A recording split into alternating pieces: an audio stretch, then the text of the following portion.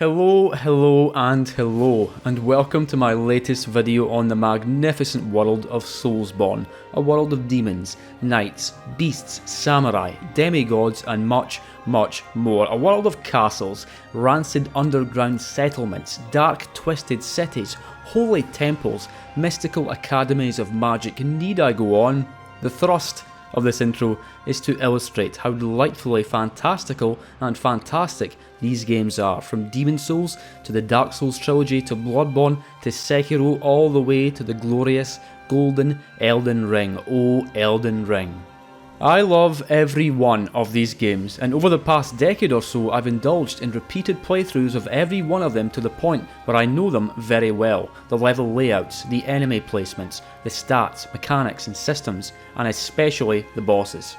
As such, I recently put out a couple of videos where I went through my personal picks for the best and worst bosses from each game, and then the best and worst levels, and I had a lot of fun putting together my selections and then explaining my reasoning, though I admit that some of my picks may have been unconventional, to say the least. The thing is though, I had so much damn fun putting together those videos that a seed was planted in my mind, an idea, a proposition if you will. That being to just go the whole hog and rank and review every Soulsborne boss from worst to best. And folks, that's exactly what I'm going to do. And here we are, and here you are. So a few things to get out of the way before getting stuck in. If an enemy does not have a boss health bar, they ain't in the running for this video. So no Hydra from Dark Souls 1 or Stray Demon from Dark Souls 3 for example. Also, I know Sekiro isn't considered a Soulsborne game by a lot of people, which is fine, I get it, but regardless, I'm including Sekiro's bosses anyway, the more the merrier. And speaking of Sekiro, the only bosses I'll be taking into consideration from that game are the ones which drop memories, like Genichiro, Corrupted Monk, etc. I won't be talking about the mini-boss type enemies, mandatory or otherwise, because there's a hell of a lot of them, many of them are simply variants of other mini-bosses, and there's enough bloody bosses to talk about even without them, trust me. For the exact same reasons, I'll also only be considering the remembrance bosses from Elden Ring, like Godric, Mohg, etc. So no minor dungeon or field bosses for today. And the same goes for Bloodborne's Chalice dungeons. I know there are a few really cool bosses like the Bloodletting Beast and Beast Possessed Soul, but most are simply regular enemies with boss health bars or just more challenging variants of story bosses. Thus, if my calculations are correct, the final boss count from all 7 games comes in at a hefty 162. It would have been 160, but I've chosen to consider Emma the Gentle Blade and Ishin Ashina as separate bosses, same with Radagon and the Elden Beast. As for my actual criteria for placing bosses at particular ranks, and for putting any one demon higher than any other beast or what have you, well, look folks, ultimately it's just based on how much I like and respect that boss. There is nothing objective about this list. I made no effort to make my choices safe and agreeable and conventional, and you might even be shocked and disgusted at some boss placements, and I get it. It's very easy to get heated when you see a boss you love get disrespected by some chump from Scotland of all places, but look folks, if I'm putting together a list of best and worst Soulsborne bosses, I'm putting together my actual picks, not just ones that I think most people will agree with. Well, I think that's just about all the provisions, particulars and specifics being highlighted, and so I see little need in prolonging the intro much more than is necessary. If you find yourself enjoying the video, hey, why not subscribe to the channel? I'd sure appreciate it. And lastly, before I kick off with boss number 162, please allow me to give thanks to my kind patrons for their support. And with all that being said, let's get down to brass tacks, shall we?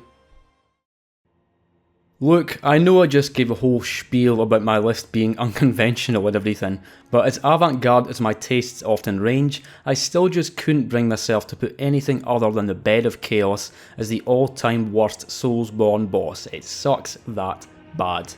Often when discussing even really crappy bosses, you'll still find some people who go, nah, you know, I actually like that boss. And look, I'm sure even the Bed of Chaos has its enthusiasts, but they are rare. The encounter really is that bad.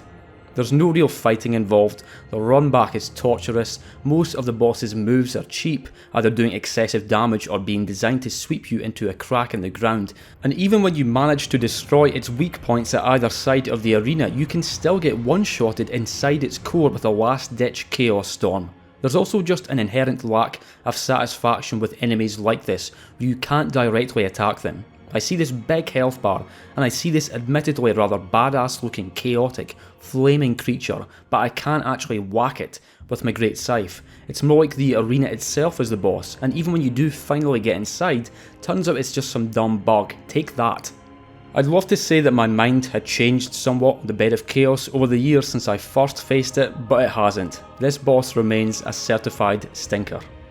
The next boss fight to be mercilessly mocked and shamed is none other than the afflicted grave robber, ancient soldier Varg and Serra the Old Explorer, aka the Gank Squad. See, every Soulsborne game features bosses against NPC type enemies, and they tend not to be highlights of the experience. But even so, usually they're still enjoyable enough to fight, same as when you get invaded by offline phantoms at certain areas. Well, as well regarded as Dark Souls 2 is when it comes to PvP content, I happen to think it has the weakest NPC combat. I hate when a character with some meaningless bland name invades me when traversing through the lost land of Drangleic, because there's almost never any actual lore related to these figures, and the best strategy for victory tends to be stunlock the enemy and then keep them stunlocked. Well, everything I dislike about these sorts of encounters in Dark Souls 2 is present in the Gank Squad boss, and then some. There's 3 of them, they have non-unique armour and weapons. You can easily get stunlocked to death by 1 or 2 of them, especially when you take into consideration the arrows constantly being fired at you by Serra, and a major aspect of the battle involves constant running around the obnoxious arena to regain a favourable position to allow you to pick them off one by one. Also, although it's not entirely fair to take the run back into consideration when assessing the boss itself, I do have to mention the shocker of a run back through the Cave of the Dead, past an absurd number of enemies and these horrible statues which cause petrification build-up, which is an instant death by the way. I really can forgive a lot about a boss fight's mechanics if other elements of it are cool, like its presentation or even associated lore, but the Gank Squad ain't got nothing I like. Ha, Gank Squad? More like no thank squad, as in no thank you, I prefer to fight a different boss. Alright? For the next couple of entries, we're going to go way back to Soulsborne's roots, back to Demon Souls, a game which I like very much, though I'm afraid I don't think's the highlight of many of its bosses, and the boss I'm thinking of here lies at the end of the second level in the Tower of Latria. It's the Man-Eaters. Now, I know there will be a few Demon Souls fans who just recoiled in horror at this choice, but nonetheless, nostalgia for a really great game aside, I detest the Man-Eaters. There's a lot of AI tomfoolery present in Demon Souls, if you'll pardon my language, and this tomfoolery was in no way addressed or fixed in the 2020 remake of the game for PS5, for better or for worse. And as a result, the often odd behaviour of certain enemies and bosses was now highlighted even further by those glorious next-gen graphics, and as far as I'm concerned, no boss in this game is as odd, janky and downright unpleasant as the Man-Eaters. They'll randomly fly off into the night, mid-attack before awkwardly circling back, sometimes being unable to even get onto the damn walkway because they flew in too low, or landing on a pillar to chill there for a few seconds before hopefully jumping back down and rejoining the fight, and sometimes they'll even use attacks mid-flight which were clearly only intended to be used when grounded, which just looks really goofy. The arena itself is one of, if not the single most perilous arena in all of Soulsborne, being a narrow walkway which is very easy to fall off of or be pushed off of, and I can take that. It's rough and tough, but that alone is not a deal breaker. But when you take that unsightly jank into account, and the moments where all you can do is stand there and watch one of them make yet another baffling circuit through the air before returning, it just makes for a crappy boss experience, so much so that I hate fighting these things. And here we have another classic Demon Souls stinker, one which is remarkably similar to the Bed of Chaos in several ways, and which is also considered the worst Demon Souls boss by many. It's the Dragon God. Honestly, if it weren't for the man-eaters, it would also be my least favourite from the game, but for as much as I don't enjoy the Dragon God's shtick, I enjoy the man-eaters even less. The main thrust of the boss is to activate the contraptions at both sides of the arena, each of which depletes a massive portion of its health before getting in close to deliver the coup de grace. The trouble is that if you're a bit too indiscreet in your movements along the narrow, rubble-littered paths of the arena, the Dragon God can easily one-shot you with its fire breath or an enormous fist, and when this happens it can be really, really aggravating. I know that many folks simply didn't quite pick up on the gimmick here upon first entering the arena, that being to look at the colour of the Dragon God's eyes and to only run to the next pillar when it's looking away. But even when you do understand that, the experience just feels kinda clumsy and clunky. Also, there's that bed of chaos thing again of seeing this big monster and just not being able to fight it, with the boss feeling more like an environmental hazard than an actual enemy you're engaging in combat with. The spectacle of the Dragon God is admittedly great, and it certainly is very intimidating when you first see it, but this is never an encounter I look forward to, rather it's just one to grimly soldier through and then on to the next archdemon. For number 158, we're back to Drang Lake, and my boss of choice happens to be one that wasn't even in the game when it first released, instead being added in patch 1.10 as the true final boss, Aldea, Scholar of the First Sin. Now, I'm not a great lover of the Nishandra fight, which was the game's previous final boss, but it wasn't terrible, just underwhelming. Aldea, however, is so bad that I'd honestly have preferred he was never added into the game at all. For most of the encounter, he'll be bathed in flames and thus out of range of melee strikes, not to mention having significantly buffed defence, while hurling fireballs at the player or sending spikes up from the ground from its tree-like appendages. The attacks are limited, repetitive and easily avoided, but the worst thing is that for most of the fight, all you can really do is stand back and try not to get hit before rushing in for the 3 seconds at a time where Aldea is actually vulnerable, and then repeat the cycle until his health bar is fully depleted. I know that Aldea as a character is very important to the story of Dark Souls 2 and that it made sense for them to add him in, and he does appear at several points throughout the player's journey to provide dialogue, but as a boss, I've always found him to be utterly unenjoyable and unengaging. I hope you're prepared for some more Dark Souls 1 bosses now, because I've got 3 in a row for you, starting with the Centipede Demon, coming in at number 157. The Centipede Demon is the boss lying directly before the Bed of Chaos, guarding the entrance to Lost Izalith from the Demon Ruins, arguably 2 of the game's weakest levels. I've always found this boss's design to be overly chaotic. Now, I'm aware of how silly that sounds, by the way, being that it's a demon, literally having been created by chaos itself, but even so, bloody hell, what a mess, and its messy design has an unpleasant effect on the fight itself, because when coupled with the classic Dark Souls camera hijinks, it can be tough to work out what the hell's even going on at times. The worst thing about this fight though is the arena gimmick, because it's full of magma which will burn your wee feet in seconds flat, and thus either you stick to one of the small islands, taking care not to accidentally roll into the magma, or you destroy the Centipede Demon's tail to get the orange charred ring a bit earlier, though have fun frantically equipping it in the heat of battle, and then still taking that continuous, obnoxious chip damage afterwards that will continue on in Lost Izalith. I don't hate this boss or anything, but I'm just really not a fan. Nothing about it feels tight or polished, but rather, it's like one of the devs turned to everyone at a meeting and said, hey, what if we have a boss that's just made out of a bunch of massive centipedes, and also there's magma everywhere, but in Japanese. I imagine the meeting sounded like this. ねえ、巨大なムカデの群れでできたボスがいて、そこら中に液体の熱いマグマがあるとしたらどうなるでしょうか? Let's stick with the whole magma theme for number 156, shall we? And with another boss found in the Demon Ruins, one who prevents traversal down to its deeper levels, Ceaseless Discharge.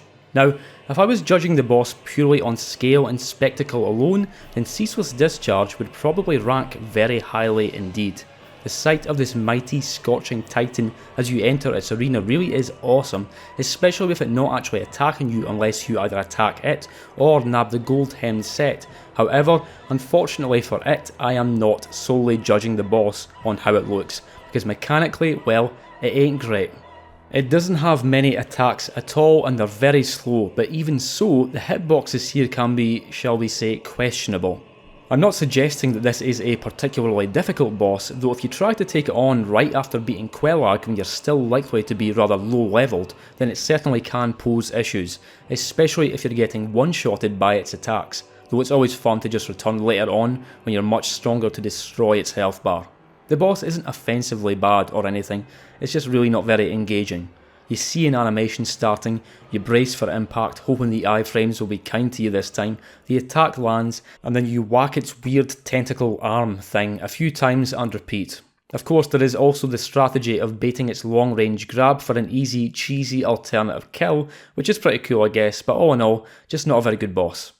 Yet another demon from the annals of Dark Souls 1 here I'm afraid, and I'm sure another which will come as no surprise to anyone, the Capra demon. That utterly bothersome goat-headed fiend lurking in Glor Undead Burg and holding on to the key to the depths. The very first time I played Dark Souls 1, I got to the Bell Gargoyles, then straight up gave up, and did not touch the game for another year or two. That's how badly they damaged me. Then, when I did eventually pick it up again, I still had a hard time of course, but fared significantly better, at least until I met the Capra demon. Good lord, I still keenly remember the sheer frustration and outrage I felt upon being flattened, smoked and mauled every time I entered through that fog gate, and I know I wasn't the only one. Nowadays, this fight is nothing to me, because I understand the game's mechanics very well, but on a first playthrough where everything's still new and scary, this fight is hell. The cramped arena, the two dogs thrown in just for the hell of it, the crappy run back. It's no fun, and even the strategy that's recommended for those struggling is pretty clumsy, having to bait the demon up the stairs and have it drop back down so you can land a few hits and then repeat. It's not great. Furthermore, you see the same enemy copy-pasted ad nauseum later on in the demon ruins, which just kind of retroactively cheapens this encounter even more. And here we have our first boss from Sekiro, and in my opinion the worst boss from that entire game, the Headless Apes. Now, despite the array of mixed opinions on the Guardian Ape boss fought earlier in the game, it happens to be one of my all-time favourites, specifically for the awesomeness and creepiness of its second phase, and so you might think I would have similar affection for the Headless Apes boss, but no.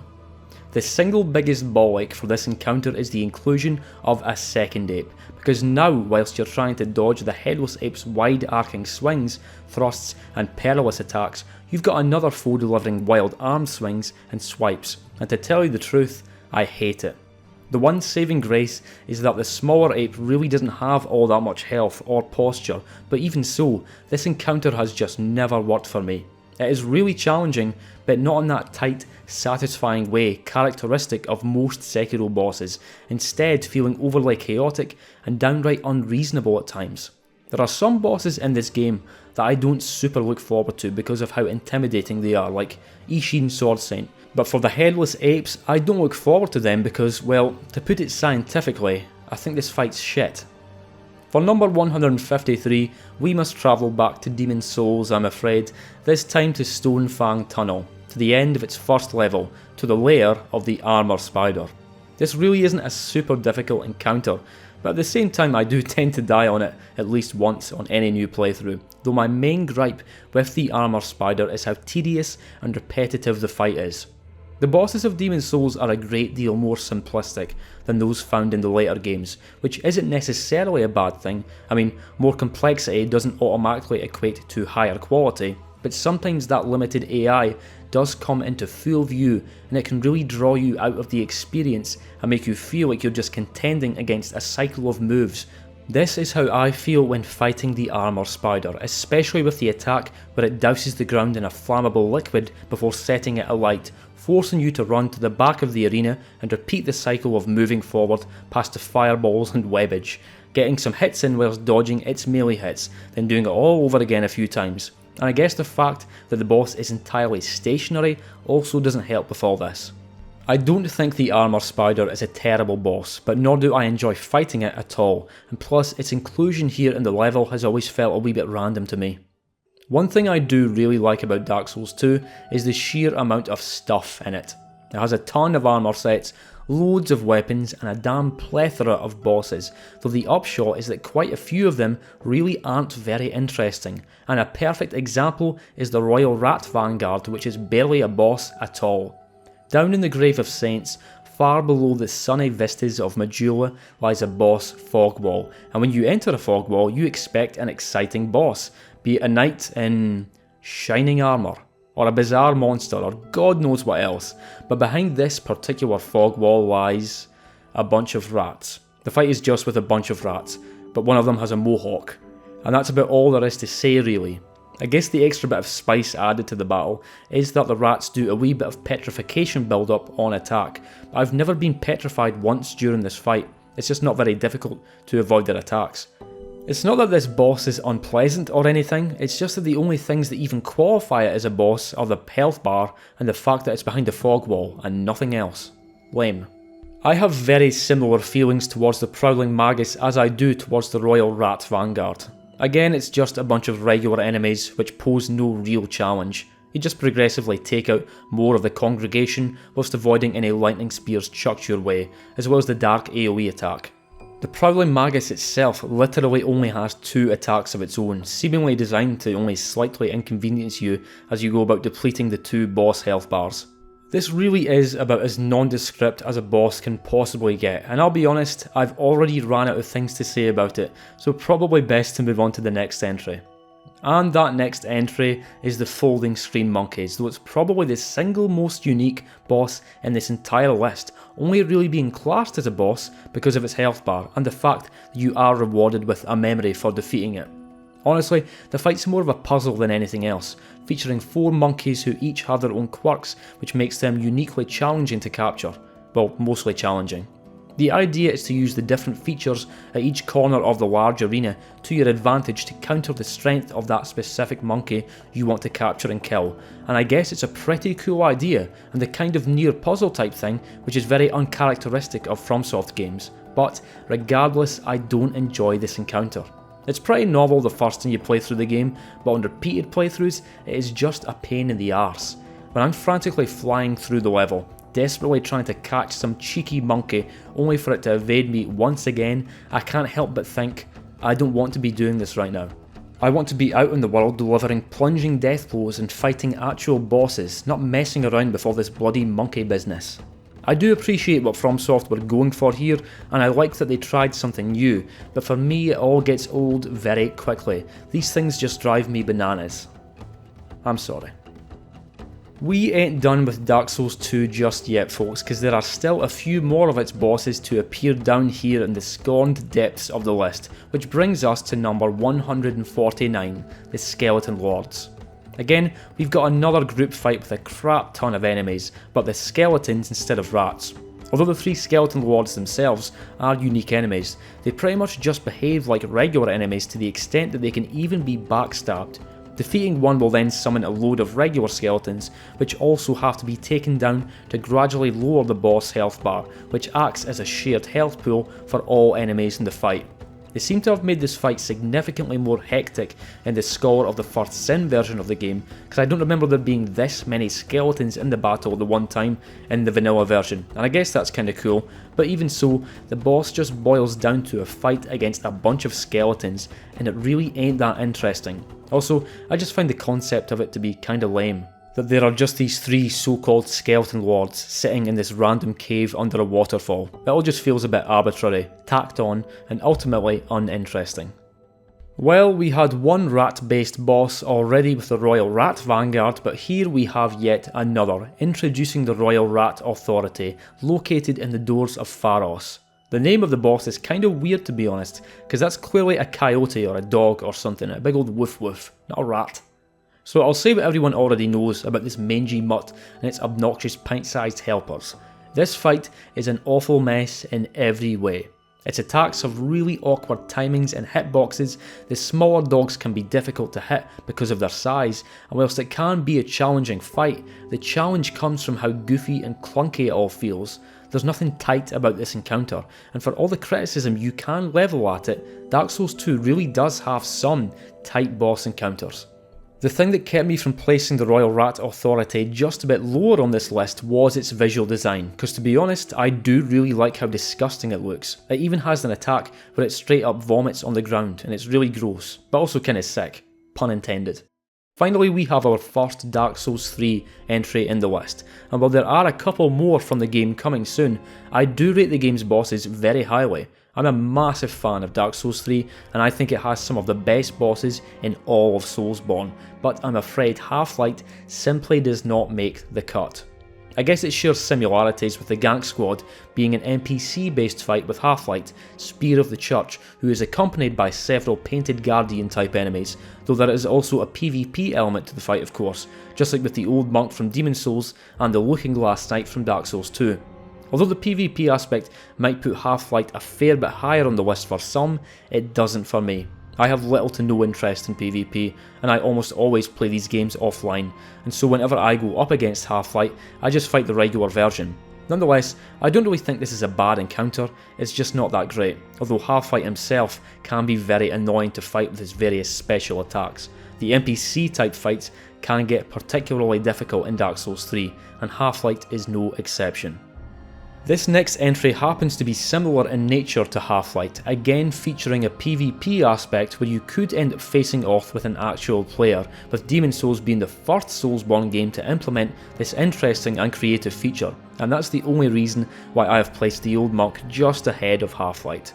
As I've said, I'm not a PvP guy, and so when I fight bosses like this, I'm fighting the basic offline versions, and in the case of the old monk, there's nothing particularly impressive or interesting about it, other than his extravagant choice of headwear, I suppose. It just plays out like a regular encounter with a phantom armed with claws, except with a homing soul mass type spell which automatically triggers from time to time, and there's really nothing else that's special or distinctive about this boss. The lore significance of the demonic yellow turban and the story of the old monk and how badly he fucked everything up in Latria is all awesome, but even so, all that external flavour doesn't really do much to alter the actual feel of this fight. At number 145, we have the boss found at the top of the Dragon Shrine, the Ancient Dragon. Something kinda unique about this boss is that you can actually talk to it beforehand, and in fact, you need the Ashen Mist Heart it gives you to even finish the game. Engaging it as a boss is totally optional, though also optimal if you want to have the best chance of later defeating King Vendrick. As enormous and truly awesome as the Ancient Dragon looks, fighting it is a whole other matter, because this might be the single most boring boss in all of Soulsborne. Just as I earlier criticised the Armour Spider for having rather bland and transparent AI, the same is true for the Ancient Dragon, except here it has way more health to whittle down, and one small mistake can easily mean death, forcing you to start over. Despite its vast size, you don't really feel like you're actually contending with it, because most of its body is out of reach. Rather, you hit its toes a few times, run off as it flies up for a large AoE fire breath attack, bait it into a forward fire breath attack, and then run in and attack the toes again and repeat until defeat. It doesn't make for an engaging boss encounter at all. It's a shame too, because it really is a sick looking boss, and the arena is incredible too, but sadly the fight as a whole really ain't up to much. At number 144 we have the Leechmonger, the writhing monstrosity which concludes the damp misery of the Valley of Defilement's opening level, and a monster which is the spitting image of the Ouroboros Makono boss from Resident Evil 5, which actually only came out a month after Demon's Souls in Japan. Yet again, I think the biggest failing with this boss is the AI, and that's not the last time I'll be saying that for a Demon's Souls boss either. I've never died to the Leechmonger, and nor have I ever came remotely close to dying, because it's just too damn easy, and I think this clip of me fighting it perfectly illustrates this. I really didn't feel like I was in much danger here, so not very engaging, is it? If you do get hit by one of its attacks, your health will drain for a short amount of time, but not enough for it to cause any real concern, and the boss can also regenerate its health a bit as if it's just popped a life gem or something, but again, it's all just a bit too weak, not meaningfully adding to the challenge. The arena is very cool and rather unique, and the boss looks pretty cool, and to be honest, after the treacherous tribulations of the level which preceded it, it is kinda nice to fight something so straightforward, but all in all, the Leechmonger just isn't all that impressive as a boss. Funnily enough, my next pick happens to be a boss from the very next level of the game, found at the end of the Swamp of Sorrow. It's the Dirty Colossus. Again, the level leading up to it is a grueling grind of swamps and shit, with intimidating enemies and confusing level design, but again, the actual boss of the level really isn't particularly difficult. Its melee attacks are very easy to dodge, it has virtually no ability to chase you down once you're out of range, and it really doesn't have very much health when compared to the difficulty of the level leading up to it.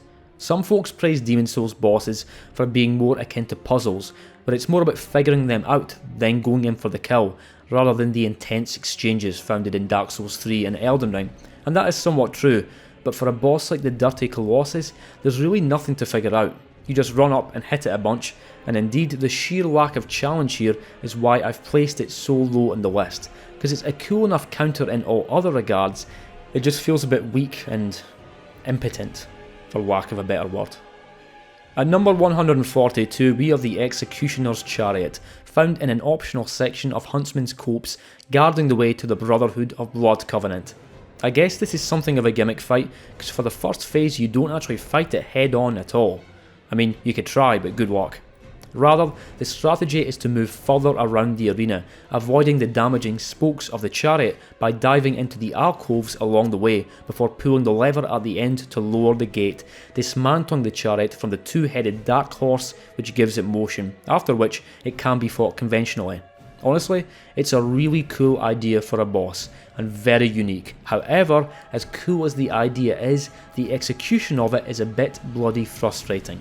Being cornered in pretty much any Soulsborne game tends to be a death sentence, and the same is absolutely true in Dark Souls 2, and that aspect contributes to why I don't like this encounter, because the many skeletons throughout the circular arena will frequently box you in whilst you're sheltering from the damaging chariot, or even prevent you from reaching the safe spots entirely, and it can just be really frustrating. One cool kind of hidden trick though is to simply dodge roll through the chariot as it comes round, though I guess this can be easier said than done if your adaptability isn't up to scratch, everyone's favourite stat. Also, with Dark Souls 2 being the undisputed king of horrible boss runbacks, of course the runback to the Executioner's Chariot is appropriately horrible, making each frustrating death all the more aggravating. Now we have a boss which I know ranks as the worst in Dark Souls 3 for many people, and I do get why. But it's one I've never been able to fully scorn, despite common opinion. It's the Curse-Rotted Greatwood. You see, I don't judge bosses purely on mechanics, cause come on, we all know there's more to Soulsborne bosses than their hitbox and moveset.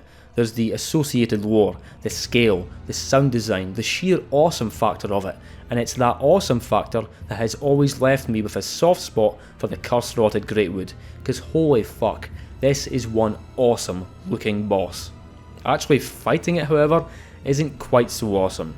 I guess one of the most annoying aspects of it is that it's really difficult to get close to it for very long due to the size of both it and its attack hitboxes. Still, the first phase is easy enough as it takes huge damage from the weird gross sacs along its body and limbs, but it's the second phase where things get substantially more awkward, because now it's the pale spindly arm that has to be hit to deal any actual damage, and it just feels way harder than it should. It's always moving, it's always attacking, and even when you can get in for a hit or two, it never feels that satisfying because you just need to pull straight out again. That's what she said. Magic and consumables can certainly help, but even then it's hard to actually connect with the arm itself due to how thin it is.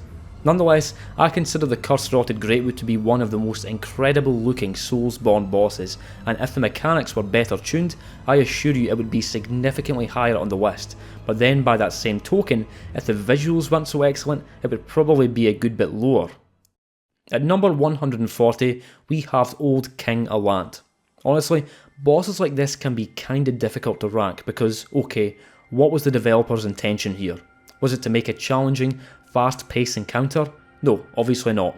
It was to make a dramatic one, filled with mixed emotions and even confusion by the player, and in that sense, this boss is a complete success, and I don't think it's bad at all.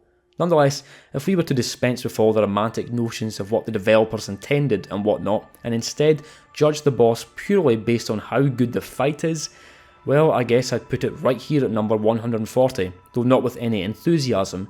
it's just a bit of a difficult one to place, to the point where if someone had it significantly higher on their own list because of Old King Alant's significance to the game's story, I'd get it.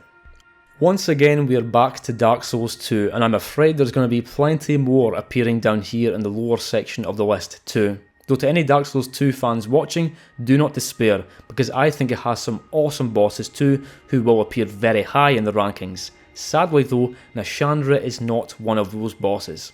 Nashandra was of course the original final boss in the game before the update which added in Aldia, who, as I've discussed, ended up being even worse.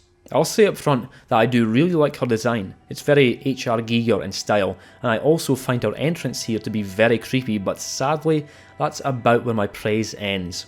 It's not that the fight sucks, it's just that it's very, very underwhelming. Nashandra doesn't have that many attacks, she moves kinda slowly, and she's way too easy for a final boss, a far cry from the likes of Gwyn, Soul of Cinder or Gehrman. She always initiates the fight by placing 3 curse orbs around the arena too, which gradually fill your curse meter, and I've always found this attack to be both lame and weak. The curse status effect got a significant nerf in Dark Souls 2 compared to how it was in the first game, to the point where all it does here is lower your max HP a bit, easily cured with a human effigy, and the method of getting rid of these curse orbs is equally as lame. Couldn't they at least have added in a sound effect, or particle effect, or something here? It just feels and looks like you're hitting the air. If Nashandra appeared as a regular boss earlier on in the game, I'd probably have rated her a fair bit higher, because it's not that she's bad, it's that she was never good enough to be a final boss. At number 138 we have Lod and Zalin, the twin tigers found at the end of the Frigid Outskirts, aka one of, if not the single worst level in all of Soulsborne. You see, if I was to judge Lod and Zalin purely on their own merits as a boss, they might have rated a bit higher. However, when you take into account that it's just a doubled up repeat of an earlier boss, and when you consider the sheer frigid fucking hell of the level leading up to it, well, by the time I make it to the damn fog gate, I'm already in a pissy mood. And if I die to the boss, then that puts me in an even worse mood. Cause 1, I don't much like to get ganked by a boss, we've been through that already, and 2, I don't like shitty boss run bucks, and this one is about as shitty as they come.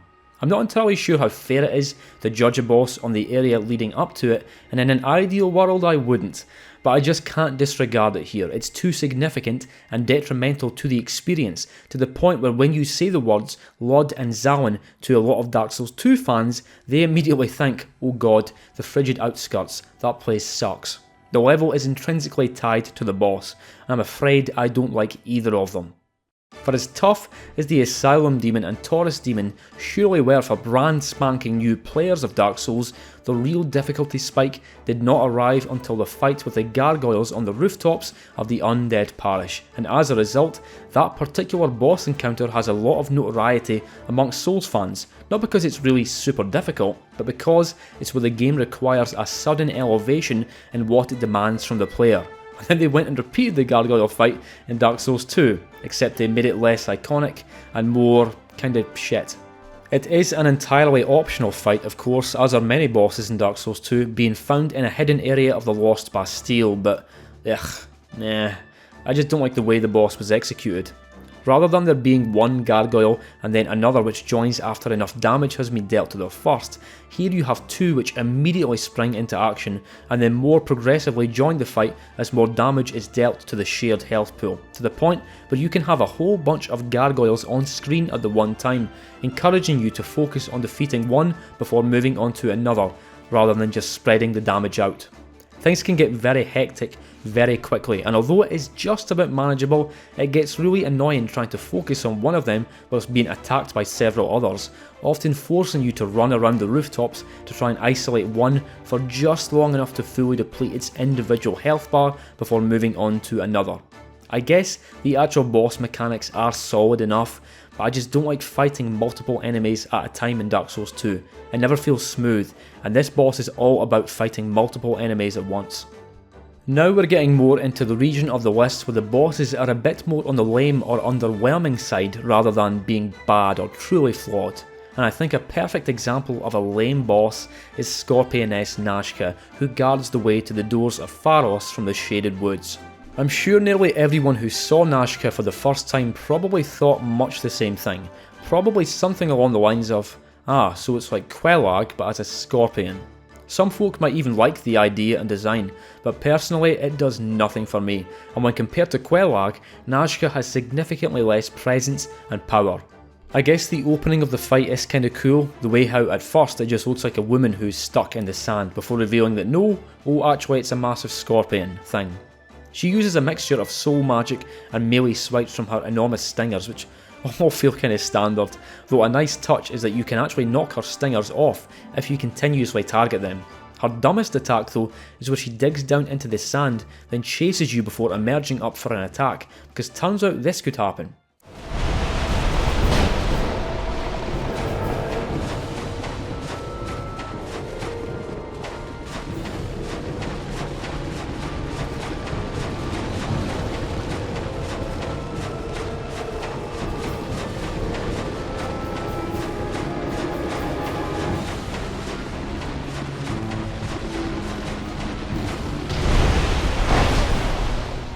She was underground for a full 23 seconds there before coming back up. What the hell was she doing down there? I'm afraid Dark Souls 2 is on a roll here, ladies and gentlemen. Well, mostly gentlemen.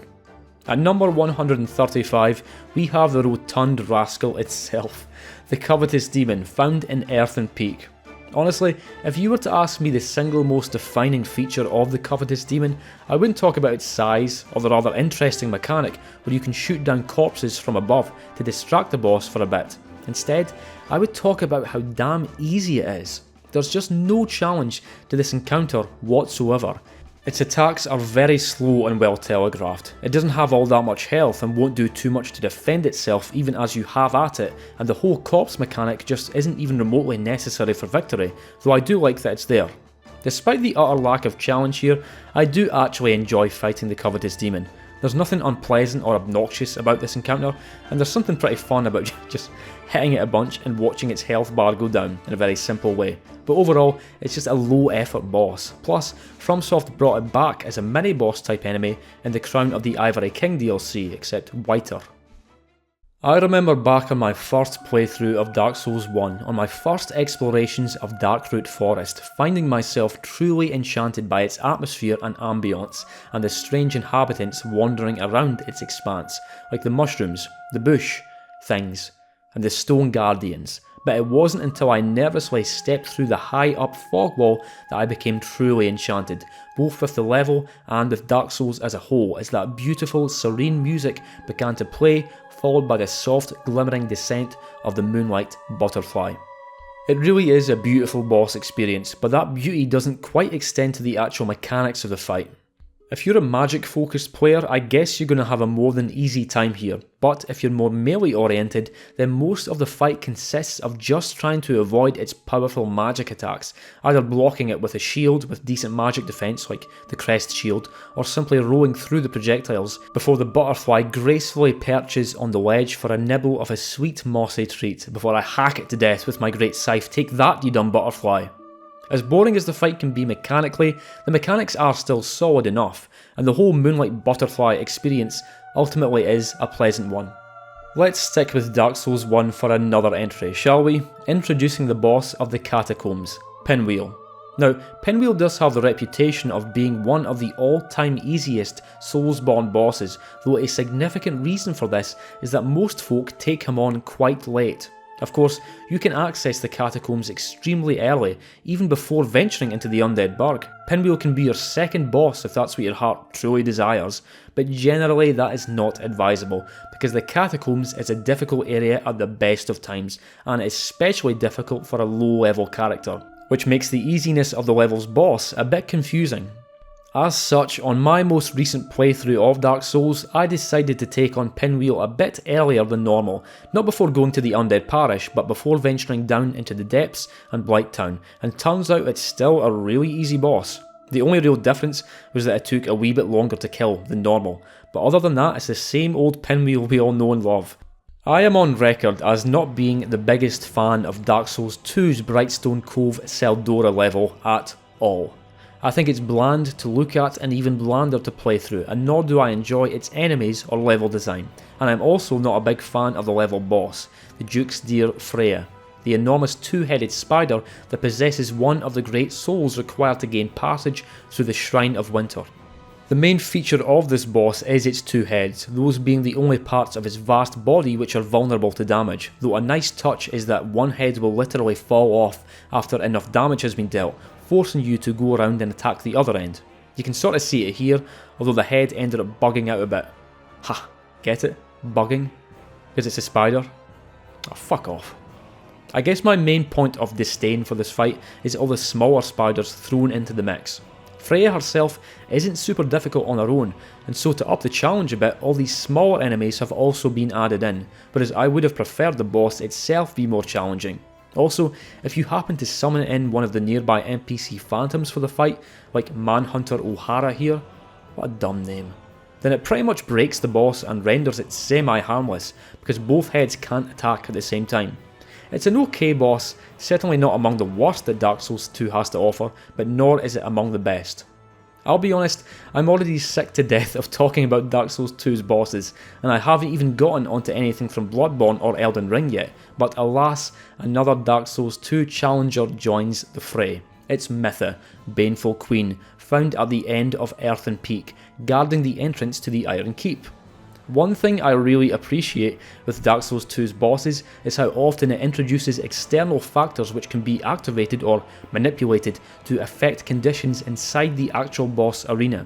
This isn't something the other games do much at all, yet it happens a ton in this game, and it's really cool and creative. However, the specific method of lowering the difficulty for the Mytha fight is a wee bit too obtuse for my liking, requiring you to set this particular windmill alight with a torch so as to somewhat drain the pool of poison inside the arena.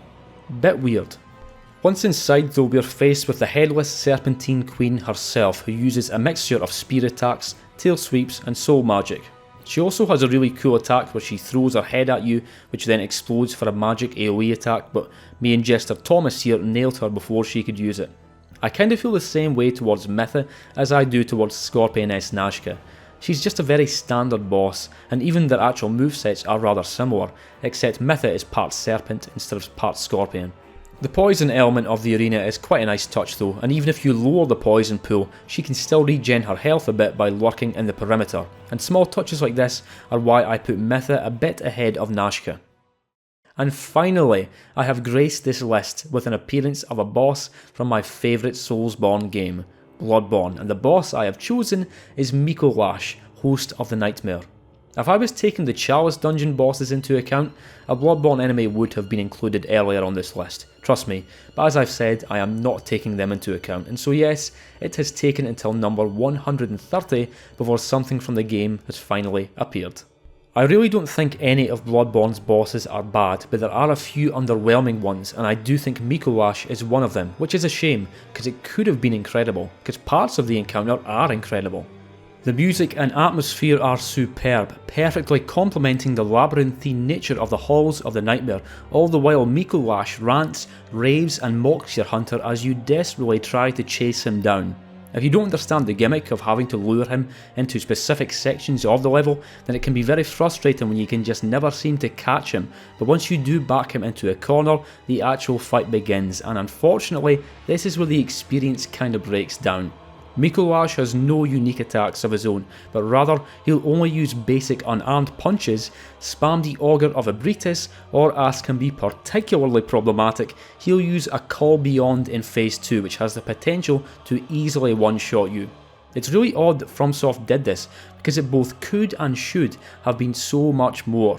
I mean, we're fighting him in a nightmare for God's sake, there are terrors and horrors everywhere, and then you encounter Mikolash and it's just some nerd with a dumb cage on his head. Even so, the other elements of this boss fight do elevate the experience by a fairly significant degree, hence why Mikolash did not appear earlier on this list. Aha, back to Dark Souls 3. Coming in at number 129 we have the Ancient Wyvern. This is another boss I actually found a bit difficult to place because it's highly unconventional. Despite what you may assume upon seeing the enormous grey wyvern drop down into the huge arena, you're not supposed to attack it directly, with it acting more like a dynamic environmental hazard. The real task is to simply move on through the level, past the serpents both small and large, taking care not to get roasted to death on the way by the stalking draconic menace below before situating yourself above its scaly head to drop down for a plunge attack and killing it in one devastating hit, dealing excess of 7,500 points of damage. So, you might be wondering why the hell I don't have the Ancient Wyvern down as the worst boss in Dark Souls 3, behind even Half-Light and the Cursed-Rotted Greatwood, and that's simply because I really enjoy moving through this boss arena. I like the idea of this stalking, nearly invulnerable boss trying to kill you as you move along the upper sections to position yourself for the killing blow. Now, I must take care not to glamorise the whole affair too much, because I'm not saying it's superbly executed, or that the Wyvern's AI doesn't leave something to be desired, but I don't have an inherent problem with gimmick fights, as long as the gimmick is fun and or cool, and I do think the whole plunge attack thing is very cool, unless you miss the head and fall to your death. That can happen. We already looked at one of the 4 significant initial bosses from Dark Souls 2 with the Duke Freya, who possesses one of the Great Souls, and for number 128 we have another, the Old Iron King, the final boss of the Iron Keep. Now, I do like nice big chunky monsters whose vast pools of health I can whittle down, and I guess as far as that goes, the Old Iron King has got me covered, but mechanically it leaves a lot to be desired. For a start, for as large and intimidating as it looks, the design is a bit generic, and furthermore, perhaps most of the challenge of the fight comes more from the surrounding magma than actual damage from the boss's attacks. In fact, the possibility of one of its attacks pushing you into said magma is of much more concern than the damage they do, especially that treacherous little patch of lava around the corner from the exit fog wall. Also, why does the boss just stay still and hold position after each one of its attacks? I mean, the answer's obvious, it's to give the player a chance to deal damage, but logically, why would it do that? It makes no sense. Or maybe I shouldn't be questioning the in-game logic of a massive magma monster, maybe that's dumb. Despite these gripes, I do still enjoy fighting the Old Iron King, more so than the Duke's Freya, though I sometimes wonder the extent to which the soul and boss soul reward for beating each Dark Souls 2 boss plays into my enjoyment of fighting them, because this game really is generous with the rewards, and there's a certain amount of base satisfaction that I get from seeing my soul counter double. Anyway, I'm rambling now, so let's swiftly move on to the next entry. Hemwick Charnel Lane is an awesome area, and without a doubt one of the most atmospheric levels in all of Soulsborne, a smoky, ashy expanse of gravestones and horror, complete with trolls, shrieking women and roaming executioners. Sadly, however, the level boss doesn't quite live up to the distinctive brilliance of the level itself, introducing the Witches of Hemwick.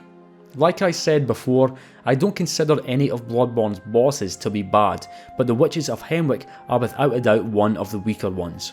The thing is that the enemies you fight here are simply regular enemies you've already fought earlier or elsewhere, though if you come into the fight having spent away all your insight beforehand, then these shadowy creatures won't appear at all, trivialising the whole encounter. It's just a fight against these 2 hag type enemies who you may have already seen in Yahar Ghul, except here they're partially invisible, and that's about where it runs out of interesting features. Really not got all that much to say about the Witches of Hemwick, to be honest. It's kind of unremarkable, though it's more of an okay, gotta fight this boss now kind of deal than a god, gotta fight this boss now situation. Here we have another Bloodborne entry to the list, 2 in a row, and it's the optional fight with the Celestial Emissary at the end of Upper Cathedral Ward, who prevents passage on towards the Altar of Despair where Ebritus awaits.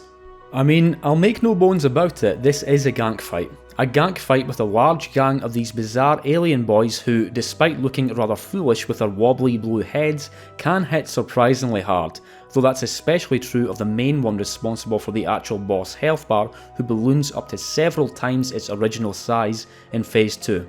Look, I know this fight sucks. I know you're just fighting some regular enemies with a boss health bar, and I know it's essentially a more cosmic version of the Royal Rat Vanguard boss from Dark Souls 2, but nonetheless, I like it. I love popping a bolt paper and a beast blood pellet and then going to town on a big crowd of these things with my beast cutter and watching that health bar disappear. It's just really satisfying and fun, and so despite how mechanically and conceptually superior many previous bosses may be in comparison to it, I'm putting it at number 126. Sue me. That was a joke, please do not take legal action against the channel. Well, I just can't get enough of Dark Souls 2 now, can I? Here at number 125 we have the Guardian Dragon found at the end of Aldea's Keep, guarding the way to the elevator which takes the player all the way up to the Dragon Eyrie, which I think is one of the best looking levels in the game. The thing about the Guardian Dragon is that it's very inoffensive. I wasn't offended by the fight at all. It's about as standard as a dragon fight can be with all the classic attacks ranging from the Stomp, the Bite, the Fire Breath, and my personal favourite, the Fireball. Magic or miracle users will have a very easy time with it, especially if you throw out some lightning spears, though the fact that it likes to fly around a lot can make a melee focused approach a bit awkward to implement, though that is a common complaint with dragon bosses in general. I've never really found the Guardian Dragon to be very difficult to beat. Really, it's just another decent enemy with a boss health bar, and it's fine by me, though you do go on to fight what are essentially clones of it in the following level. Once again we return to Demon Souls, and again to the Tower of Latria, except my pick for number 124 is the boss for the world's first level, Prison of Hope. It's the Fool's Idol. I have memories from the first couple of times I played Demon Souls, back in the PS3 days, of running up to the Fool's Idol and destroying her health bar before she had much of a chance to do anything, which is why it surprised me so much when I took her on again years later on the PS5 version and actually had a pretty hard time. The main point of pain for me isn't just the fact that she creates clones of herself everywhere, it's those damaging green traps on the ground which would catch me out as I'm making my way to her clones to determine which is the real boss. To tell you the truth, I found this extremely irritating and frustrating, but then I realised that you can tell which is the true Fool's Idol by targeting each one. If it's a clone, it'll have its own smaller health bar, whereas the real idol will not. I guess this goes back to the whole puzzle element of Demon Souls bosses that people talk about. I think it's done really well here because of its unusual subtlety. Well, we've seen this kitty cat before, haven't we? Or at least two like it back in the Lud and Zalin fight that I put at number 138. But I've put Ava a good deal higher because 1, it really is a decent boss at its core, and 2, there's no excruciating run back, and 3, you fight Ava before fighting Lud and Zalin. It is the first of its kind, and that does count for something. Yet again, and not for the last time in Dark Souls 2, we have a case where the difficulty of the boss can be lowered by actions taken outside of the actual boss arena, though that difficulty is substantially lowered in this case, rendering Ava fully visible after collecting the Eye of the Priestess further on in the level. It is entirely possible to defeat the boss whilst it's invisible via careful observation of its particle effects and by its sound cues, but unless you're a very skilled speedrunner, I wouldn't really advise that strategy. There's no special reward for beating it that way. I remember back when Dark Souls 2 first came out, when a lot of folk were complaining that too many of the bosses were just dudes, and ladies, in armour, which I guess they found bland compared to the variety of outlandish demons found in Dark Souls 1. I mean, personally, I like fighting knights of all varieties in these games, as well as monsters, and so this was never really a complaint of mine, but nonetheless, I also enjoy fighting monsters, and I especially like the idea of fighting an enormous white tiger, and that idea was executed well with the Ava encounter, with its leaps, swipes, and even magic. In my opinion, Bloodborne's one and only DLC, The Old Hunters, is the single greatest DLC of any game.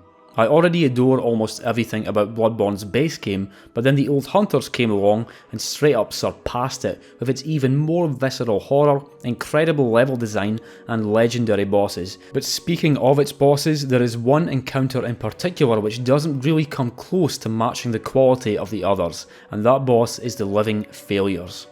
This is another one of the fights against a set of identical enemies who will continuously spawn until their shared health pool has been fully depleted, just like the Four Kings, though with a markedly less impressive moveset, mainly consisting of wild swings and brainless head bashes, complete with arcane homing projectiles of course. Despite all this, there are a couple of things I like very much about this encounter. For one, the arena looks incredible. The way this enormous sunflower shifts in the wind throughout the fight is awesome, but more to the mechanics side of things, the Living Failures have one of the coolest ever Soulsborne attacks in their arsenal with their cosmic meteor shower. For as in your face as much of the horror of Bloodborne is, it absolutely gets into the realm of cosmic horror, and I think these astral elements are especially interesting and compelling, and so when the skybox turns all galactic here for their meteor attack, it gets me every damn time and elevates the living failures from a rather bland gank fight into something just that bit greater. Iudex Gundyr is the very first boss of Dark Souls 3, initially appearing as a static statue towards the end of the Cemetery of Ash, leading up to Firelink Shrine. See, I do enjoy the Gundyr fight, however I don't think it's great as a first boss, specifically because of its second phase. It's all great at first with a conventional but still cool array of moves from Glaive and Fist, but then he whips out the Pus of Man party trick and things break down a bit. I've beaten Dark Souls 3 umpteen times at this point, including at level 1, but Gundyr's second phase can still get me sometimes because it can be so difficult to interpret his animations here, and I don't think that's a great quality for the game's first boss, especially when so many of the game's other bosses feel so tight and polished in comparison. I do think Iudex Gundyr is a fun fight, but if I had my way, I think it would have been better if he just stayed in his first phase throughout the whole fight, then maybe you can encounter a Pus of Man enemy just outside, just like you do a bit later in the High Wall of Lothric. Not only did Dark Souls 2 bring back an altered version of the Gargoyle boss fight, but it also brought back Uncle Ornstein, or at least some dude wearing his armour and wielding his weapon. I'll be honest, I know and understand very little about Dark Souls 2's lore, and so I've got no idea why this guy is even here, but nonetheless, I like this fight. It's certainly not even half as challenging as the original Ornstein and Smo fight from the first game, but even so, the old Dragon Slayer has an enjoyable and somewhat rhythmic moveset, which makes for a great early game boss, though it is also optional, just like the Dragon Rider found at the opposite end of Hyde's Tower of Flame. I happen to love the Tower of Flame level, and one of the reasons for that really is that I get to fight the old Dragon Slayer, though for whatever reason, the Scholar of the First Sin version went and made all that a great deal more awkward. Fun fight though, and I think it's a really cool touch that he still uses his butt slam, except now it does dark damage instead of lightning. Just a cool wee elemental tweak they added there. The Crucifixion Woods really isn't my favourite Dark Souls 3 level. It is cool in several ways, but there's something about its layout that doesn't quite gel with me. I think it's the excessive number of enemies littered everywhere. I prefer fewer strong enemies than a greater number of weaker ones. It just makes dispatching them feel more gratifying. Enough rambling about the level itself though, because this is about the boss of the Crucifixion Woods, the Crystal Sage with its big floppy hat. This is another clone type boss, and is actually rather similar to the Fool's Idol now that I think about it, at least in terms of mechanics, if not appearance. It's the kind of boss where two people can have drastically different experiences too, in terms of difficulty, and I myself have had varying experiences here on different playthroughs. If you're too lax in taking care of the clones, or you're dilly-dallying in dealing enough damage to the true Crystal Sage, who can be identified by the purple colour of its crystal ball, then the fight can quickly devolve into a chaotic mess of crystal projectiles flying every which way, resulting in a frustrating and overwhelming boss experience. But even so, this is a solid fight with a solid visual design and solid mechanics. It's solid enough. You do fight a more difficult version of it too later on in the Grand Archives, which is way more of a headache than this encounter. One of the all-time greatest Soulsborne boss moments occurs in the Osiros boss fight, once around 40% of its HP has been depleted, whereupon the Consumed King takes his invisible child and violently smashes it into the ground, and that's the kind of thing I like to see. I know that sounds weird, but what I mean is that I like the edge of these games, the grit, the horror and brutality, and even if the baby in question here is invisible, that is pretty damn brutal. The first phase and second really are completely different though. In fact, it's kinda like the opposite of the Ludwig fight, who starts off all wild and bestial before regaining his intelligence and composure, whereas here, Osiros starts off using speech, standing on his hind legs, and even casting magic before going apeshit in the second half of the fight. He does have some rather bullshit attacks in that second half though, which is quite unfortunate. In particular, the near instant charge attack is unreasonably difficult to react to. I do like the idea of him totally losing his shit like this, but the actual execution of it mechanically could have been better. It's one of those bosses that feels more difficult than it should. I still like it though, and Osiros as a character is really cool and disturbing, especially with his weird pale appearance and that he doesn't seem to have any actual eyes.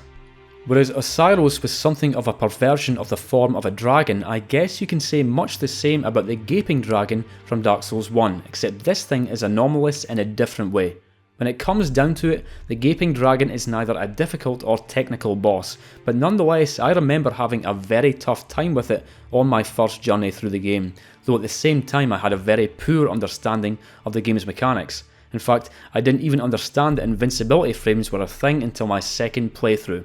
I know it seems obvious now, but there's nothing in the game that suggests you can simply roll through attacks, and I'd never seen anything like that in other games either, and so I used an awful lot of shields in the early days.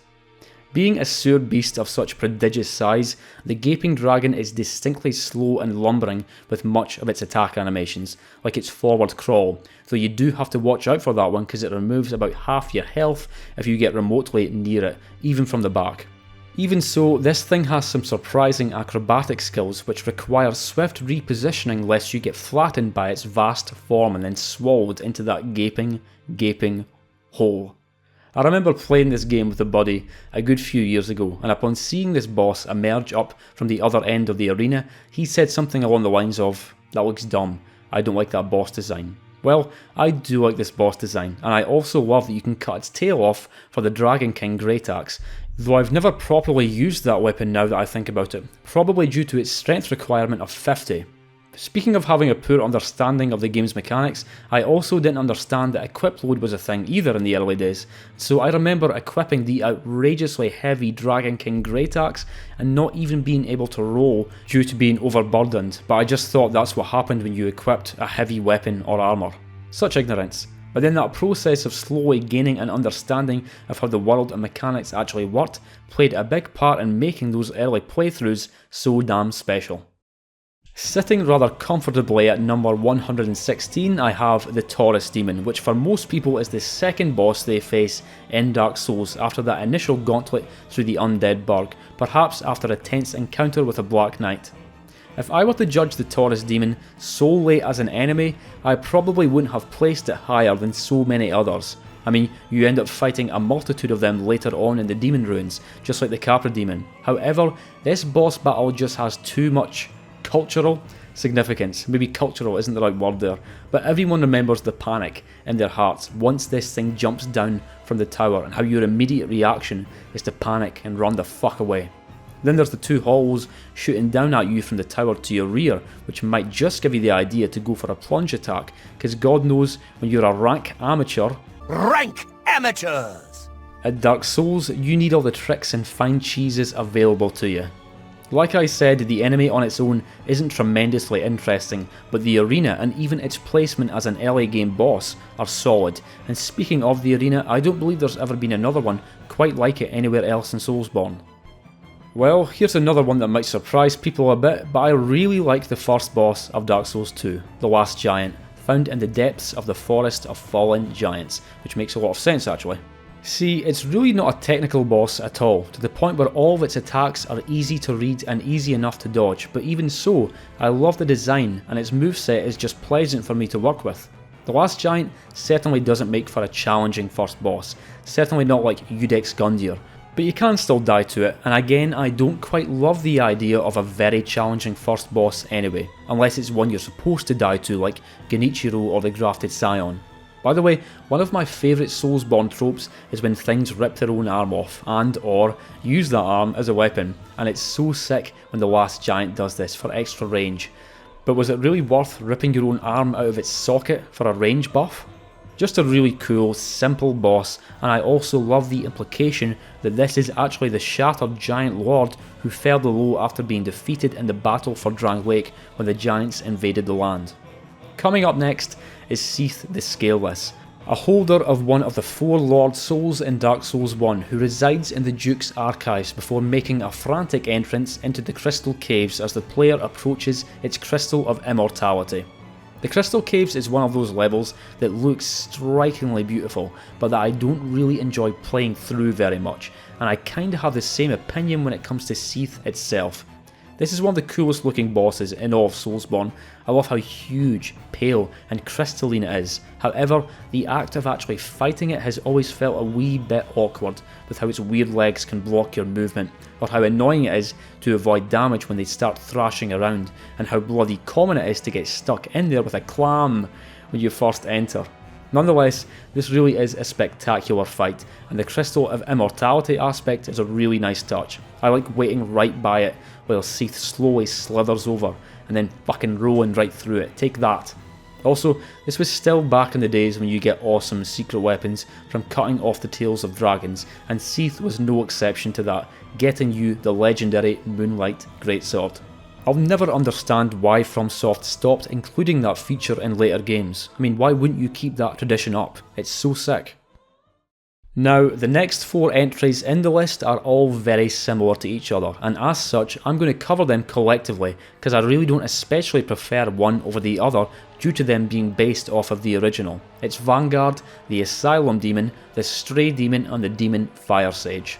Like I said, the Vanguard was the first such enemy who came in this particular shape, and I guess the most defining feature of this boss is that classic butt slam, and thank God it has that butt slam, because it's by far the easiest of its attacks to avoid and counter. And they'd even go on to add a new iteration of the enemy in Elden Ring too, with the Erdtree avatar. Of these 4 iterations though, I guess the Vanguard is the most unique in that you're generally supposed to die to it on your first encounter, unless you're really good, whereas with the Asylum Demon, you're supposed to initially run away from it, and then with the Stray Demon and Demon Fire Sage, well, those are just straight fights, though you can fight the Vanguard as an optional enemy later on in the first level of the Shrine of Storms for its Demon Soul. A lot of people have an inherent dislike for reskinned bosses, but I really don't. As long as the boss fight is still good, and the Stray Demon and Demon Fire Sage fights which appear in the Undead Asylum and Demon Ruins respectively are decent enough fights, even though while the Stray Demon has a somewhat expanded moveset compared to the tutorial boss, the Demon Fire Sage seems to have the exact same moveset to the Stray Demon as far as I can tell, except with a fire effect added, and that's kind of a shame. These are all simple encounters, but they're encounters I've always enjoyed. Dark Souls 1 is really good at providing the player with these big, meaty bosses with chunky health bars to diminish, and indeed, who among you can resist the fat ass of the Asylum Demon? At number 109 we have the Deacons of the Deep, a straight up gank fight appearing at the end of the Cathedral of the Deep around Aldrich's vast coffin. I've shown some disrespect for a few gank fights earlier on in this list, and so some of you might be wondering why I've included one so much higher, and I guess the simple reason for it is that this one is just fun. In fact, the best thing about this boss is just how many deacons there actually are, because it gives you a great opportunity to pull out your most extravagant spells, pyromancies, miracles or sweeping melee attacks, and just going to town dealing some serious, satisfying damage. I guess the fight can get a wee bit chaotic, but not too chaotic, and almost never really frustrating, probably due to the low damage the enemies actually inflict. The feature of the red haze marker floating to the particular deacon who needs to be damaged to lower the boss health bar is really cool, and how this Pope dude appears around about halfway through. It's just an enjoyable fight with lots of damage and flashiness. And at number 108 we again have a boss from the Valley of Defilement, an archdemon in fact, and another tricky one to judge. It's Maiden Astraea. Maiden Astraea is very different from almost every other boss on this list, though I suppose she shares the most similarity with Old King Allant. The Maiden herself will never attack you, instead sending her champion Garl Vinland to defend her, and even he won't initially attack you unless you keep trying to get past him, though sadly the actual fight with Garl is neither challenging nor particularly well executed due to the fact that his weapon can bounce off the walls of the cave. Even so, this boss is not about challenge or complexity, it's about instilling mixed emotions in the player about whether or not they're the good guy in all this. Though personally, despite how nice Maiden Astraea looks and how goddamn incredible her soundtrack is, I don't think she's the good guy at all, regardless of her intentions. The Valley of Defilement is a miserable, rotten, plague-ridden hellhole. Surface level lore discussions aside though, this is an effective encounter. I don't know if I'd call it a good boss, and so I can't really justify putting it any higher on the list, but I think the developers achieved what they set out to do here, and Maiden Astraea no doubt makes for one of the most memorable bosses in all of Soulsborne. A lot of folk criticised Dark Souls 3's Ashes of Ariandel DLC for being a bit too short when it first came out, but personally I was always happy enough with the length, mainly because the content was so excellent, not to mention the stunning wintry visuals. Mind you, it is a fact there are only 2 bosses included in the DLC, the infamous Sister Frieda and the somewhat more forgettable Champagne's Gravetender and his loyal Great Wolf.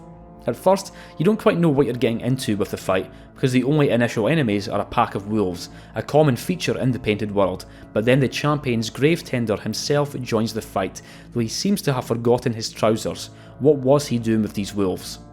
It is a fairly standard NPC type fight at first, though the Gravetender does have a unique weapon called the Lionheart, which he drops upon defeat, which might be the only single Dark Souls weapon that includes both a sword and a shield. The real enemy of interest here though is the Great Wolf, though this won't be the first time you'll have seen it. This thing makes an appearance earlier on in the level 2, though it can't be fully defeated in those encounters.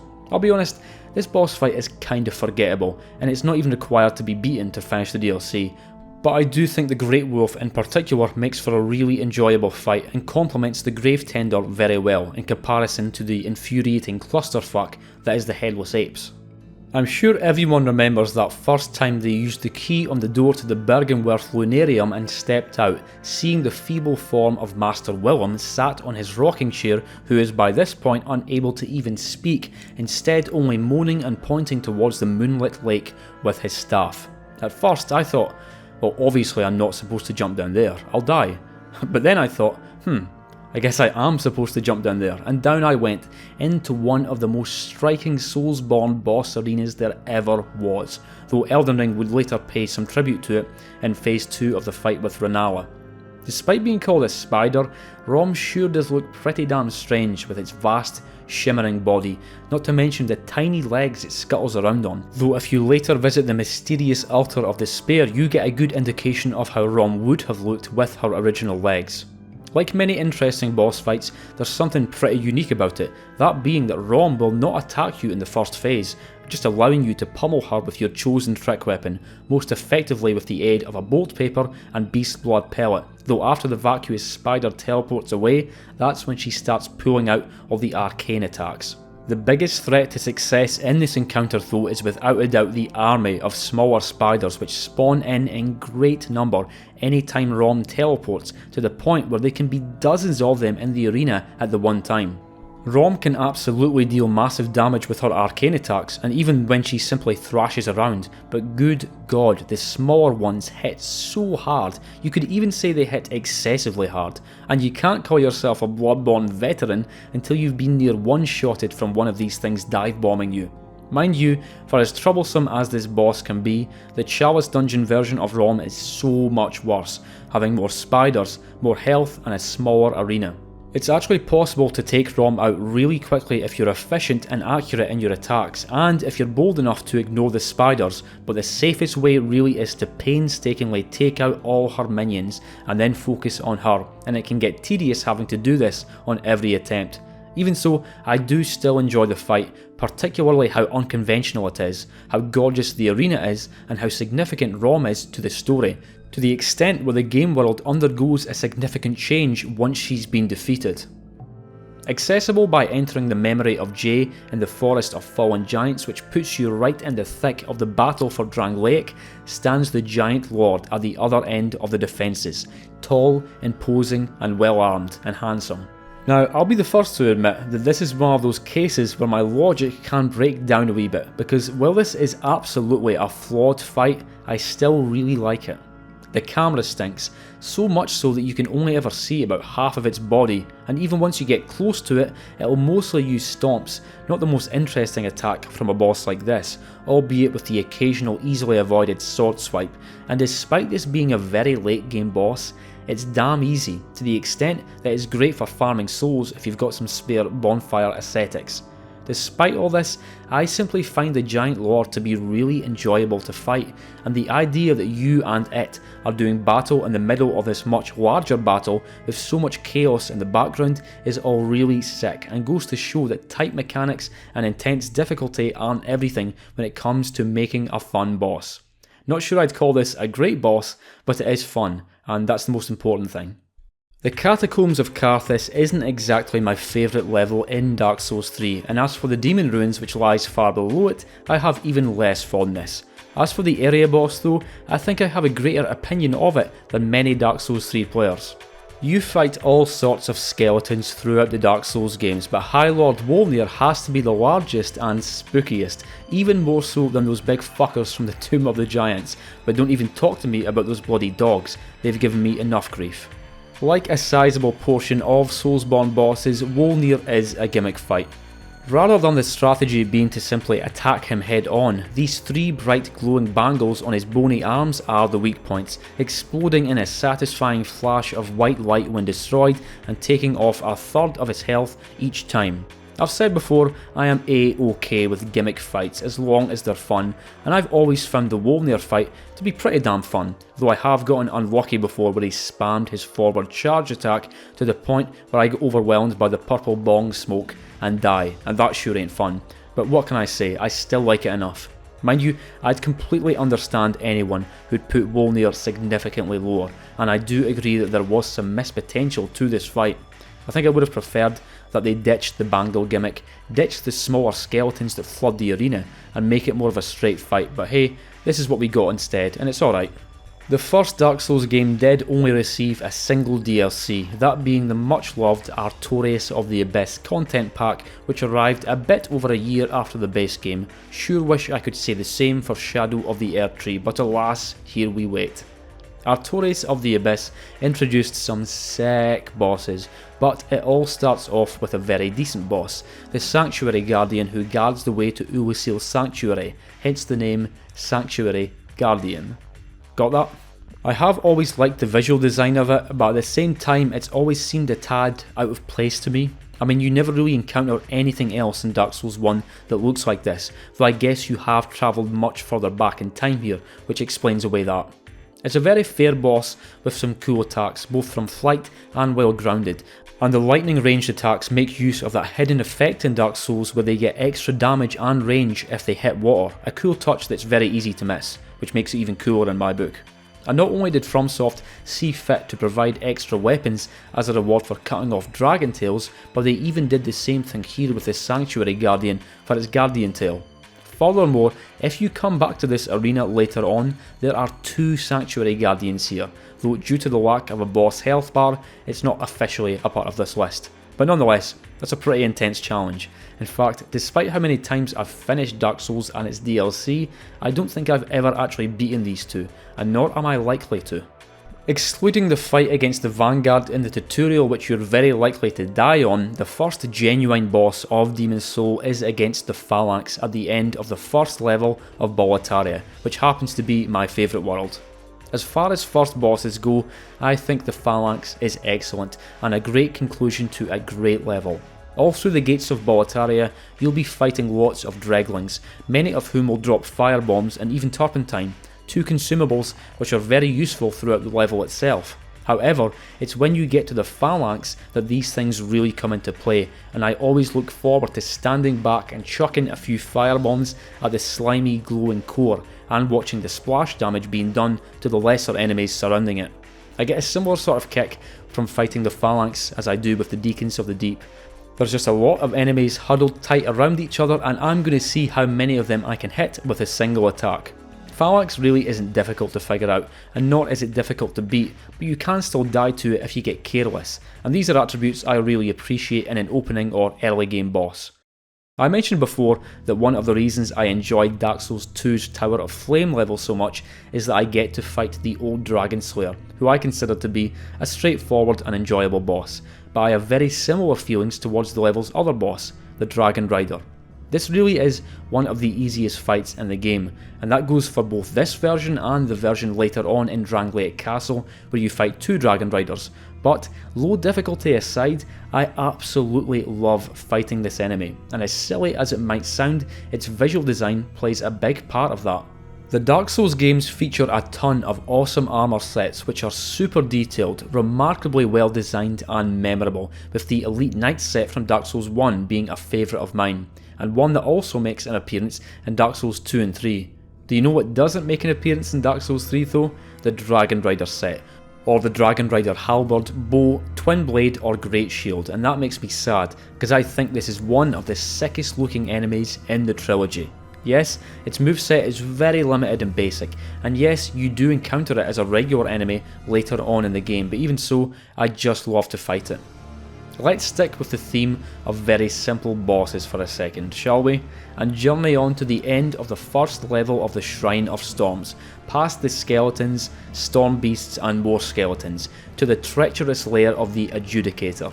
See, whilst the Dragon Rider is very easy, having just a few basic halberd moves, the Adjudicator literally only has two possible attacks. A tongue attack it uses at long range, and a brutal chop attack it uses at close range. The issue is that these attacks ain't shit. It's so bafflingly easy to defeat this boss and just never take damage due to how limited its options are, to the point where I think it should have been given at least one more attack to sometimes throw out. Furthermore, sometimes it won't use any attacks at all, as can be seen here during my magic run where the boss's AI flat out broke. In spite of all these profoundly unimpressive attributes, the Adjudicator is still a sick boss with a sick arena.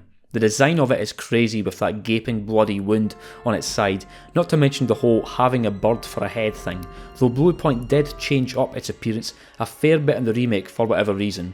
Really don't know why they did that, and nor do I like what they did with the original Adjudicator theme, the one that sounds like this.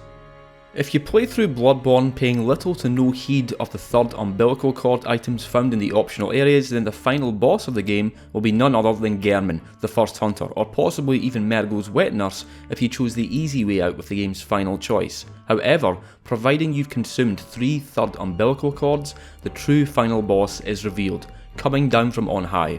Moon Presence. My opinion of the Moon Presence has similarities to how I feel about Nishandra. It's a good boss, but not quite final boss material, and certainly not up to scratch when compared to Gehrman.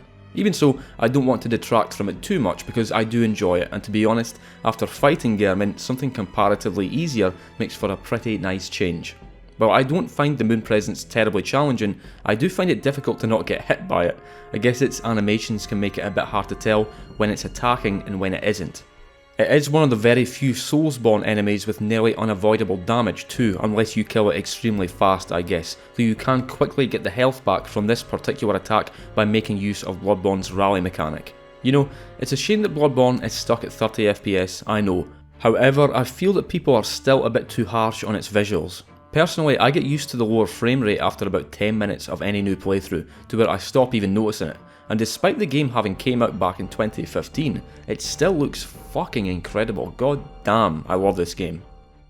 I think the first boss that gave me trouble in Dark Souls 2 was the Pursuer, being a pretty big step up in challenge when compared to the last giant, which comes just a bit before it on the same level, but an even bigger step up in challenge arrived when I dropped down into the arena where the 3 Ruin Sentinels awaited me, because there's 3 of them and only 1 of me. Usually this would spark swift Scottish anger from me, prompting me to shoot thunderbolts from my arse, as Mel Gibson so finely put it, but in this case, I rather like it. You don't fight all 3 right off the bat, instead being stuck on a platform with just one of them, encouraging you to kill it before the others jump up here too, which they can. Then, after one's been defeated, now you've got just 2 left, and while it's still challenging for sure, it's also reasonable and doable with smart spacing tactics.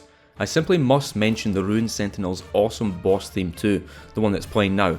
For whatever reason, Dark Souls 2's soundtrack rarely gets any love, and I tend to disregard it myself quite often, but when I actually stop and listen to some of its tracks, a track like this, I'll usually find myself saying, hang on a minute, this song fucking slaps. The Dark Beast Parallel battle does something I always like to see in a Soulsborne game, where it lets you see the monster before the battle even initiates, making you wonder whether you should press on or turn back.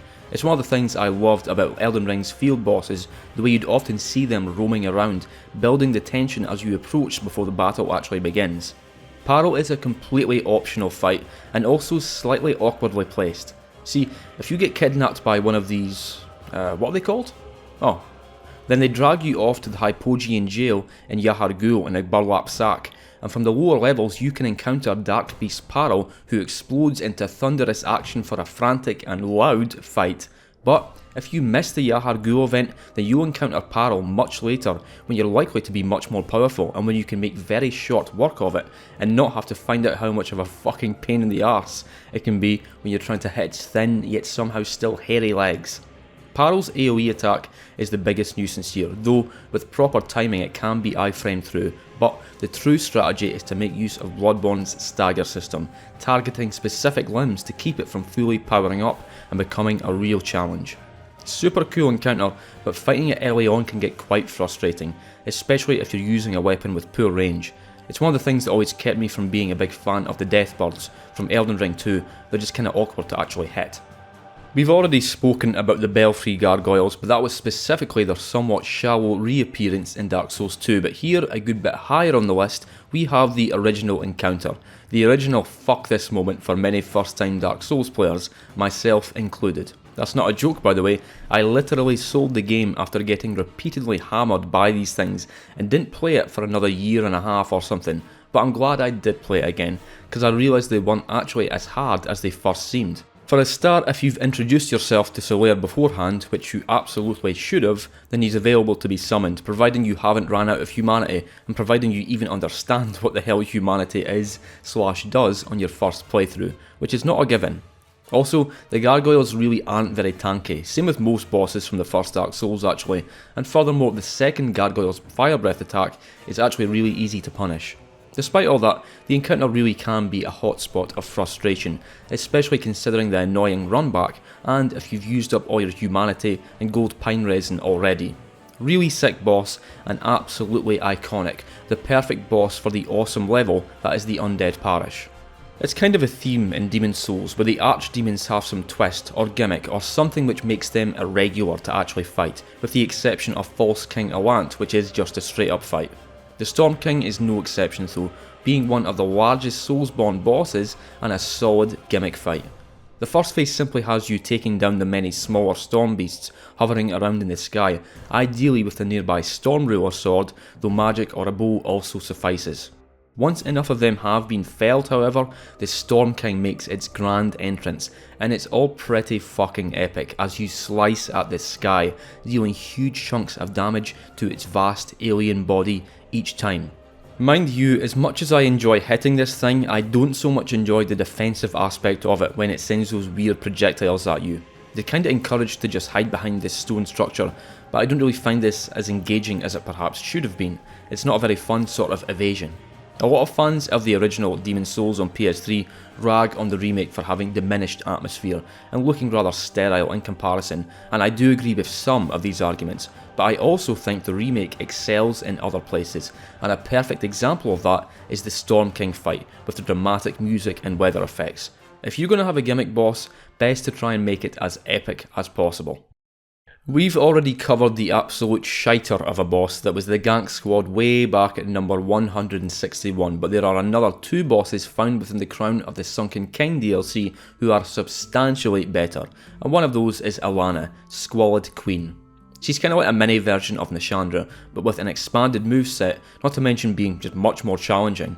I can deal with her pretty efficiently nowadays, but I absolutely struggled on my first playthrough of the DLC, like really struggled, and a big reason for that is that she can straight up summon Velstadt to the fight, multiple times in fact, on top of the magic she spits out, and it's really hard, and she's surprisingly tanky for a Dark Souls 2 boss. Mind you, on my most recent playthrough I got lucky, and she didn't summon Velstadt a single time. I just got the skeletons which aren't anywhere near as bad. Despite how bloody difficult it can be to keep track of multiple enemies at once here, this is a case where I think it works well.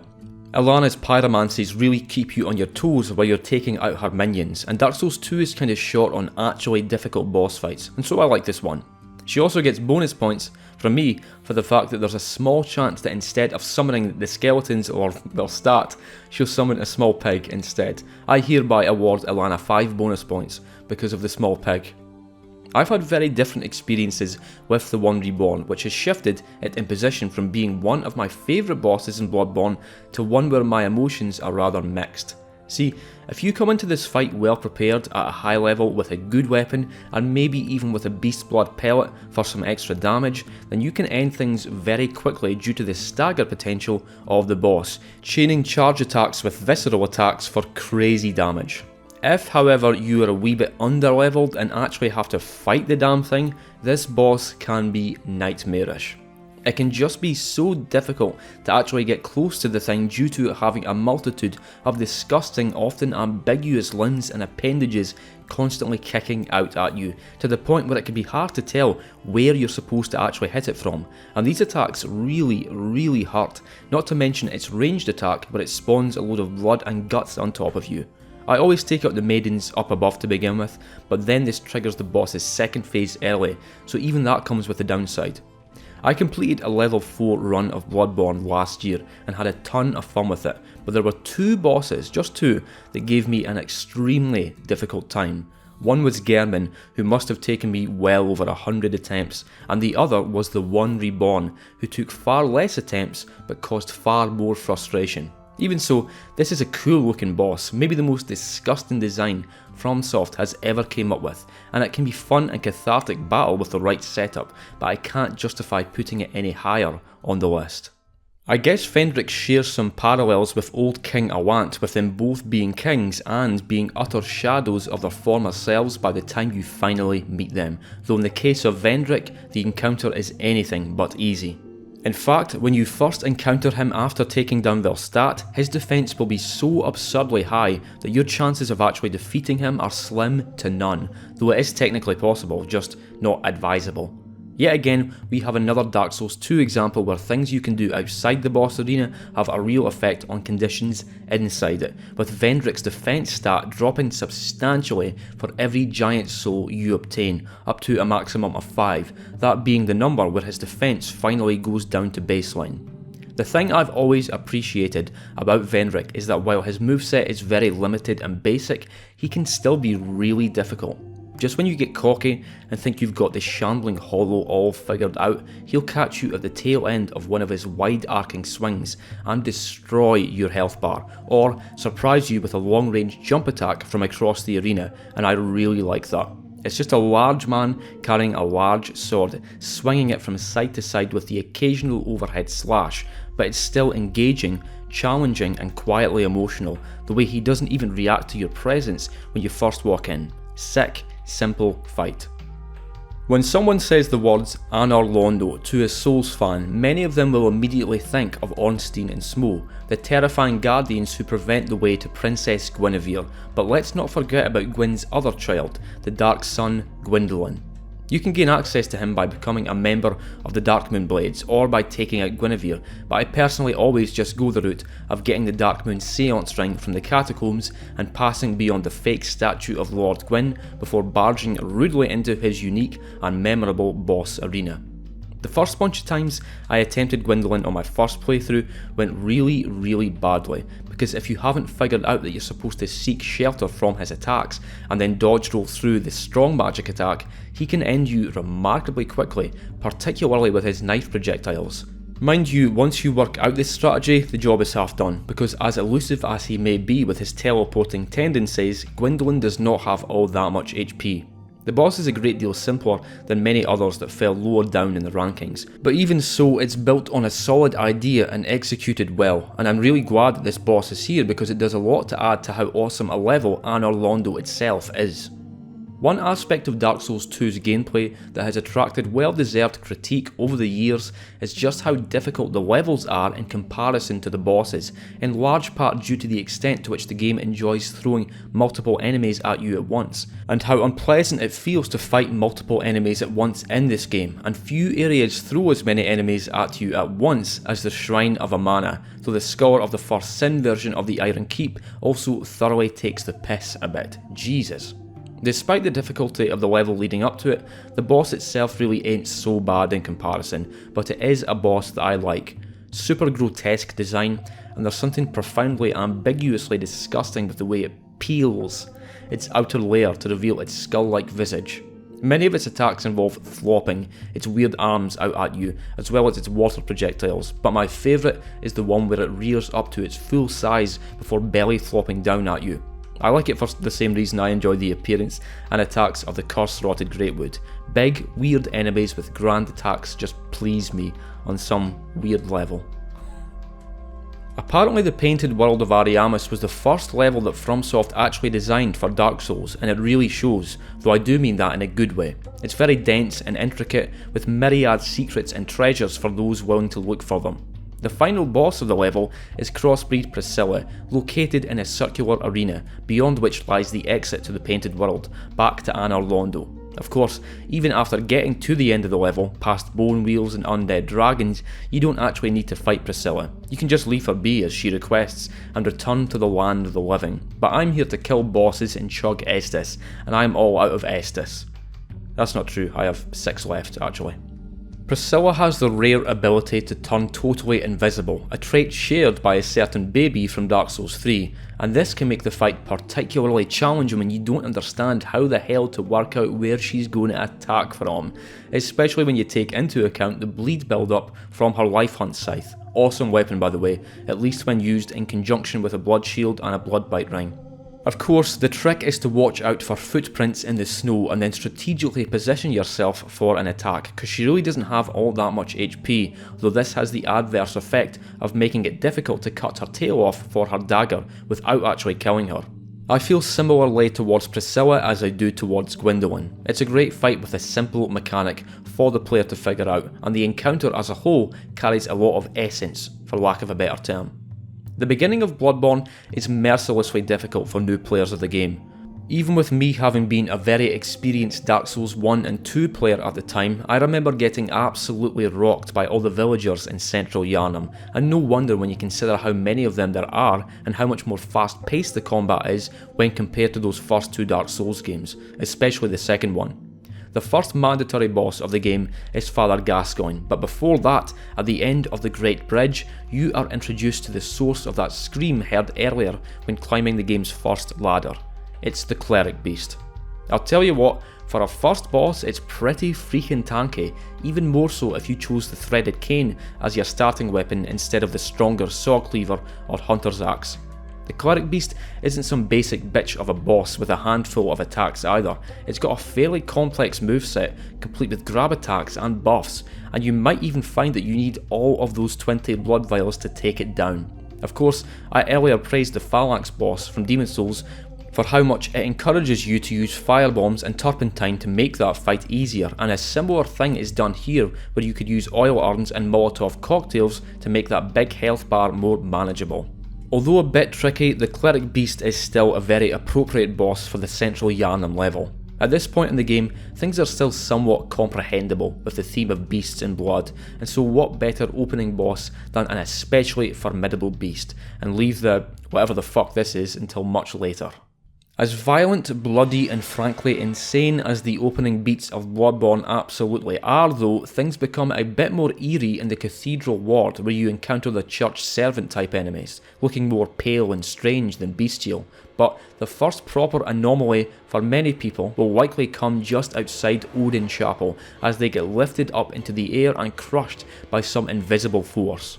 Of course, there is a monster responsible for this, though it doesn't come into full view until much later. It's an Amygdala, a lesser Amygdala to be precise, and one which can't be directly fought. The boss version comes later at the end of the optional level that is the Nightmare Frontier, a level that a lot of people really don't like it turns out. Like almost any boss, my first instinct upon seeing this thing leap down was to run up and start whacking its most easily accessible body parts, those being the legs, because for most Soulsborne bosses, it tends not to matter where you actually hit them, it'll do the same damage regardless. That strategy does not work for Amygdala though, with its legs taking paltry damage. The real targets are its arms, and particularly its head. This can be pretty difficult though, and even awkward, because it means you need to bait out certain attacks and then run in for a couple of hits and hope for a stagger.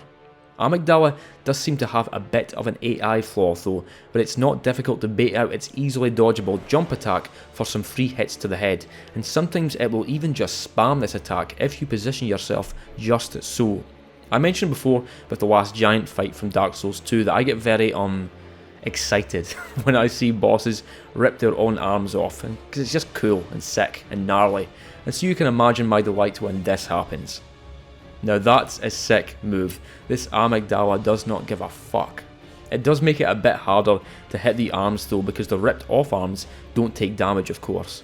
This can be a tricky fight, but it's nothing crazy, though I still have nightmares about the defiled amygdala within the Chalice dungeons where you only have half max HP.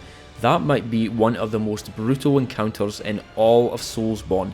People who've fought it will know what I mean when I say that. This boss is located in a Dark Souls 2 level that you never even need to set foot in. Same with Hyde's Tower of Flame actually, though the home of the Flexile Sentry is No Man's Wharf, specifically the ship. One of the things I like most about the Flexile Sentry is just how weird it looks. In fact, it took me a while before I even realised it was some sort of double lizard thing, and there's not really another enemy in the game that looks anything like it. It's a shame that the item description for its soul tells you next to nothing about it. As well as its intriguing appearance, the Flexile Sentry just has a really cool, slick moveset, and I love how it changes depending on which side is facing you, and how you can get yourself any one of its 3 weapons with its soul, either the Warped Sword, the Axed Sword, or the Barbed Club.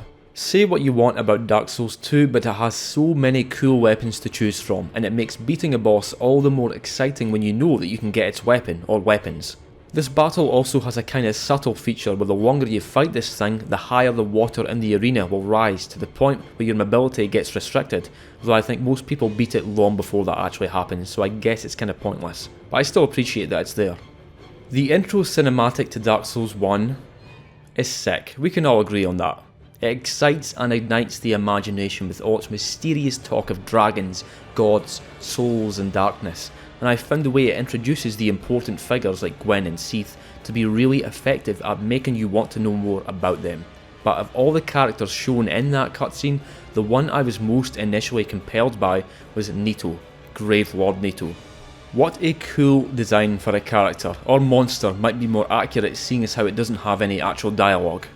The actual fight with it has always been a bit of an eyebrow raiser though, because I'm sure I'm not alone in expecting a wee bit more. Nito itself looks awesome in the fight and very creepy, spooky, but the main source of challenge doesn't really come from Nito. It comes from the smaller skeletons who'll simply revive when killed, and certainly the larger ones at the back. Thankfully though, you can avoid aggroing the larger ones if you don't move back there, and you can even counter the resurrection aspect of the smaller ones by using a divine weapon. And even more thankfully, there is friendly fire for this boss fight, with Nito's miasma attack often hurting its bony mates more than you.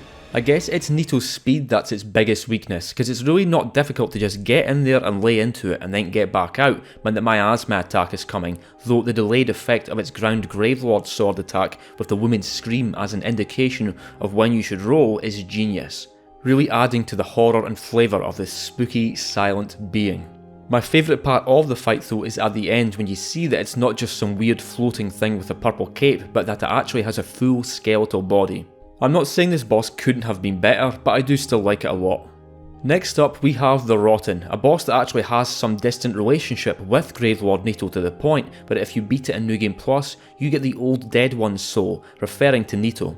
Now, the Rotten does not have as great a presence as the Gravelord, but nonetheless, it does have a rather unsettling design, and the moment when you realise that it is the source of all those statues throughout the gutter and the Black Gulch gives a welcome touch of depth to this meat monster. To fight though, the Rotten has always been a boss I've liked.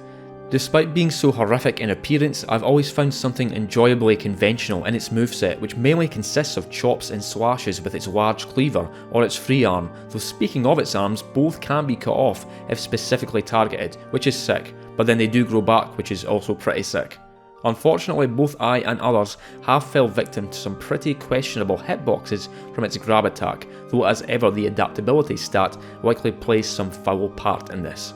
Like the old Iron King fight, there are fiery environmental hazards, but the difference is that these ones don't just kill you upon standing in them, and they're pretty easy to avoid, and so I like their inclusion. It's an extra element to be aware of whilst avoiding the big cleaver. Just a very solid boss that's fun to fight. What more could a girl ask for?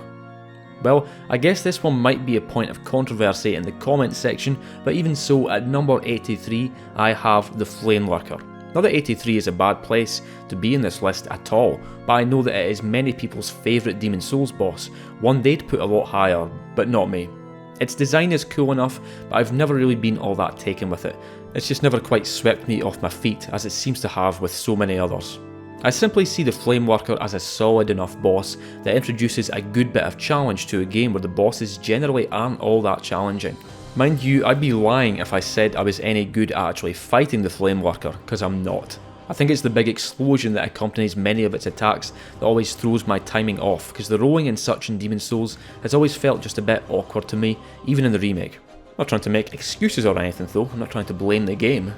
It's also surprisingly tanky for a Demon Souls boss, and pretty much the only one where I feel at a real disadvantage if I don't have a buff like a sticky white stuff, though as usual, a half decent magic build can trivialise the fight. The Flameworker has always seemed like a boss that I'm supposed to really like, but at the end of the day I just think it's decent.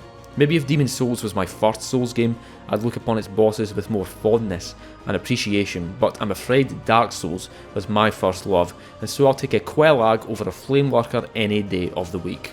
Mergo is a very mysterious character in Bloodborne who, although being very significant to the plot, is never actually seen, though it is heard, first faintly while exploring Yharnam after defeating Rom, and then strongly at the end of the Nightmare of Mensis, being guarded by Mergo's wet nurse, an enigmatic phantom of sharp blades and dark cloth. Difficulty wise, I put Mergo at around 5.5 out of 10, or maybe even a 6, if I was feeling generous. And the main reason this score isn't higher is because of one specific attack, that forward blade flurry thing. It's just way too easy to punish.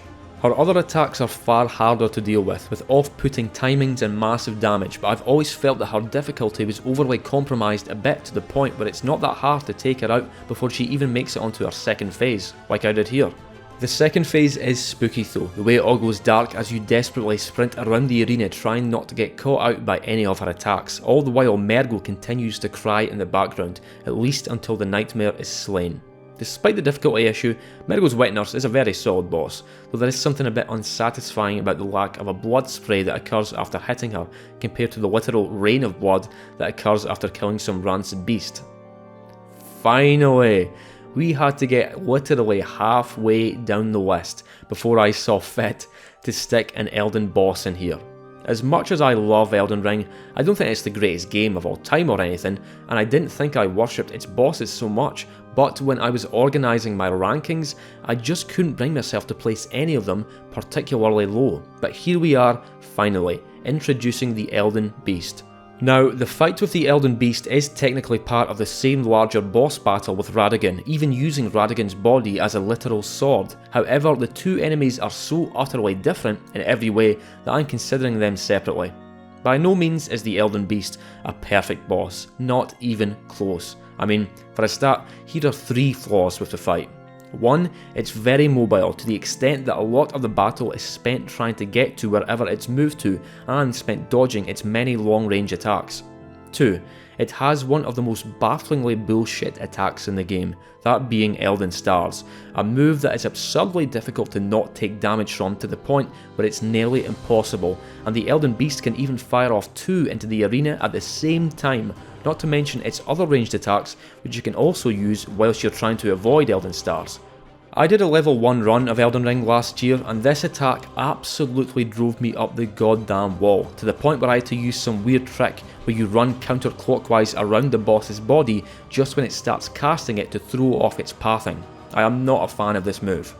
3, the fact that you have to fight Radagon all over again if you die to Elden Beast might be a bridge too far.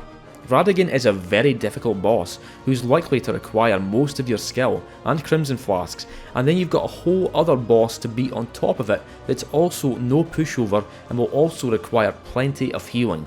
Yes, you had to go through Genichiro every time before fighting Ishin's Sword Saint back in Sekiro, but you can quickly get to the point where that fight becomes trivial, which is not the case for Radagon. Even with all these critiques of the Elden Beast, this boss is just so fucking epic. It's one of FromSoft's coolest designs, looking like some sort of ancient astral amphibian, and its moveset, while admittedly obnoxious to deal with at times, is undeniably gorgeous and grand, from its wild looking Divine Punishment grab attack, to its Elden Ring ground attack, to its long range Divine Dragon-esque golden sword beams. What do you want me to say? Despite its flaws, Elden Beast is still kind of awesome, and I think it would be much more highly regarded by Elden Ring fans if only the game didn't force you to re-fight Radagon every bloody time. Over the years, I've had quite a mixture of opinions on dragon bosses in Souls games. I mean, it makes sense when you consider the kind of shitty ones like the Ancient Dragon, or even the Ancient Wyvern, which I personally enjoy considerably more, but when it comes to the Black Dragon Calamite fight, it seems you either love it or hate it. I guess the two common characteristics of most dragons are the reason for this, those being that they tend to fly around a lot, preventing you from actually being able to hit the fucking thing, and also that they're able to breathe fire over large swaths of the arena, fire that can be difficult to avoid, and both of these factors are certainly true of Calamite. On my first playthrough of the Dark Souls DLC, I had a fairly challenging time with the Sanctuary Guardian, and a difficult time with both Artorias and Manus, but Calamite was on another level. I just could not deal with its fire breath attacks. I found it so difficult to get out of the way in time, and when I took damage from them, it was very big damage. Its telekinesis grab also always used to get me, despite how desperately I tried to roll away from it, and of course that comes with the unique Calamity status where you take double damage for around a minute after. Sheesh. The fight's not impossible though, obviously, and there are strategies to deal with all of Calamite's attacks, but even after all these years, I am never confident when descending down this ladder into the valley below, and this is one of Dark Souls 1's hardest bosses. But it's also a pretty great boss, and along with Hawkeye Go, it heralds in one of the single greatest Soulsborne cutscenes. By the time you come across the Regal Ancestor Spirit, it's highly likely you'll already have faced off against the regular Ancestor Spirit, a near identical boss which takes place in an identical arena, though it's not till beating the Regal variant that a remembrance is given. So there's the Regal Ancestor Spirit as an enemy, and then there's the Regal Ancestor Spirit as an experience. Mechanically, the enemy is quite interesting to fight against, but certainly not among the most engaging of Elden Ring bosses. But as an experience, when you take the gorgeous visuals and beautiful soundtrack into account, the encounter as a whole is straight up moving, and I think the nearly divine and, well, regal appearance of the Ancestor Spirit is made even more effective when you consider how frightening and monstrous so many of Elden Ring's other enemies and bosses are. Visuals aside though, this boss can pull off some interesting moves, like how it has the ability to heal itself, and the way it learns new attacks based on which ghost animal it revives from throughout the fight, and that mechanic of it dying and being reborn from a new animal really adds to the whole, I guess, emotional flavour of the boss. Like I said, mechanically it's a good fight, but the other elements of the encounter play a major factor in elevating it into something a bit special. So every now and then I'll get a comment about my distinctive accent. Most people don't seem to have any opinion of it, some people really like it, and a few people hate it. So for this next one, I'm going to try doing it as an American. Statistically, at least 80% of watchers have dropped off by this point, so why not? We're now past the halfway point of the rankings, and thus, while there were some great bosses already mentioned, all those to come are certifiably sick in at least some way. For number 78, I've got the Throne Watcher and Defender, the boss immediately preceding the fight with Nashandra, though thankfully you don't have to fight them all over again if you do die to Nashandra, unlike when you die to Ishin Sword Saint or the Elden Beast. The Throne Watcher and Defender actually shares a mechanic with the Witches of Hemwick of all bosses, hahaha, those being to defeat the other knight quickly after defeating the first. Otherwise, the first one will simply get revived, and this can happen ad nauseum, which is pretty rough when you consider the fact that this is a hard... that's enough of that. And this is pretty rough when you consider the fact that this is a hard enough boss already. I'm not normally a fan of being sandwiched by two enemies in Dark Souls 2, but frankly these two particular enemies are really cool. I love how the Defender is a bit slow and heavy, while the Watcher is more lithe and acrobatic, and how they both buff their weapons with lightning halfway through the battle, though I do think it would have been cooler if they'd both gotten different buffs, like maybe lightning and fire or lightning and dark. While I have beaten them solo before, I do tend to summon an NPC phantom or two for the Throne Boys, because if you've been following their questlines somewhat, you can even summon Ben Hart and Vengarl for the fight, which again is very cool. Dark Souls 2 is really great NPCs with some of the best personalities and voice acting in the series, and I like that you can take them into battle here at the end. I've already covered almost all of Demon's Souls bosses by now, to the point where there are only a few left, but my pick for number 77 is the Penetrator, the level boss for 1-3, Inner Ward, which happens to be my favourite level in the whole game. Something I've always enjoyed about the Penetrator is that it's one of the most straightforward fights in Demon's Souls. It's just you and a Dark Knight with a massive sword. Have at it. The Penetrator's attacks do have a distinct ferocity, dexterity and heaviness to them when compared to most other Soulsborne Knight fights, which is interesting considering this was the first Souls game. Bluepoint added in some very sick blood and fire effects to its attacks in the remake, though these were not actually there in the original. Instead there was just a blue soul magic type effect before. As incredible as the Penetrator looks though, both it and its attack animations, I don't think I've ever actually died to it. I remember my first time fighting it after playing through 1-3, which can be a very challenging level, and I saw that intimidating cutscene and its crazy armour and massive sword, but then I actually fought it and turned out it was pretty slow and strangely easy.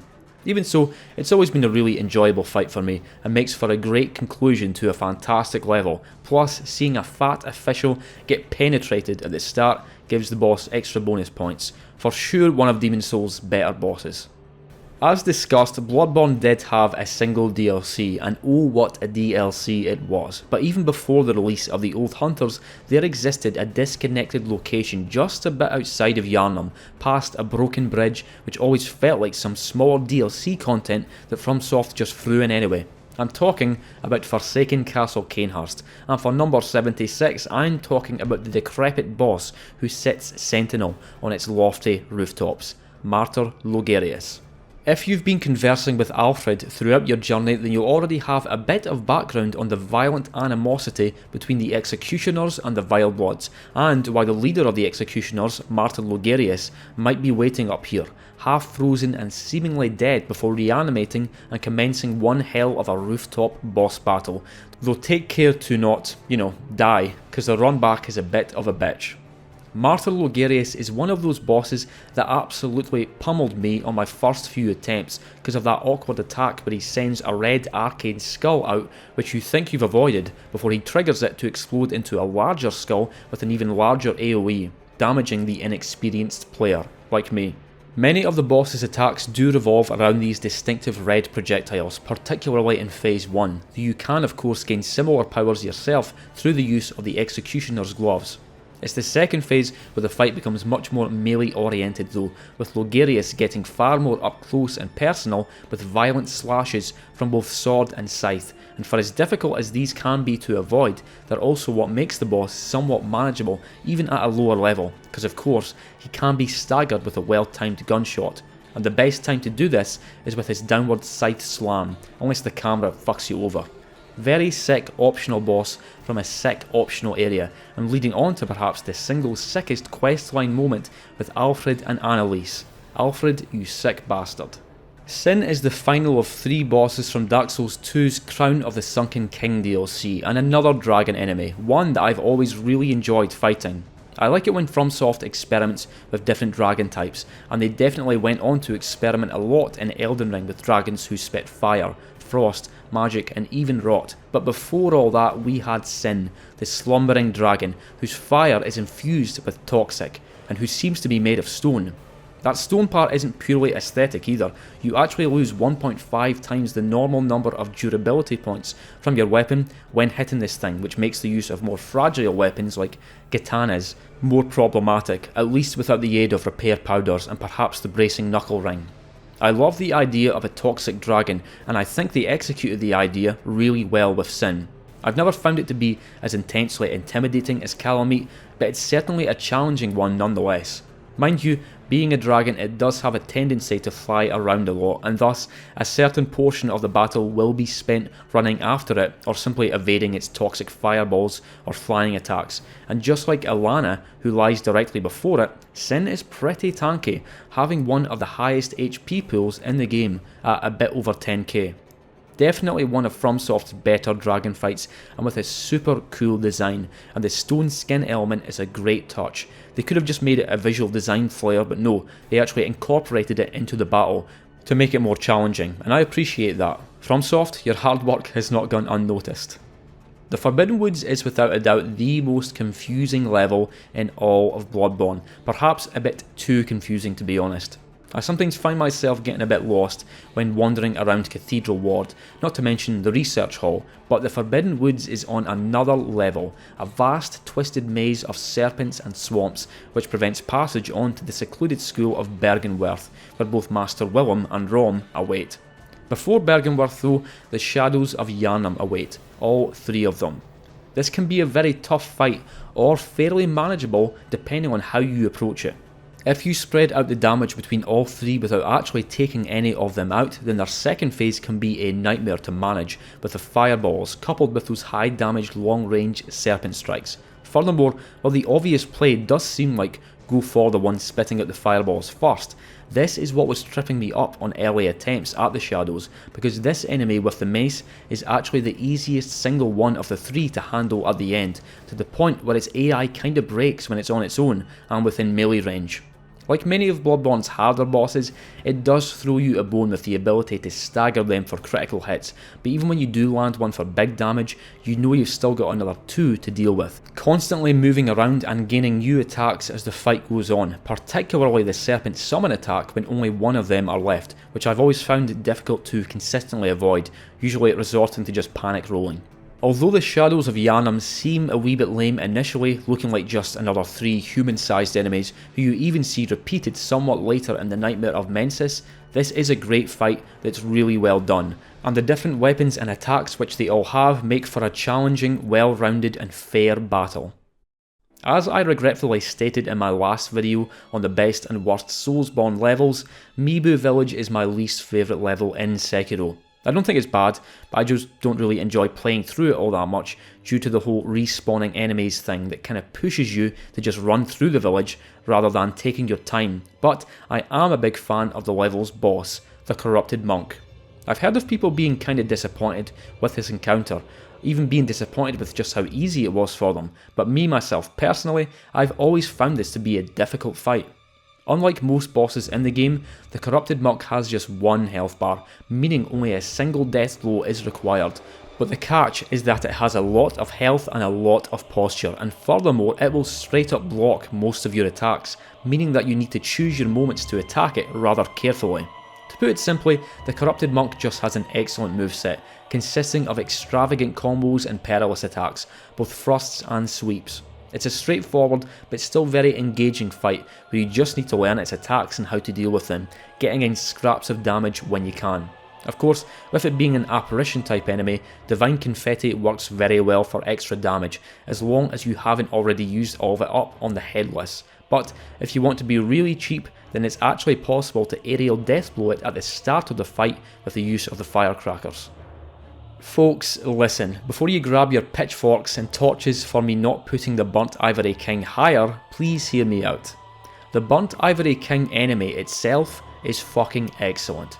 He looks awesome, he has a killer moveset, his entrance is incredible, and the encounter is tense and challenging, all to the point that I'd like to place him a good bit higher. However, what I don't like is the near 3-minute melee with his Burnt Lois Knights beforehand.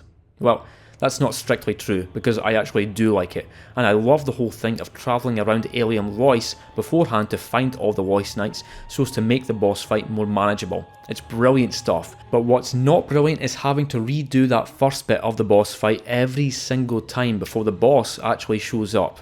It's great the first time, okay the second, but then every time after that I just wish the game would let me fight the goddamn boss without having to go through the whole rigmarole every time. It's like having a crappy boss run back, except you can't run through it. You need to fight these things each time, and sadly it just mars the overall experience for me. Unless you beat the boss first time, then it's all good, I suppose.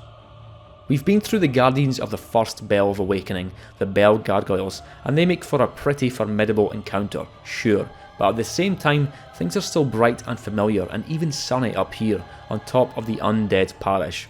But if you travel down into Lower Undead Burg, and then the Depths, and then Blighttown before travelling to the ominous entrance to Quellag's lair, guarded by boulder-throwing enemies through a poison swamp, well, the sun has long since been left behind. Solaire would hate it here.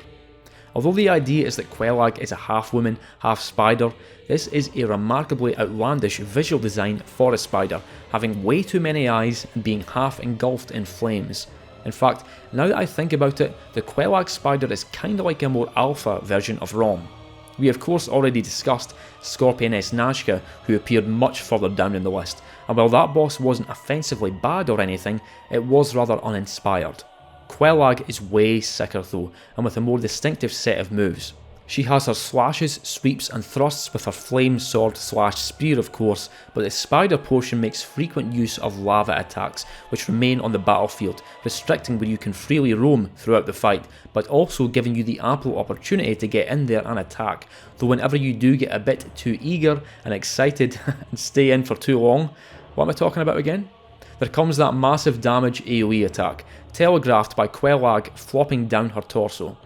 Just like with most Dark Souls 1 bosses, Quellag is no issue for me to beat nowadays, but on a first playthrough she was a brick wall of difficulty, and the fact that you're cut off from everything down here in Blighttown with no obvious way back up to the surface makes it all the more desperate, especially if you're working with a poorly reinforced weapon and you didn't buy the smith box or repair box.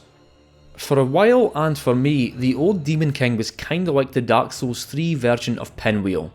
I know that sounds weird considering they could not be less similar, but what I mean is that I'd usually leave the Demon Ruins and its boss until the late game, even though that level is accessible before even getting to Irithyll. And so by the time I would venture down there, I'd usually just walk into the arena, take the boss down quickly and easily, and then get the hell out of dodge, making for a pretty forgettable boss. However, turns out if you take on the old Demon King earlier on, this could be a hard fight. Certainly not among the hardest that Dark Souls 3 has to offer, but one that I've certainly died to a few times. Its attacks do really high damage, have massive range, and every now and then it will send fireballs down from the sky, forcing you to take shelter behind the huge stacks of demon corpses. Mechanics and everything aside though, I think that aspect might be this boss's strongest, aspect. Dark Souls 3 is of course a profoundly apocalyptic game, centering around the end of fire and the end of the world, and by this point in time, even the demons have nearly all died out to the point where there are only a handful of them left in the entire game, either wandering aimlessly or being surrounded by their dead kin, as is the case with the old Demon King, and this is all done really well. The encounter even has a similarity with the Sith fight from Dark Souls 1, where it becomes significantly less powerful towards the end and can barely fight back. Now, I'm not saying I was fighting back tears or anything here, but nonetheless, FromSoft did succeed in making me feel sorry for a demon, and for that, and for the actual mechanics of the fight, the old Demon King deserves a placement above so many others. The true final boss of the Iron Keep is of course the old Iron King, not to be confused with the old Demon King who I just covered, but before that awaits the Smelter Demon, an optional boss in fact. I guess it just has one of those movesets that really appeals to me. It doesn't seem to have a huge array of moves or anything, but they are large, sweeping and scary, especially in the second phase where it plunges the sword into its flaming core for extra damage and extra range. I'm not the biggest fan of mandatory damage in Soulsborne bosses though, and while the fire damage that comes from standing close to the Smelter Demon can be avoided by using ranged attacks, I don't much like being punished simply for trying to get close to the boss so that I can actually, attack it. Even so, this is a great enemy, and despite the fact that its moves are kinda slow, it is still challenging and tense. Its design is also fairly distinct from most other enemies in the game, because although it's called a demon, it's really just a monstrous hunk of iron which was imbued with the soul of a demon. It's more like you're fighting a demonic machine than an actual creature, kind of like the Iron Golem from Dark Souls 1. The actual route to Ebritus is quite easy to miss. For a start, you've got to get to the upper cathedral ward, which is only accessible by acquiring an easy to miss key from Yahar Ghul, and then after defeating the celestial emissary in an arena which seems to be a dead end, you have to crash on through the window here and pass above the Grand Cathedral where you fought Vicar Amelia earlier, before descending down to the Altar of Despair where Ebritus awaits, the left behind Great One. For a start, Ebritus' design is fucking crazy. It looks like nothing recognisable, with its corpse-like leathery skin and the bizarre tubes protruding from its face and head, if you can even call that a face. This is another boss that's a bit similar to the one Reborn, in that if you're buff enough, you really can destroy it at a good pace through well-placed blows to its head for staggers and critical hits. But when you actually need to contend with its moveset, it can be very challenging and intense, not least of all because Ebritus has one of the most difficult to avoid moves in the game with its charge attack. The hitbox really is kind of fucked with this one. A subtle and devious aspect of the second phase is the obscure sphere that covers the boss's body, which deals gradual damage when you step inside it, not too dissimilar to the way you take contact damage from the Smelter Demon actually. And then you've got the whole Frenzy build-up thing. I remember finding Frenzy to be such a bullshit status effect, because it kind of is, but then I experienced the Terror status effect from Sekiro, which is even worse. Back to Ebritus though, this is a pretty great fight, but it could have been better if it was only a bit less messy. The camera, not to mention the chaos of the boss's design, can make it a bit difficult to tell exactly what's happening at times. At number 67, I have saw fit to place the Archdemon of Boletaria himself, False King Allant. Yes, I know this is what many people consider to be the best boss in Demon's Souls, but personally, while I do think Allant is a good boss, in the context of the entire Soulsborne catalogue, he's nowhere close to being the best. And I don't even consider him to be the best boss in Demon's Souls. It really is a straightforward fight with a dude with a sword, but that's not a bad thing at all. In fact, that's really all you need for a great boss fight. But I guess my main gripe with False King Allant is that while I've always considered him to be good, he's kind of underwhelming, both in terms of mechanics and challenge. I mean, I guess he is the game's most challenging boss, well either him or the boss who shall not be named, but in Demon's Souls, that's really not saying all that much. Beating him first try is very doable, especially with all the healing grass you're likely to have by this point. Also, I've always found his AI to be kinda scuffed, to the point where he'll sometimes just spam the same attack multiple times in a row, especially his big AoE blast, though turns out you can actually interrupt this attack, which I only recently learned. Even so, he shouldn't be able to just spam it like this, it's dumb. I get that this is one of those bosses that you're supposed to kind of worship, but I just don't. False King Allant is a good boss, but that's really as far as I can go in my praise, and to be honest, if he appeared in a different Souls game, he probably would have ranked a fair bit lower. Well, I've already covered the other three major holders of the Fragments of the Dark Soul, and here at number 66 we have the only one remaining, and my favourite too, the Four Kings.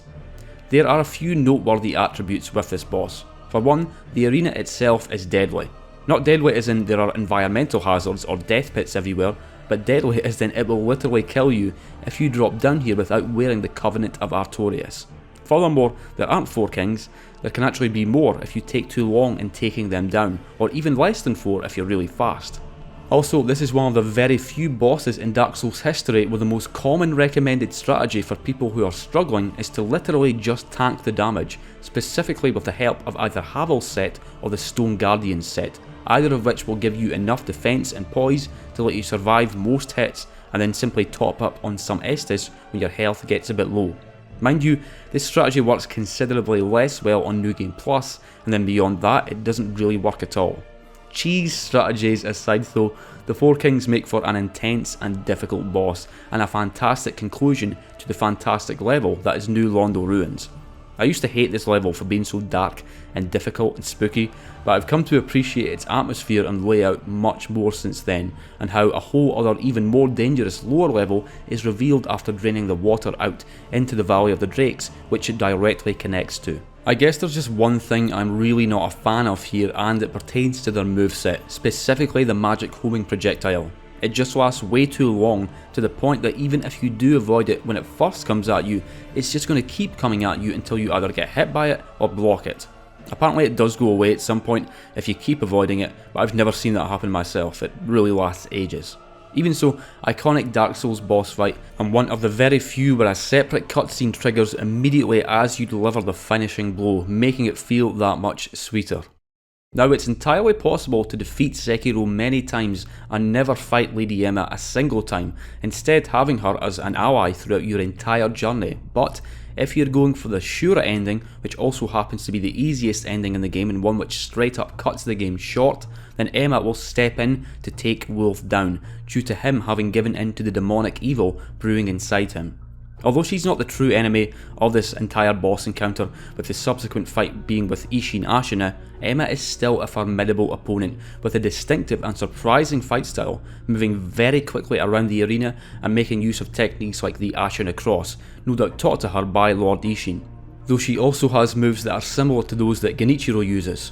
Emma isn't the most difficult boss in the game, but she's not supposed to be, with this fight being more of an emotional precursor to the true fight with Isshin Ashina, just like how Genichiro is before Isshin's sword scent. Her posture and health are quite low and her attacks aren't too difficult to learn, but it's designed this way for you to quickly get good at dispatching her quickly so that you're thoroughly warmed up for the real adversary. Mind you, I'm still not too sure exactly how I feel about the whole newer FromSoft trend of making you fight two bosses in a row, but it certainly feels more reasonable here than it does with the fight with Radagon than the Elden Beast. Lady Butterfly's whole shtick is the use of illusions to dazzle and confuse. You get warned of this by the fallen Harate samurai just outside the hidden temple, but it's not until phase 2 of the fight where you actually witness these illusions. I mean, I guess her greatest trick is making you think that she only has one single health bar, but sadly not. She's got another one up her sleeve, not to mention the ability to summon spectral minions to distract you while she zips and flips around on near invisible wires up above before descending down for a series of deft kicks and combos. This is also one of the first bosses you face where it's advised to partially deplete her health and then go for her posture, so as to slow down her posture regen rate. As with many of Sekiro's bosses, you really can get into a great rhythm with Lady Butterfly, though she does frequently break up the dance by flying skyward, but then you can always counter these with a swift shuriken for some bonus posture damage and a couple of free hits. Similar secret weaknesses also appear elsewhere in Sekiro, and it rewards the experimental player who likes to make use of the myriad shinobi tools on offer instead of solely relying on your sword. Great fight with a variety of tricks and surprises, and while challenging, it's not as mercilessly difficult as several of the game's other bosses. While Demon's Souls is not my favourite Soulsborne game, I have always liked how each of its 5 worlds differ so much in atmosphere and level design, and that with the exception of the fat officials who appear in both Boletaria and Stonefang Tunnel, every world has its own distinct enemy types, and indeed, the same is true of the Shrine of Storms, who has some particularly distinctive enemies and bosses. We've already covered the Adjudicator from the first level and the Archdemon of the world, and now we have the old hero who appears at the end of the world's second level. Really unique design for this game, to the point where the only other being who even vaguely resembles the old hero is Old King Doran, though Doran does not match the enormous size of this boss. Not too sure why there's that constant yellow glow around the boss in both the original and the remake, but whatever it's intended to signify, it really does add to the memorability of its design.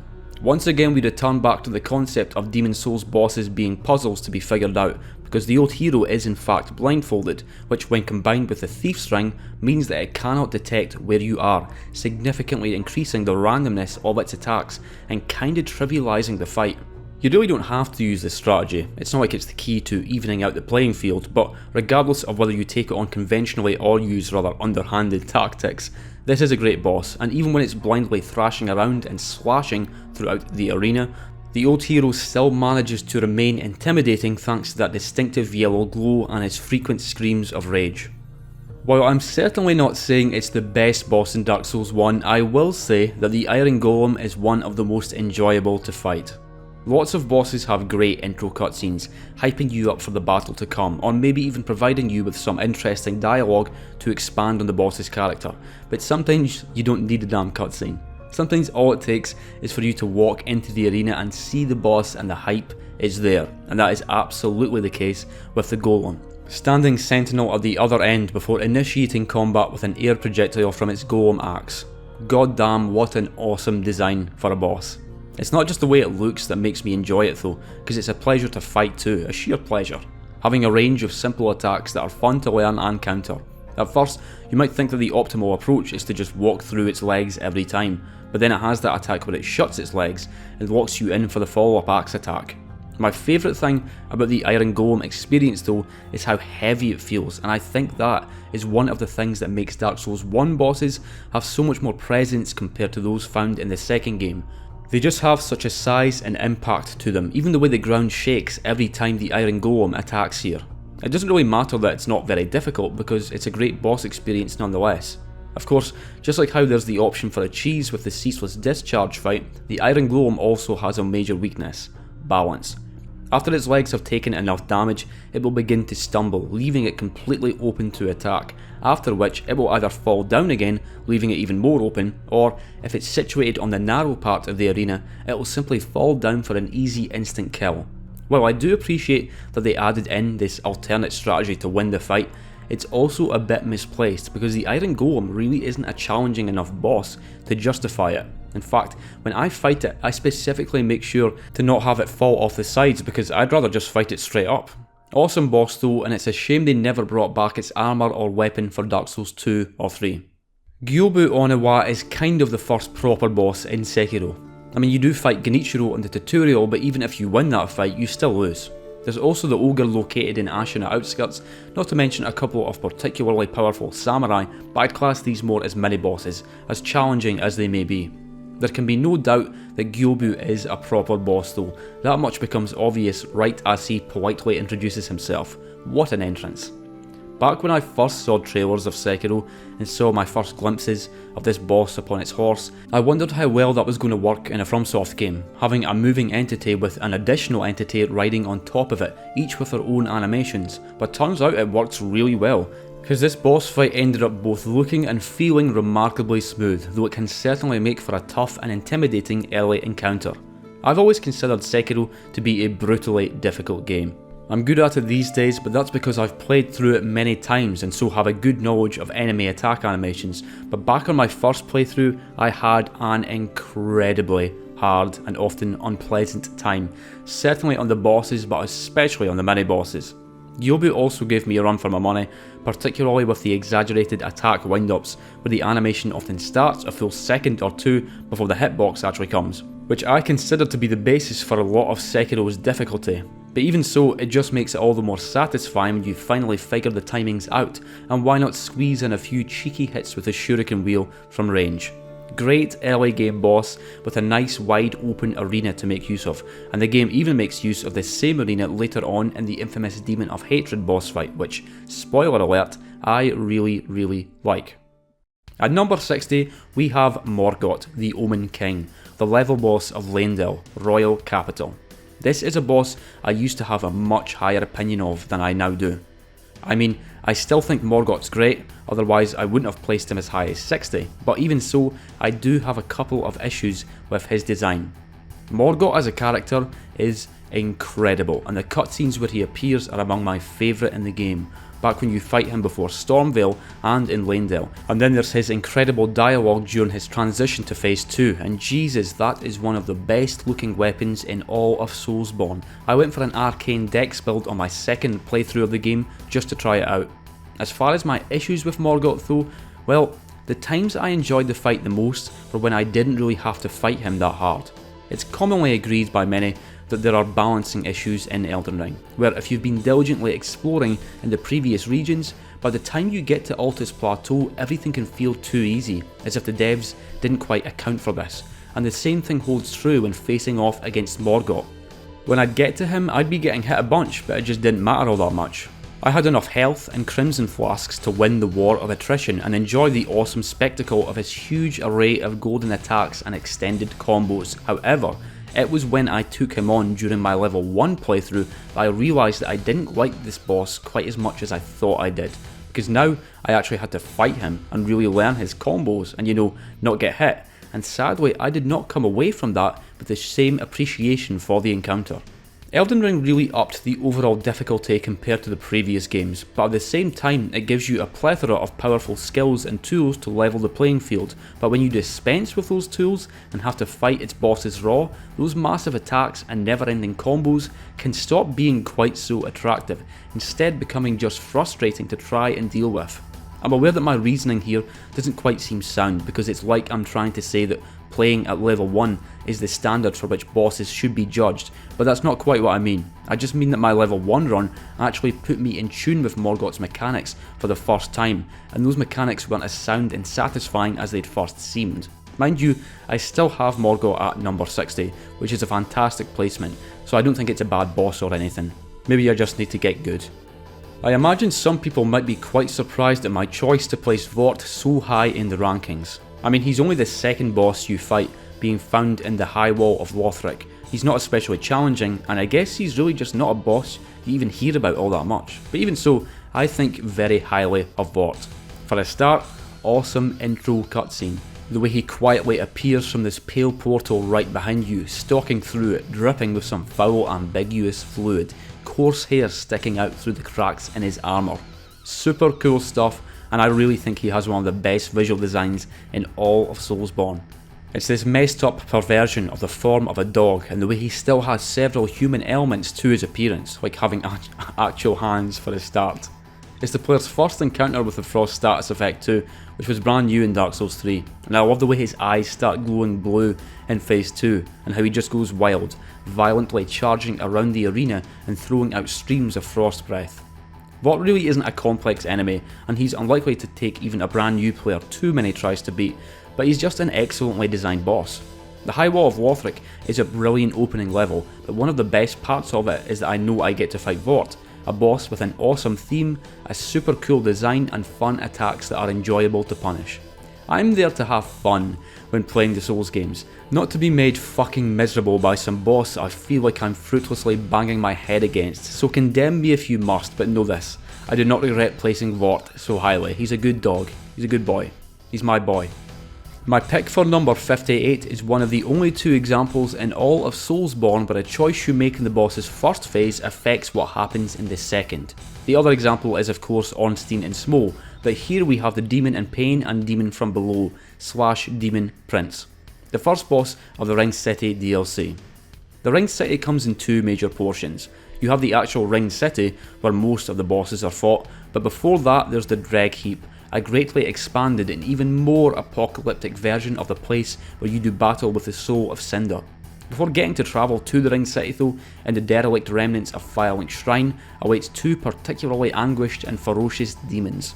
This is a fight against two enemies, though you can summon Gale, which for me is advisable, because this is a long and difficult battle, though also an example of a 2-on-1 fight done well.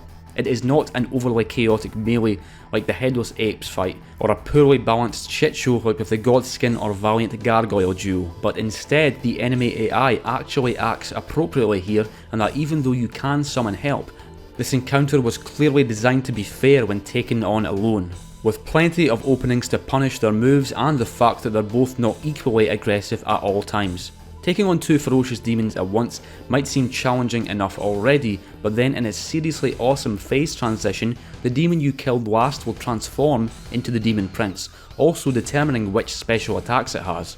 You can see I killed the Demon in Pain last here, and so I got the version with the massive fireballs, but if you take down the Demon from Below last, it will send out exploding lasers instead, and holy fuck, it all looks and feels so dramatically awesome.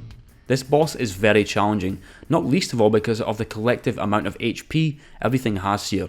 In fact, I think this overall boss encounter technically has the second highest amount of HP in the game, after Yorn, coming in at over 21,000, though it doesn't really feel like that when actually playing.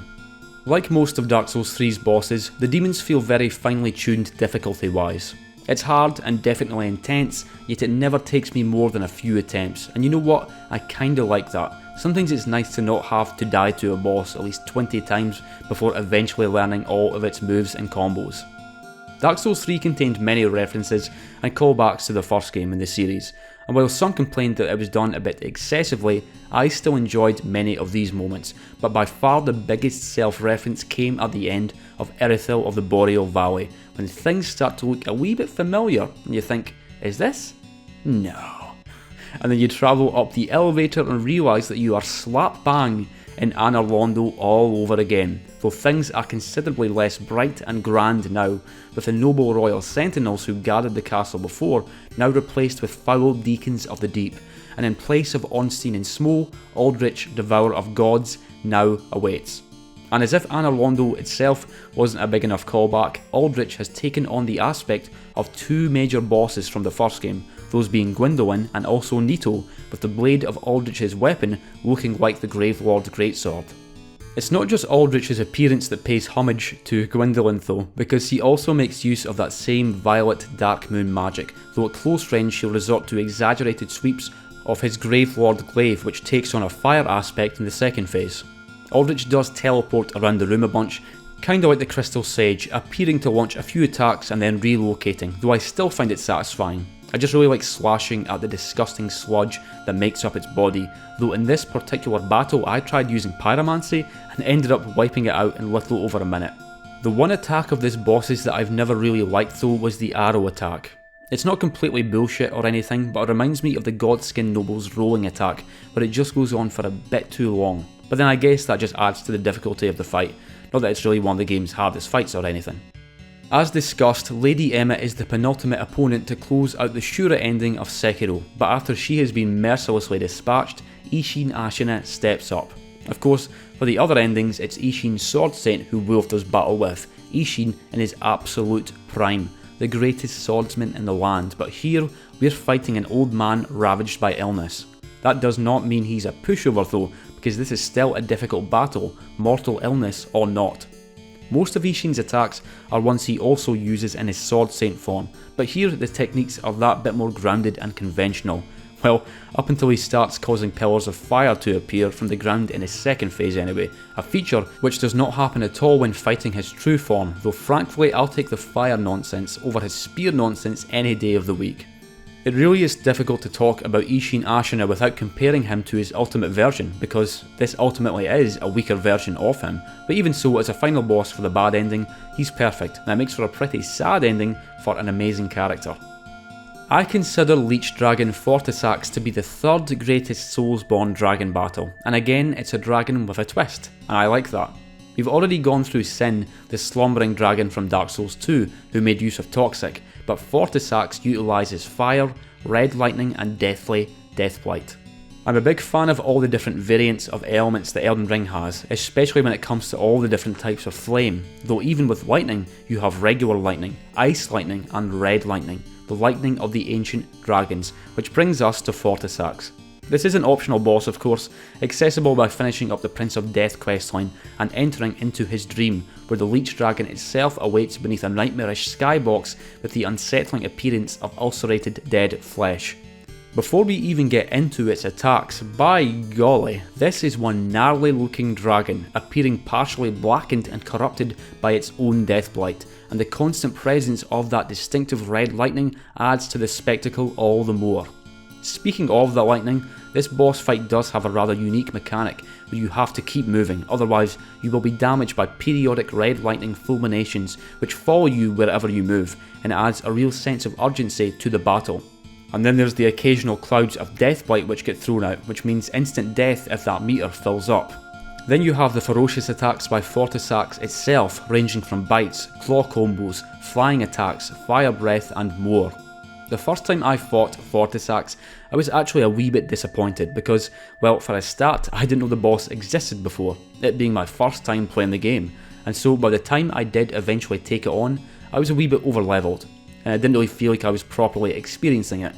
If you take Fortisax on earlier though, it's way more challenging and frantic, and I think it's the second best dragon fight in the game.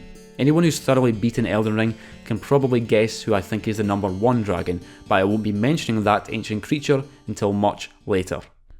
I've done low level runs for 3 FromSoft games now. I've done a level 1 run in Elden Ring, a level 4 run in Bloodborne and a level 1 run in Dark Souls 3, though I did only take on the main story bosses in the latter case. Of those bosses, there were only really 3 which gave me proper grief. There was the Soul of Cinder, Dancer of the Boreal Valley, and my pick for number 54, Pontiff Sullivan. Even on a regular run though, this has always been a very hard fight for me, always guaranteed to take a number of attempts before I finally managed to take him down. Sullivan has all bases covered with his attacks. He's fast, has great range, has really long combos, does great damage, and he even has a phase 2 where he creates a clone of himself which even after being defeated can simply be respawned again. It's a really difficult fight, and I think it's one of the hardest in the game, to the point where, unlike most other Dark Souls 3 bosses, I've never really gotten comfortable with fighting him. It's always a desperate struggle. I know some folk make use of parries, which he is completely vulnerable to, but try as I might, I've never been able to get remotely good at parrying in Dark Souls 3, even on basic enemies, never mind fucking bosses. The duplication aspect of the fight does seem a bit unfair at first, but it is cleverly done, whereas Mimic simply does whatever Sullivan does himself, but with a second or 2 delay, and so while it is undoubtedly difficult to manage, you at least know what's coming. The Pursuer is another example of a relatively simple boss who I just find really fun to fight. You can first fight him around midway through the Forest of Fallen Giants, where he abruptly drops in via a bird, and thus does the fight commence. It's done in a pretty unique way too, because although this isn't technically a boss fight, if you beat him here, you do get the full soul reward as well as his boss soul and his ring of blades, and the boss arena further ahead will be completely empty, though you do only have one chance. If you die here, then he will never come back to this specific location. Furthermore, the Pursuer does of course turn up elsewhere in Drangleic 2 in more of a mini-boss capacity, though this was enhanced in the Scholar of the First Sin version where he appears much more often. All those interesting features aside though, the Pursuer is a highly enjoyable enemy to fight. It's a big knight with a big shield and a big ass sword, and that tends to be enough to keep me satisfied. Whereas the last giant located earlier in the same level makes for a nice easy opening boss, the Pursuer is a decent bit trickier, probably requiring some more level ups before taking him on, though there is always the option of using the ballistas to remove a massive chunk of his health. I prefer fighting him the old fashioned way though, because I just really enjoy dealing with his moveset. And he's one of those enemies where when you learn him well enough, you can simply move to avoid some attacks without even having to dodge, and this feels extra satisfying to pull off. Despite how straightforward the Pursuer appears though, there is some hidden depth to its moveset. If it manages to land its Curse Impale attack, its appearance will change slightly, with dark gas emanating from its armour, even giving it access to a couple of new curse-based moves, and this is the sort of thing I really appreciate in a boss fight, secret attacks or rare moves that most people might never even see. So this might be another controversial one, though I'm sure it won't be as controversial as my next entry. The original Smelter Demon, the one faced in the Iron Keep, already placed very favourably in my list, coming in at a highly respectable 69. But a boss that I enjoy even more is the Blue Smelter Demon, found within the Crown of the Iron King DLC. When this DLC first dropped, people spoke highly of it, as they did with all 3 of Dark Souls 2's DLCs, but they did not speak quite so highly of its optional boss, which was apparently just a reskin of the Smelter Demon, now with a blue flame instead of red. Well, it is a reskin and with differently shaped horns, but there's more to this boss than a mere palette swap. What they essentially did here was take the regular Smelter Demon, which I already like, and make it way deadlier. If you do go into this fight simply expecting the same enemy, but with more health and higher damage, well yes, you will get that, but on top of that it fucks with your expectations by adding in delayed attacks. Sometimes it'll seem like a combo's ended before it will throw in another hit, or it'll do a jumping sword plunge attack and remain in position, so you go up to punish the attack before it throws out a big AoE blast. It's not a whole new boss or anything, and they didn't exactly flip the concept of the Smelter Demon on its head, but even if it is a repeat of sorts, I love fighting this boss and it's damn hard too.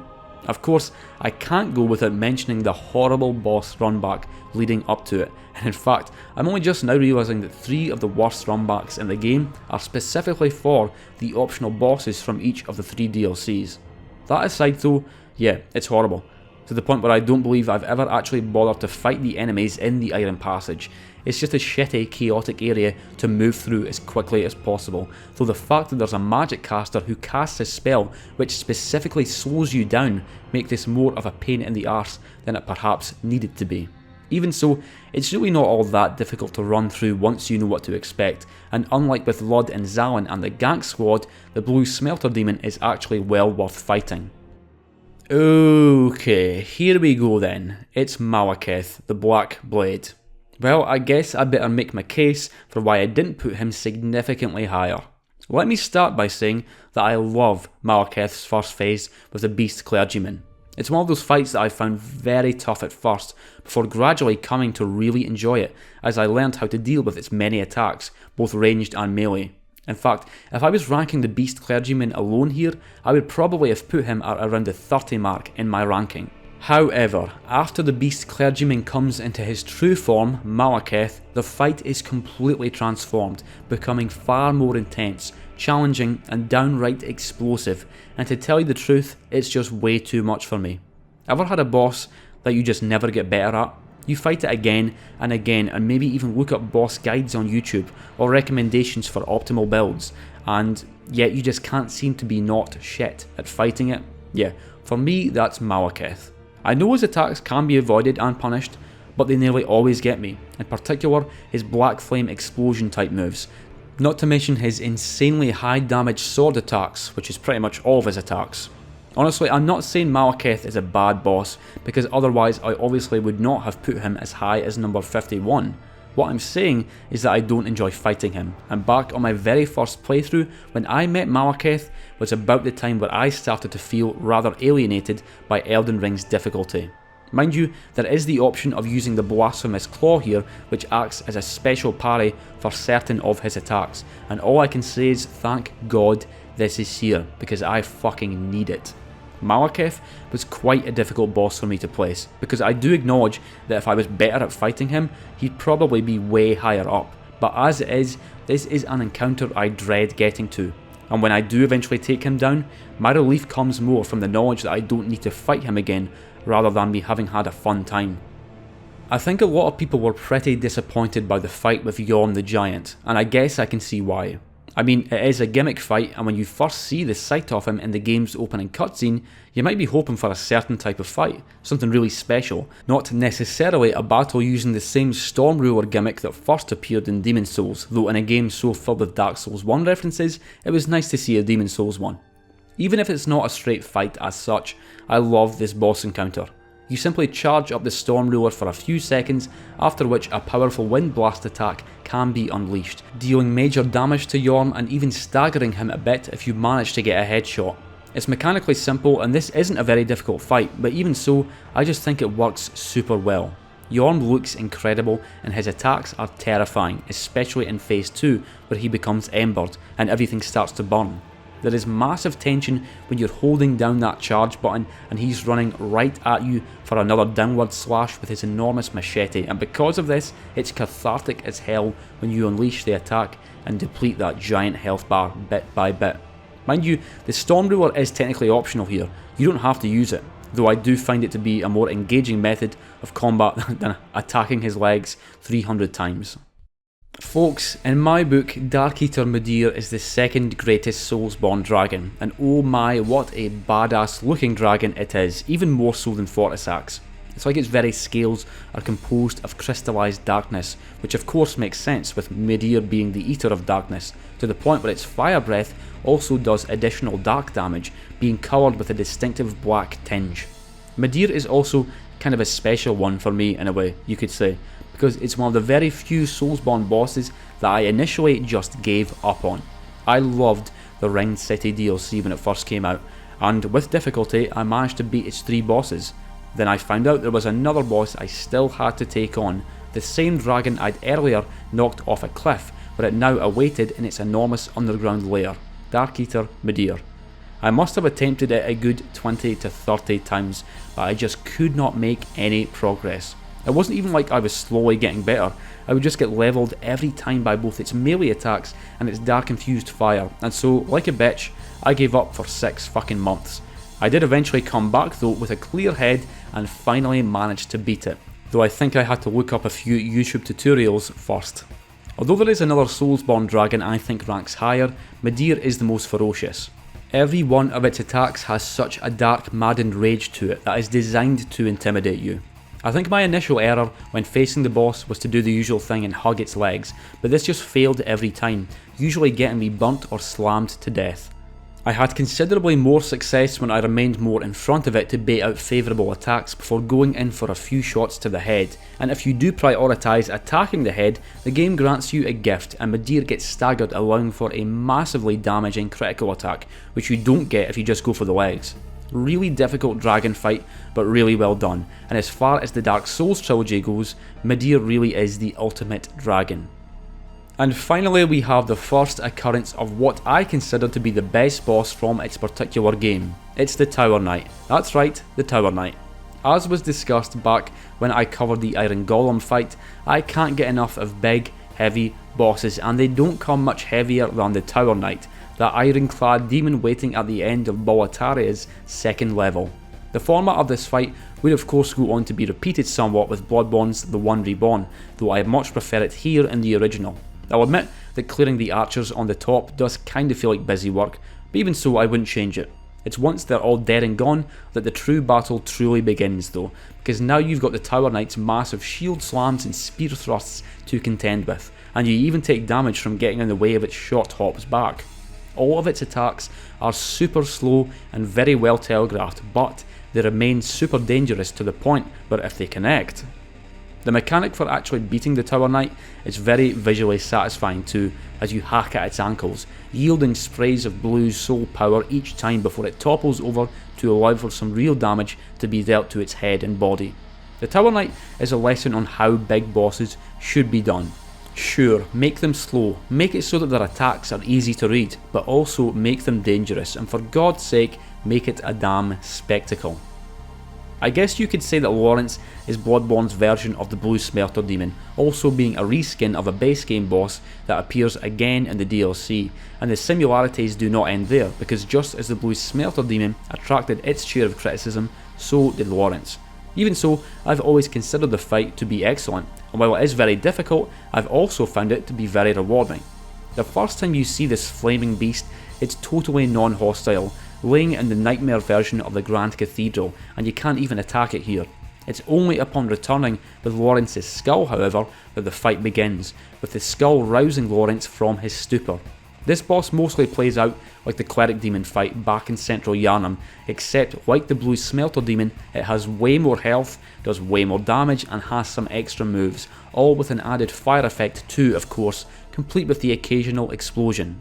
This fire effect truly comes into play in Phase 2 though, this being where Lawrence shows that this isn't a mere reskin, having a whole other form with completely new attacks, and being made to make cocky players fall apart as the boss spews fire and desperately claws and drags itself along the floor of the cathedral. As I've previously stated, there are certain bosses that I can never get significantly better at, like Malekith. Sure, I always beat them in the end, but I never attain true confidence with them. Then, there are other bosses where I get destroyed at first, then again, and again, and again, except instead of remaining shit at fighting the boss forevermore, I consistently find myself getting better each time, to the point where when I do eventually beat them, I could probably go for a round 2 right there and then, and beat them all over again, and the same is true for future playthroughs. Well, this is what happened to me when I first fought Lawrence. Yes, I found him super hard and had to make many a run back from the chapel then up the stairs past the boulder and that terrifying executioner thing, but the process remained satisfying the whole way through and never overwhelming. It's hardly the most original boss in the game, but I'm glad they included it in the DLC nonetheless. I know I placed a lot of Dark Souls 2 bosses very low down in the list, but I assure you it was not done out of any malice, because folks, it will be my pleasure to present several of the game's bosses that I think far more highly of, starting with the Lost Sinner, a holder of one of the game's 4 great souls. It's not just the Lost Sinner itself that I love, but also what you can do directly beforehand to make the fight that bit easier. If you picked up the Bastille key earlier in the level, then the doors at either side of the fog wall can be unlocked, allowing you to ignite the oil there. At first it's not at all clear what it will even do, but upon entering the arena it is fully illuminated, giving you a better view of the boss and allowing you to target as normal, whereas if you take it on in the darkness, your lock-on range gets a big nerf. Even though the Lost Sinner is by far the most grounded of the 4 great ones, essentially being a masked woman in chains compared to the giant spider, giant demon and giant corpse creature that makes up the other major bosses, I have always considered her to be the most interesting and enjoyable to fight. For one, her hands are literally manacled together throughout the whole battle, adding an extra bit of badassery to this enemy, because as challenging as she already is, it implies that she would be even more so if she wasn't partially bound up. Even with his physical restriction, there's this really enjoyable style to the Lost Sinner's moves that makes her a joy to fight for me. Her swings and stabs are all super well animated, and I also enjoy how mobile she is, jumping around the arena and delivering thrusts from behind. Thrusts from behind, eh? Again, hardly the most outlandish enemy design in the game, and she certainly doesn't have the most outrageous moveset, but still way tighter in execution and style than most of the game's other bosses, and there's even a brief cameo with the Chaos bug from Dark Souls 1, not that I'm particularly happy to see it again after how it treated me on our last encounter. The Corrupted Monks scored very respectably in my list at number 73, because I've always had a lot of respect for the difficulty of the encounter and how distinctively stylish her moves are, but the true version of the monk exceeds the former in several ways.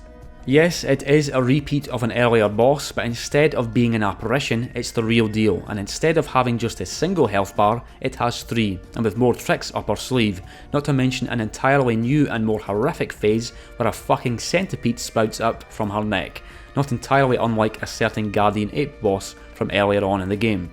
The first phase really is very similar, if not identical, to the last time you fought the boss, though the arena is far more distinct, taking place on a bridge, and there are even grappling points to hook onto for more advanced evasion tactics. These grappling points come in really handy for the second phase though, whereupon the monk casts a thick fog throughout the arena and all but disappears, making you wonder what the fuck is coming next, but this can be used to your advantage, allowing you to straight up aerial deathblow the boss, cancelling out the second phase entirely.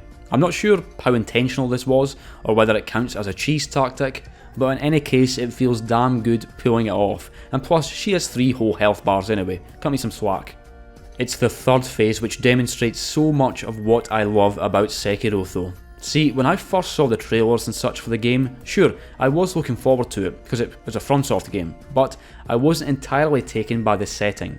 To me, it looked like it was going to be a more grounded and maybe even historical type of game compared to Dark Souls and Bloodborne, but as ever with these games, first appearances can be deceiving because Sekiro gets into all sorts of disturbing and grotesque territory, especially when it comes to the subject of immortality, specifically immortality via infestation, which is sickeningly demonstrated in the Corrupted Monk's third phase.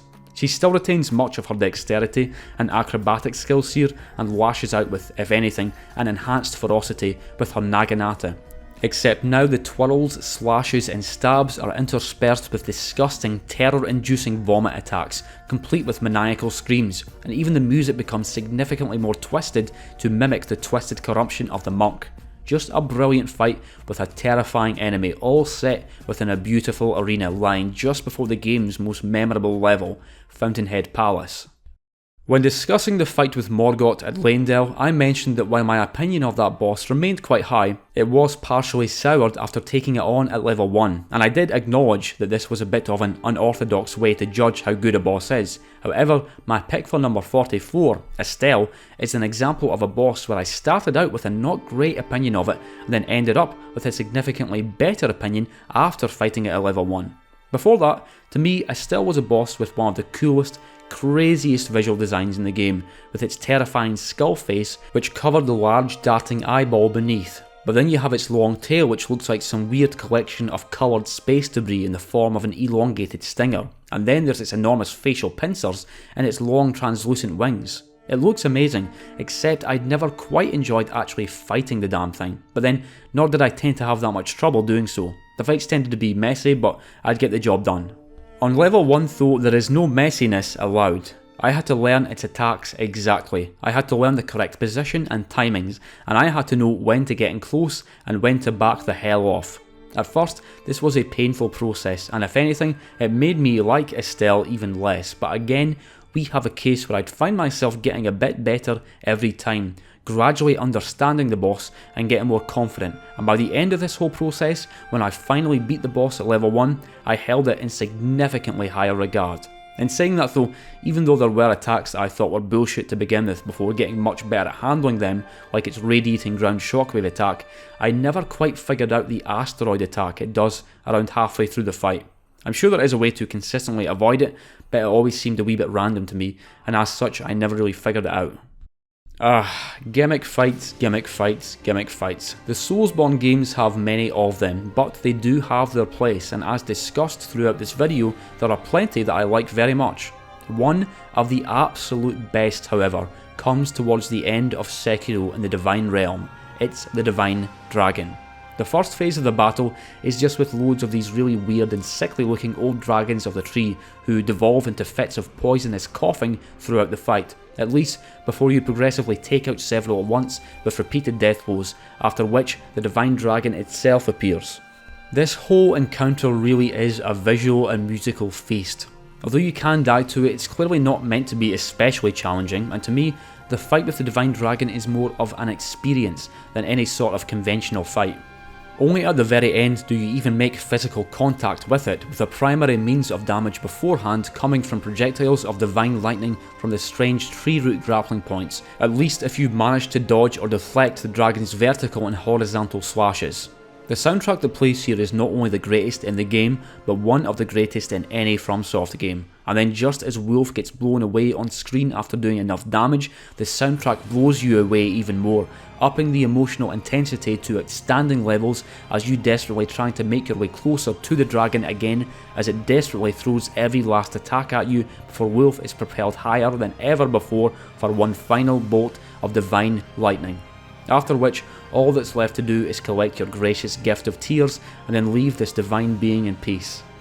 The Divine Dragon is very different in aesthetics, feel and scale to near every other FromSoft boss, and to be frank, this whole encounter is beautiful. In fact, you could even say it's divine. At number 42 we have the Looking Glass Knight, formerly known as the Mirror Knight.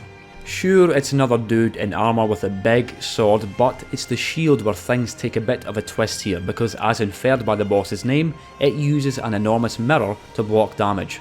That is one strong freaking shield too, blocking out 100% of your damage, and due to its massive size, you need to work that extra bit hard when it comes to good positioning.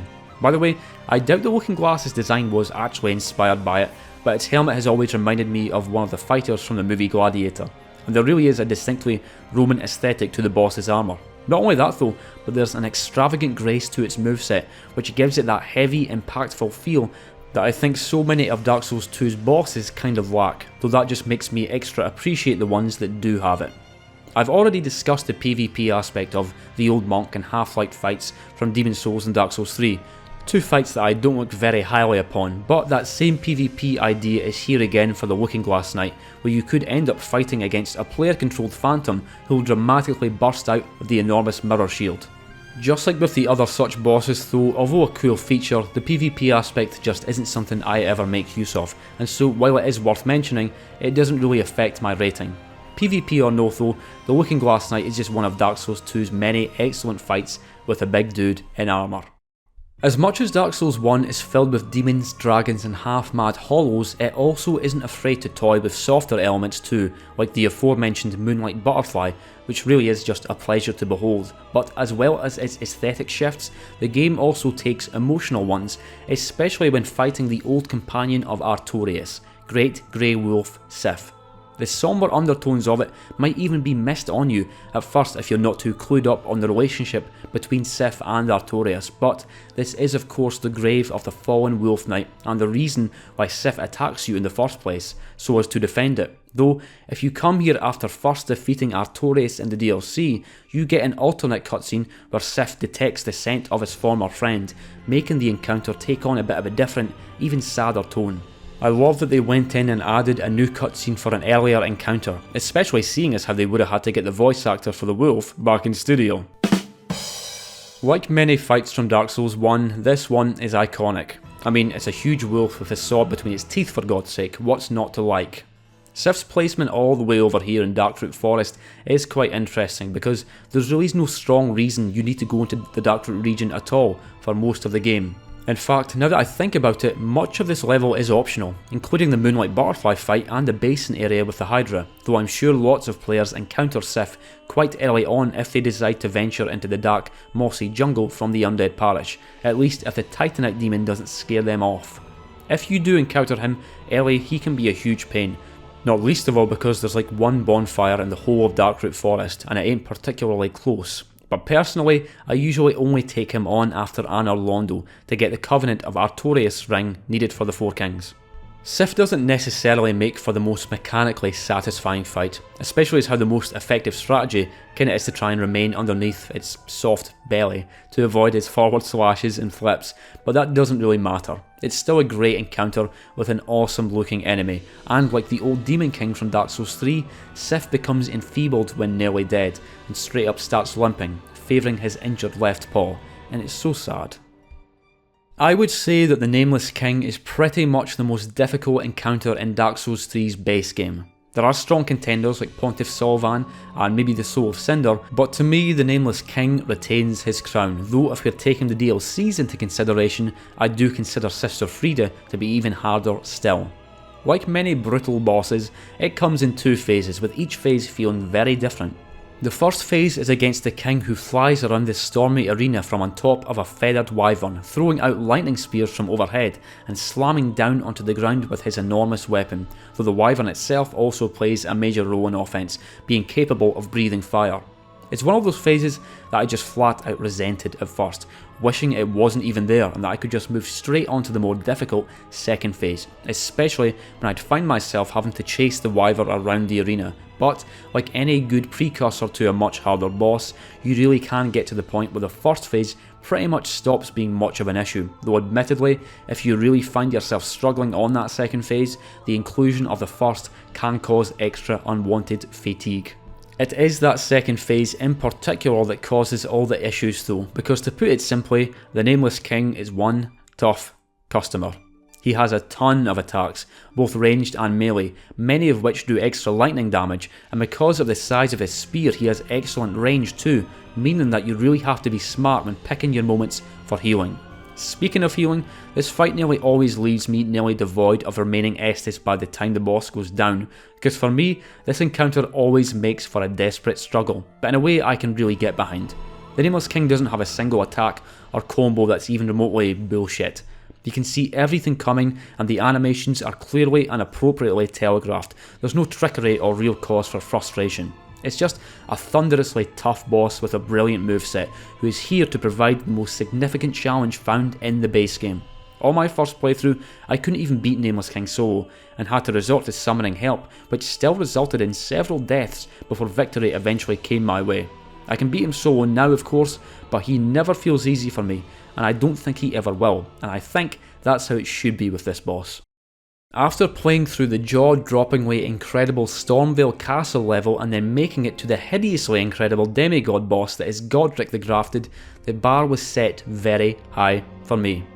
Right from the start the game builds a great deal of hype and anticipation around the Shard Bearers, and Godric more than lived up to it. I was blown away by that encounter, and so when I set off for the Academy of Rhea Lucaria, I had similar expectations, hoping that although she wasn't technically a demigod, that Rennala would make for a similarly excellent boss fight. Well, folks, while I don't rate Rennala quite as highly as Godric, suffice to say I was not at all disappointed by this fight. In fact, I think it's also incredible. For as gimmicky as it certainly is, I even loved the first phase of the fight. To be honest, I'm getting a bit tired of calling bosses gimmicky, because it sounds kinda cheap and derogatory, but I really don't mean it that way. Anyway, by the time we meet her, Rennala is a mere shadow of her former self, rambling away whilst endlessly birthing and then reviving her host of malformed children. It's actually pretty messed up, as are most things in Elden Ring. The strategy is of course to strike the 3 children highlighted with a golden aura, after which the amber shell which Rennala is suspended in comes crashing down, leaving her open for damage. It's hardly a very challenging first phase, and you can deplete all the health here in just 2 or 3 cycles, but the visuals and music here are beautiful, especially with the non-stop vocal accompaniment of all the children in the room. It's done really well because their voices aren't part of the soundtrack or anything, they just complement it very effectively. The second phase is where the battle really begins, though here we're only actually fighting a spirit version of Rennala summoned by a magical snare set up by her daughter Rani.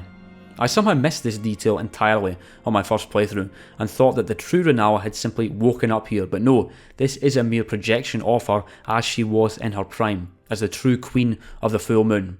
I earlier mentioned the balancing issues that Elden Ring has when I was talking about Morgott, but you can even encounter this issue as early as Rennala. On my first playthrough, I actually found her to be very difficult to handle. Her spells were powerful, but in particular once she starts summoning dragons, trolls and bloodhound knights, it was a real challenge, but then I hadn't really explored Liurnia all that thoroughly. If you do explore both Liurnia and Limgrave well beforehand though, then by the time you get to Rennala, she might just go down way too quickly because of how leveled up and upgraded your character is. Bear in mind that Liurnia is absolutely massive, and who knows, you might have even spent a good bit of time in Caelid before entering the academy. Difficulty and balance issues aside though, I truly was enchanted by this entire encounter, especially when I found myself in another vast moonlit lake, just like in the Rom fight from Bloodborne. The Abyss Watchers are rather unique amongst Dark Souls 3's 5 Lords of Cinder in that, unlike the others, they all collectively share as the Lords of Cinder throughout their wolf blood. This also makes the fight rather unique in that instead of being against just one mighty foe, or even two like with the Twin Princes fight, you're fighting a group of them.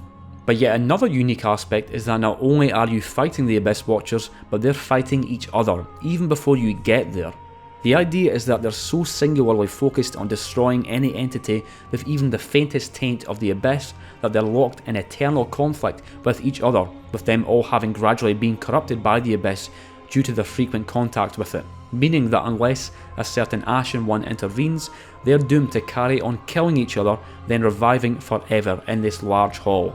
The fight itself really isn't one of the best in the series, and nor is it really the most difficult, even when one of the Abyss Watchers absorbs the blood of its fallen soldiers, imbuing it with the power of fire for an even more dramatic second phase, but it's that damn emotional aspect that Dark Souls 3 does so incredibly well that sets this boss apart, and a major component of that is of course that wonderful, swelling soundtrack, and the way it always seems to crescendo at just the right moments. Beautiful fight with a great group of tragic and badass warriors.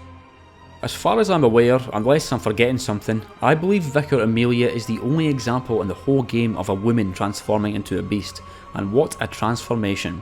It's very artistically done too, with the way the camera shifts to a different angle where only Amelia's shadow is exposed as she changes from a human to a savage beast in mere seconds, and as sick as it would have been to actually see the transformation, American Werewolf in London style, I think this way of depicting it was way more effective, particularly with the way the blood sprays onto the nearby statue to hammer home how violent the change is. Style and cinematography aside though, Vicar Amelia also makes for a tremendous main boss, with her defeat being a requirement to learn the password to gain access to the Forbidden Woods then onto Bergenworth.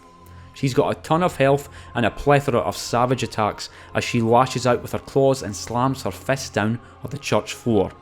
Just like with the One Reborn and Dark Beast Parle, staggers are supremely important here so as to give you extra openings for attacks and then big follow-up damage with a critical, though unlike any other boss in the game, Amelia can actually heal herself after enough damage has been dealt with a strangely sad praying animation. I think that is an aspect of the boss that makes it stand out so well.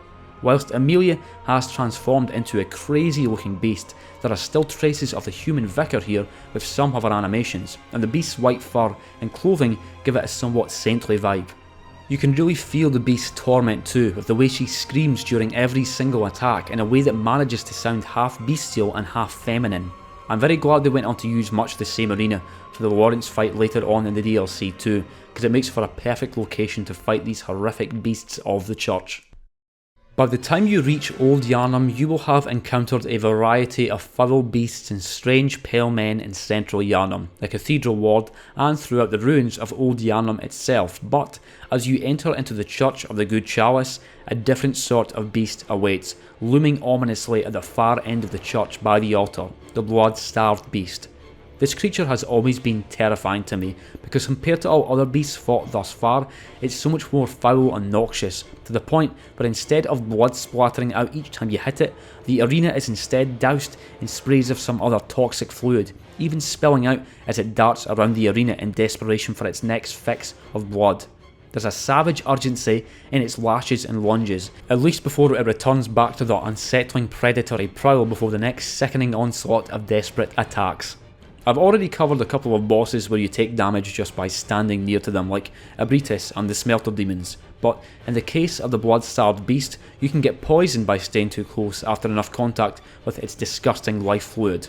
It also has one of the most devious attacks in the game, where it suddenly comes to a halt before lashing out for a grab attack that has killed me every time it's ever made contact, though after getting nailed by it a few times, you do learn to watch out for it, you have to. The blood-starved beast is actually an optional boss, same with the whole of Old Yharnam, and while I'm not actually the biggest fan of Old Yharnam as a level, I do consider myself to be a member of the blood-starved beast fan club. There are a lot of things I adore about the battle with Sekiro's Divine Dragon, but there is also the fact that it's a bit of a gimmick battle and that you don't fight it conventionally with your sword. You've got to use a very specific strategy to defeat it.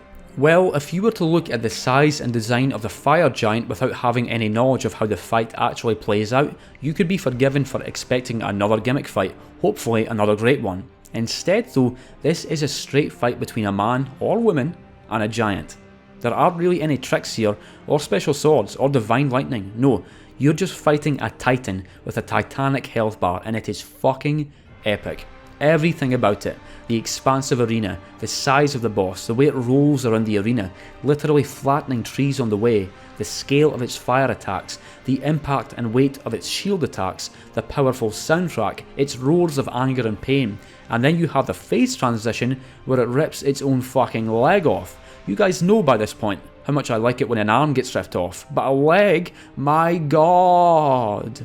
I will confess though that I've never quite been a lover of the second phase when compared to the first.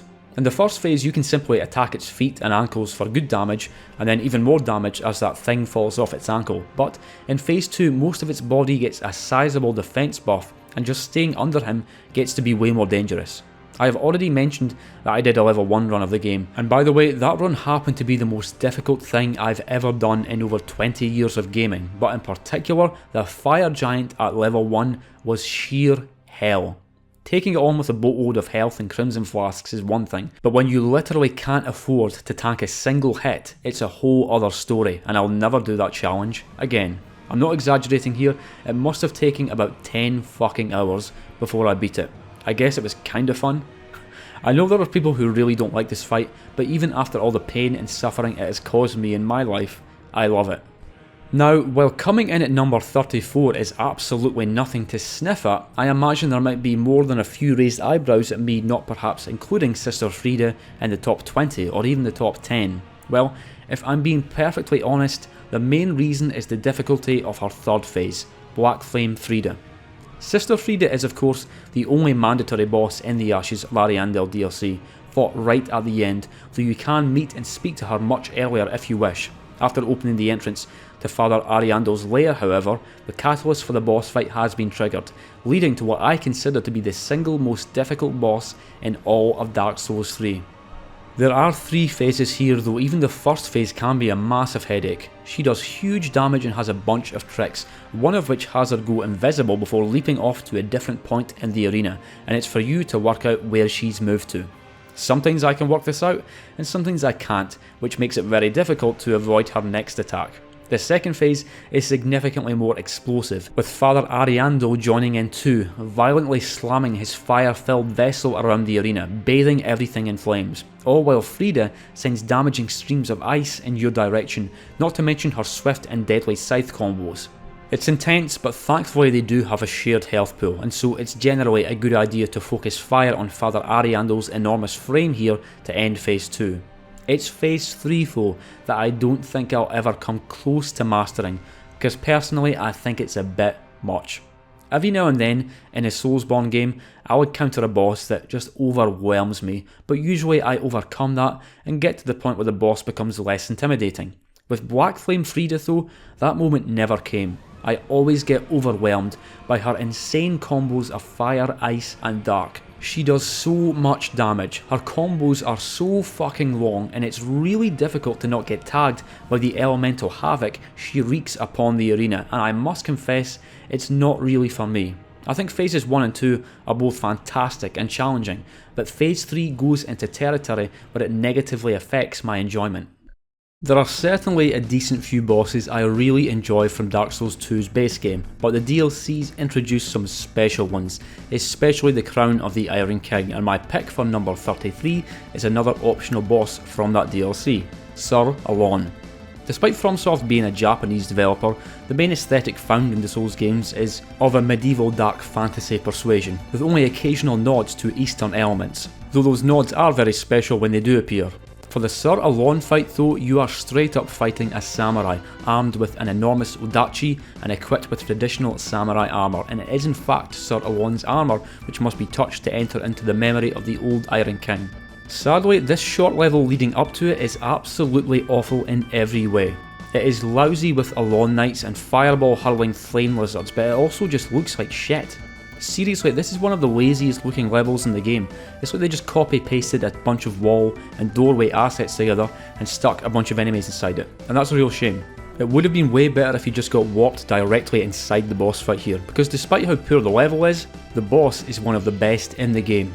You do encounter echoes of Sir Alon's fighting style earlier in the Iron Keep of course, with the Alon Knights and Captains, but the real deal is significantly more impressive, graceful and formidable.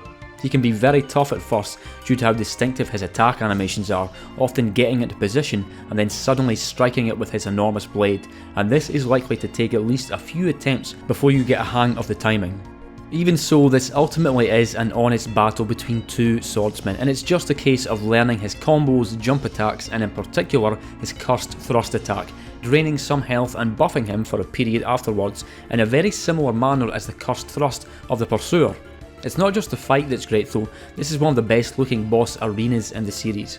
You're not in some expansive outdoor area or in a blue moonlit lake, you're just in a small hall with one of the most reflective floors I have ever seen. The surface has been buffed to perfection. Now, I know a lot of people don't really like this boss, and I'm well aware of the main reasons why from seeing so many folk complain about it back when the game first came out. It's the Demon of Hatred, found in the same arena where you earlier fought Gyobu Onewa after the Interior Ministry invades Ashina. The main reason I kept hearing for why people disliked or even hated the Demon of Hatred was that the game's been teaching you to deflect everything the whole way through the game, and then all of a sudden you get to this monster and that goes out the window. Now it's more about dodging its attacks than deflecting, attacks like its stomps and fireballs and all the other weird shit it does. Plus, this fight is less about building posture and more about simply depleting its health, hence there being less of an emphasis on deflecting. And speaking of its health, let's not disregard the fact that it's one of the very few enemies in the game with 3 whole health bars to deplete, with each one of those health bars consisting of a fuckload of health. Well, I heard these points and criticisms, but to be honest, none of them really resonated with me. Who gives a fuck if the game requires a different strategy from you for one of its bosses? Just adapt. I never understood why people found it so outrageous that the game threw something a bit different at you. The Blazing Bull and Guardian Ape fights also promote the use of dodges and smart spacing over deflecting. People were also saying, the game basically just throws a Bloodborne at you, to which I thought, fine by me. That's not to suggest, however, that I consider the Demon of Hatred to be an easy boss. In fact, I'd say my first experiences fighting it were very similar to my experiences with Lawrence First Vicar. I must have died about 40 plus times on my first playthrough, because make no mistake, these attacks do take a lot of getting used to, and at times, this fight can be just as much about knowing when to hold back and not attack. The boss does gain a few new attacks in each phase transition, but most of his moveset does remain the same, with the difficulty, intensity and temperature being upped just a bit more as each one of those large health bars are depleted. This can be a long fight, and it'll take a good bit of learning and adaptation, but I flat out consider the Demon of Hatred to be one of the best bosses in Sekiro, and I always have. And as with many standout bosses, there's more to it than just the battle, because this is of course the demonic form of the sculptor who became consumed by the flames of hatred, transforming into a raging, rampaging demon. I didn't actually realise this at first, and so the dialogue as you deliver the final shinobi execution really caught me off guard, and returning back to the dilapidated temple afterwards only to see it now completely empty is a very somber moment. Ah, the Dark Lurker, a boss that many people consider to be the greatest in Dark Souls 2's base game, if not the whole game. I don't rate it quite that highly, but as you can see by the fact that I have it at number 31, I still do think very highly of it, and rightly so. Before we even get into the boss though, again I have to mention the inexplicably torturous and unpleasant bloody run back. The Dark Lurker is of course an optional boss, essentially acting as a reward for getting through all 3 chasms of old as per the Pilgrims of the Dark Covenant. The issue is that if you die to the Dark Lurker, which is more than likely considering it's one of the toughest bosses in the game, then you have to play through one of these chasms of old all over again before you can reattempt the boss, despite the fact that you've already done the dungeon. Why though? It's the dumbest shit ever, I hate it. If I wasn't a fairer man, I'd let it impact my judgment of Dark Lurker itself. However, as bafflingly, needlessly punishing as the runback is, the Dark Lurker is a top tier boss fight. Because of the way it's tied to the chasms, this fight is one of the very rare cases where there's no fog wall to walk through. Instead, you're literally just dropped into the fight with no time to breathe, because the angelic yet haunting form of the Dark Lurker is right there, waiting for you. It's certainly one of the more mysterious looking bosses in the game, with the way its face is completely obscured in darkness under its white hood, if it even has a face at all. And then there's the fact that it has 4 arms. Plus, at one point in the fight, the Dark Lurker divides into 2 for double the trouble. Unlike most cases of boss duplication though, there's not a real version and a fake one here, but rather both are real, and as such, they both take real damage. Even though my opinion of Dark Souls 2 has deteriorated a bit over the years, it's still a game I've finished probably 15 damn times or something, at least, and so I'm pretty damn good at it, but the Dark Lurker fight still gives me trouble. For as much as I do hate the runback, I will say that it also has the effect of putting some extra pep in my step, because I never want to die here and have to play through a whole fucking dungeon again for no reason. Well, we are in the region of the top 30 Soulsborne bosses now. This is serious stuff, folks, where it gets extra difficult to choose who deserves to go where, but I've done my best. I'm sure it won't please everyone, but hey, you can't please everyone, so why try? At number 30, I have selected Velstadt, the Royal Aegis, who I consider to be the best boss in Dark Souls 2's base game. Velstadt is encountered at the end of the Undead Crypt after the Shrine of Amana, kneeling as if in prayer within a solitary circle of light shining in from above, beyond which lies the shambling remains of the now hollowed King Vendrick. Here are some of my favourite things about Velstadt as a boss. Everything. I love that sick armour, the enormous bell chime hammer it uses, the weight and heft of its powerful slams and swings, how dramatic and confrontational his soundtrack is, and even his placement here, still defending his king in this dark crypt. It's not an especially technical or difficult fight, but it is difficult enough, and Velstadt also has a second phase where his weapon and body become imbued with the dark, adding an extra layer of intrigue to this character where despite his fixation with the light, he still became at least partially corrupted by the dark because of his time spent down here. Velstadt is not alone in this list though, because I also consider his brother, who appears in the Crown of the Iron King DLC, to be an incredible boss, and he too will be getting a shout out in due time.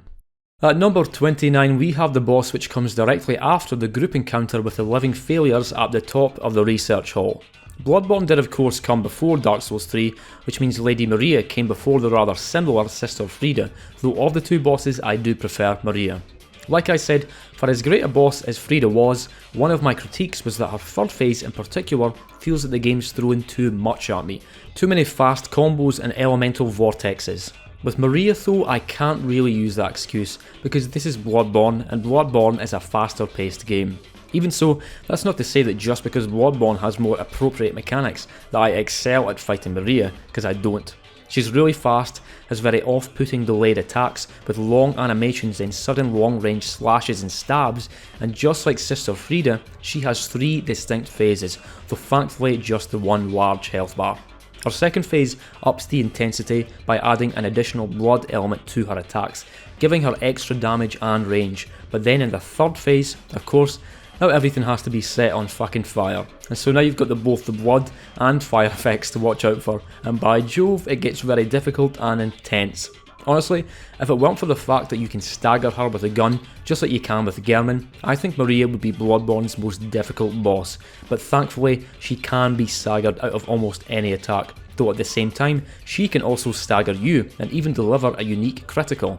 Honestly though, Maria is one of those bosses that I don't quite love, but where I do think she's absolutely excellent, if that makes sense, and well deserving of such a high spot in the rankings. But why stop there with the femme fatales? Why not talk about Malenia, Blade of Miquella, as well? I have an exceedingly troubled history with Malenia, to the point where I've never struggled on any other boss as much as I have with her. Although I do love Elden Ring, this was not quite the case on my first playthrough, or more specifically, the last third of my first playthrough.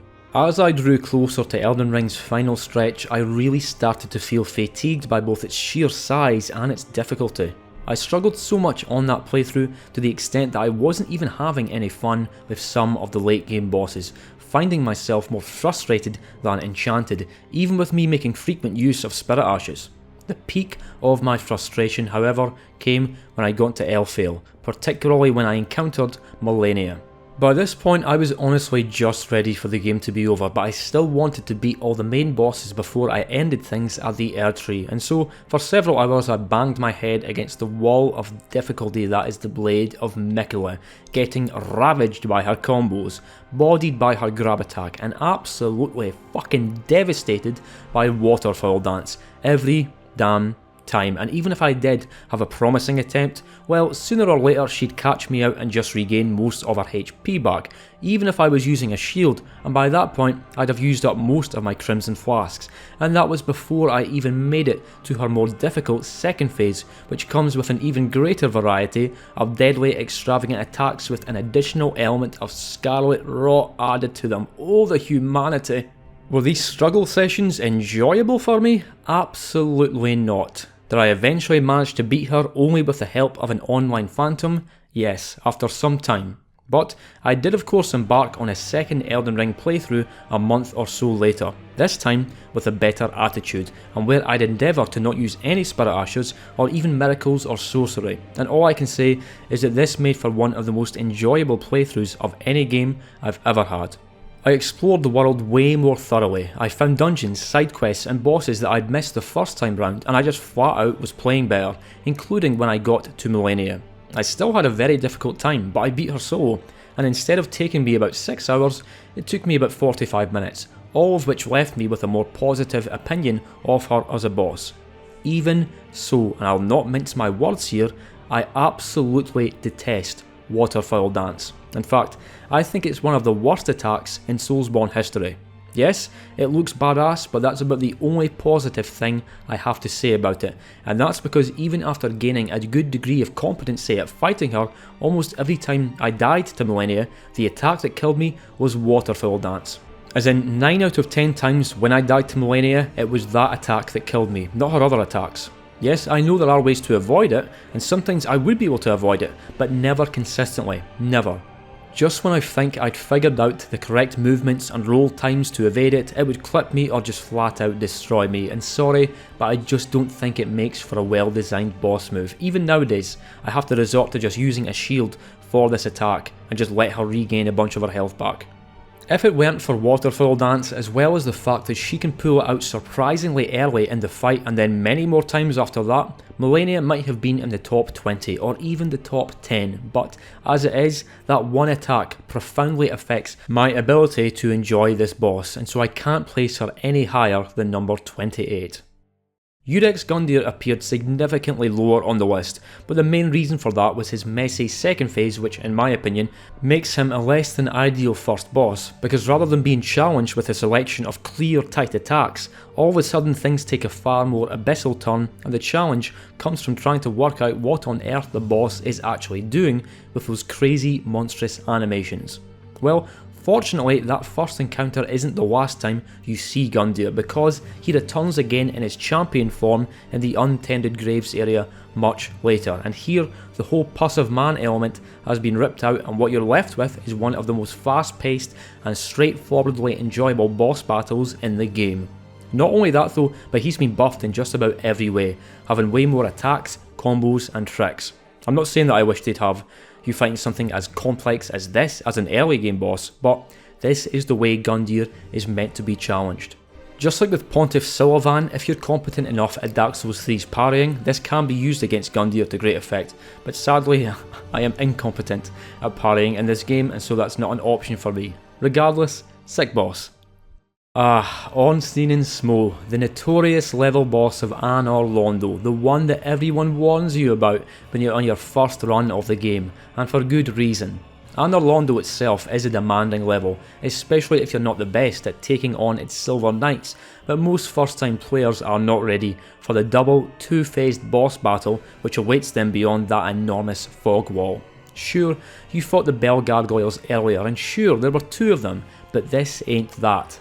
Now, I'll be the first to say that the ONS fight really isn't as mechanically smooth as it could have been. For one, half the time when you enter the arena, Ornstein will kind of bug out a bit and do this weird, absurdly long range lunging animation right at you from the other side of the hall, which looks really janky and as such can be difficult to avoid.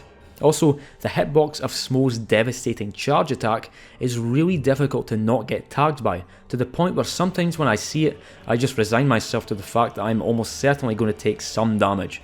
This really isn't the most well-oiled encounter in the Souls series, but even so, it plays such a significant part in giving the game its merciless reputation that I had to include it here. Though don't think that I'm putting it in the top 30 just because of its reputation, because this is a great battle.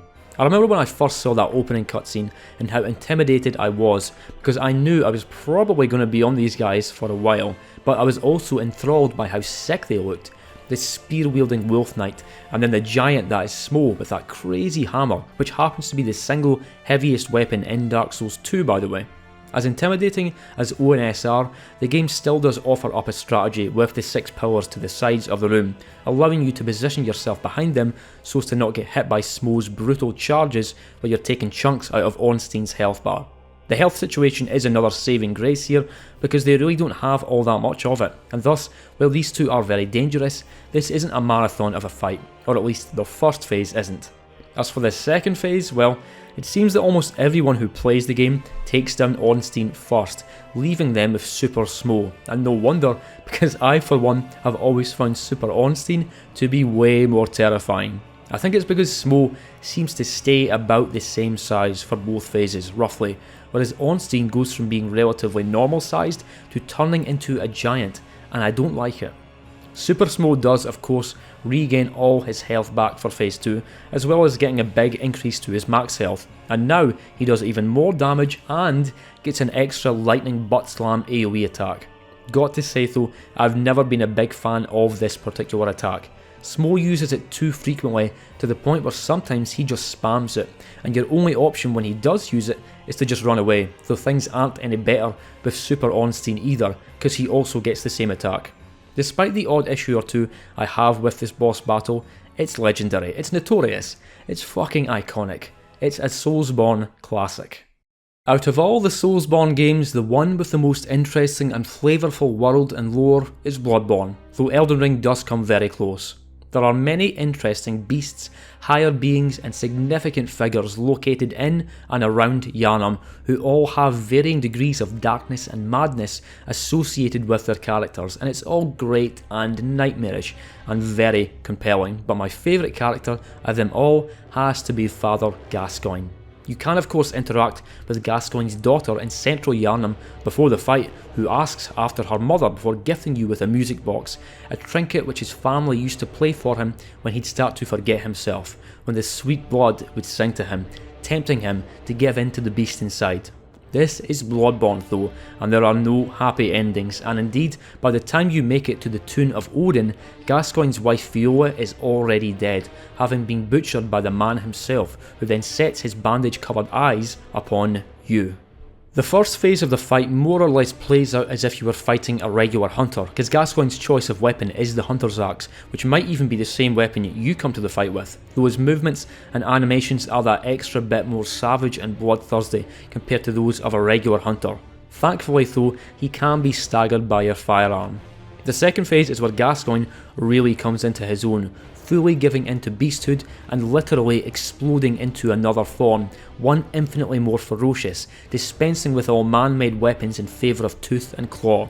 This phase is designed to punish the panic rolling player, because each time you dash back in terror, Gascoigne is right there to meet you, though again, his aggressiveness can be punished with a stagger, plus he's especially weak against fire here. Mechanically, the Gascoigne fight is excellent and a steep difficulty spike for many first-time Bloodborne players on their way out of Central Yharnam, but it's his backstory, dialogue and even visual design that makes him one of my favourite bosses in the game. I earlier cited Pontiff Sulyvahn as being one of the 3 bosses which gave me an immense headache on my Soul Level 1 run of Dark Souls 3, with Soul of Cinder being another, but as well as that there was also the Dancer of the Boreal Valley, which honestly must have taken about 70 attempts before I beat it. Challenge run nonsense aside though, I love everything about the Dancer. She was also one of the first bosses people even saw of the game back before Dark Souls 3 even came out, because I remember some YouTubers and press being invited to an event to try out the game and take her on, though I believe her name used to be Dancer of the Frigid Valley, just like how the Looking Glass Knight used to be called the Mirror Knight. You can really see why they chose her to showcase the game too, because she has one of the weirdest and most interesting visual designs and animations in the game, appearing deformed and alien yet still possessing a strange grace, and just like how they gave Vort a fantastic intro cutscene, the same is true of the Dancer. This is a late game boss of course, required to be defeated so as to gain entry to Lothric Castle, but if you want to take her on early, even before fighting Vort, then you can. I've always liked when games let you do that, even when you have very little chance of actually beating the boss, because there's always a chance that you will beat it, though I distinctly remember thoroughly dispensing with all notions of victory after getting one-shotted by the Dancer's grab attack. There's a really creepy vibe to the whole encounter, and several things contribute to that. For one, there's the excellent soundtrack, and then you've got Dancer's odd proportions and its nearly impossibly hunched moving animation, and the fact that it's really difficult to make out any facial features behind that metallic veil. And like Pontiff Sulyvahn, she uses 2 different swords, each imbued with a different element. When I think of the excellence of Dark Souls 3's bosses, the Dancer is one that I think of, and several others still to come. We've already covered half of the bosses found in Dark Souls 1's Artorias of the Abyss DLC, but now that we're talking about the best of the best in Soulsborne, it's time to cover the others, and at number 23 we have Manus, Father of the Abyss. Manus is of course the very creature who drags the player back in time to Ulasil from the abyssal portal found in Darkroot Basin, but he also serves as the DLC's final boss, located at the bottom of the Chasm of the Abyss. The Manus fight is one of the very rare cases which features a special, optional item which can only be used against that one specific boss. In the fight against Malekith in Elden Ring, you can use the Blasphemous Claw of course to parry some of Malekith's attacks, but for Manus, if you found this silver pendant behind the illusory wall back in Ulasil Township, then it will offer protection against Manus's 3 dark-based attacks. The fight can still be beaten without this item of course, because these attacks are avoidable conventionally, which is nice, but still I always appreciate a unique touch with a boss, plus the silver pendant animation is really sick. Manus has always had a reputation as being a very tough boss, but got to be honest, I've never quite found this to be the case. It's fast, does high damage and has devastating combos, we all know the particular combo I'm talking about, but even with those special dark attacks I've never really struggled with Manus all that much, though that's not meant as a slight. Rather, this is just a great fight with an enormous primeval monster. The run back could have been a bit less shitty though, because I've never been too big a fan of having to run all the way back through the chasm every time I die, but I'm not going to deduct points for that here. Manus makes for a brilliant conclusion to a brilliant DLC, though there is a certain other Dark Souls 1 DLC boss who I consider to be even better than Manus. Oh, who could it be? The fight against Genichiro was one that I completely missed upon first reaching Ashina Castle.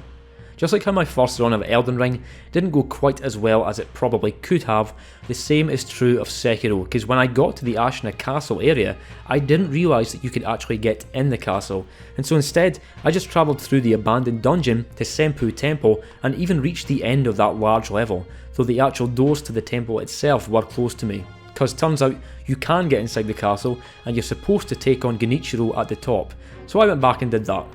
That story wasn't quite as interesting as I thought it would be, sorry. Sekiro is a super tough game right from the get-go, from the regular enemies, sure, but also the mini-bosses and definitely the regular bosses. You first encounter Genichiro in the tutorial, but it's one of those fights where even if you manage to win, you still just lose anyway in the cutscene which follows, and with no special reward either way. Later on though, after honing your skills as a shinobi a great deal more, and with the aid of the shinobi prosthetic, Wolf once again encounters Genichiro, and this time it's more of a fair fight.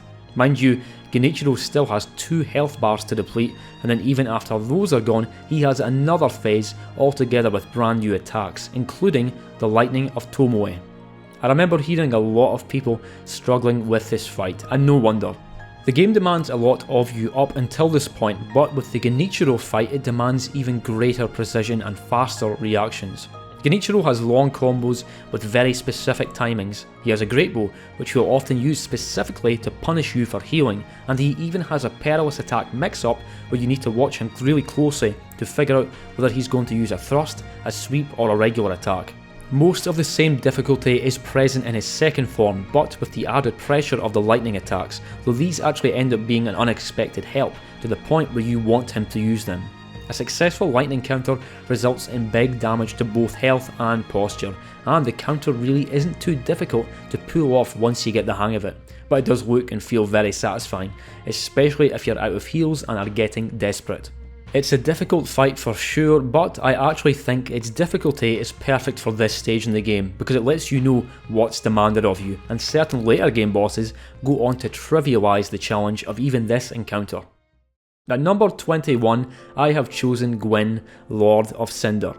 You see this legendary figure in the game's opening cutscene, and you hear other characters talk about him, and you even traverse his grand castle in Anor Londo, but it's not until the very end of the game, at the end of the kiln of the First Flame beneath Firelink Shrine, that you actually meet him, though by this point he's been reduced to a smaller, burnt up husk of his former, greater self due to the extent to which his powerful soul has served as kindling for the fire.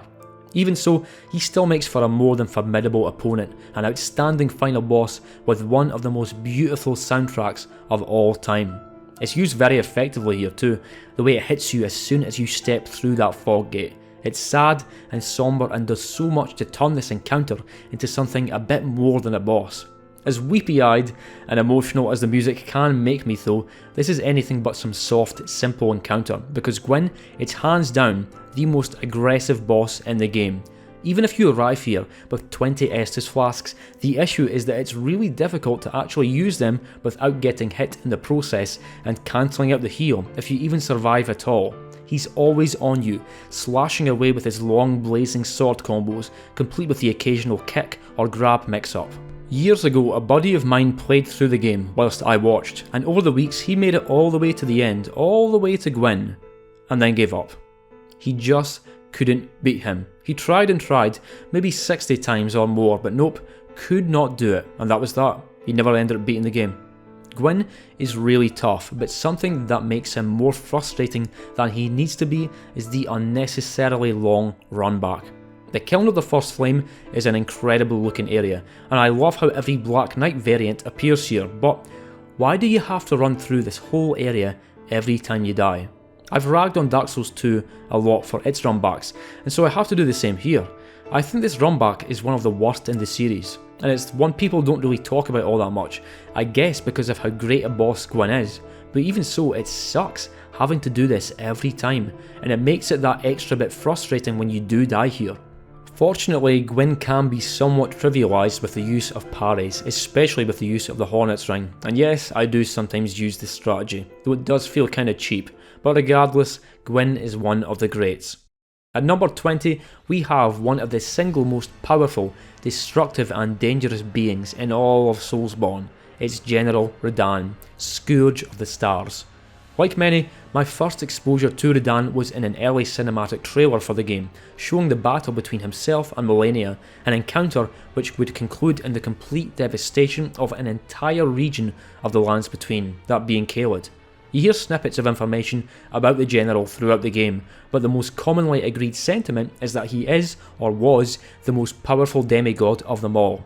This all serves to make the build up to the actual fight super intense, the way you hear all this talk of a festival, and then there's the rousing speech by Jeren, and then you actually see what remains of Radahn in the accompanying cutscenes, his wits having long since been ravaged by Malenia's scarlet rot, reducing him from an all-powerful demigod to a howling, tortured beast.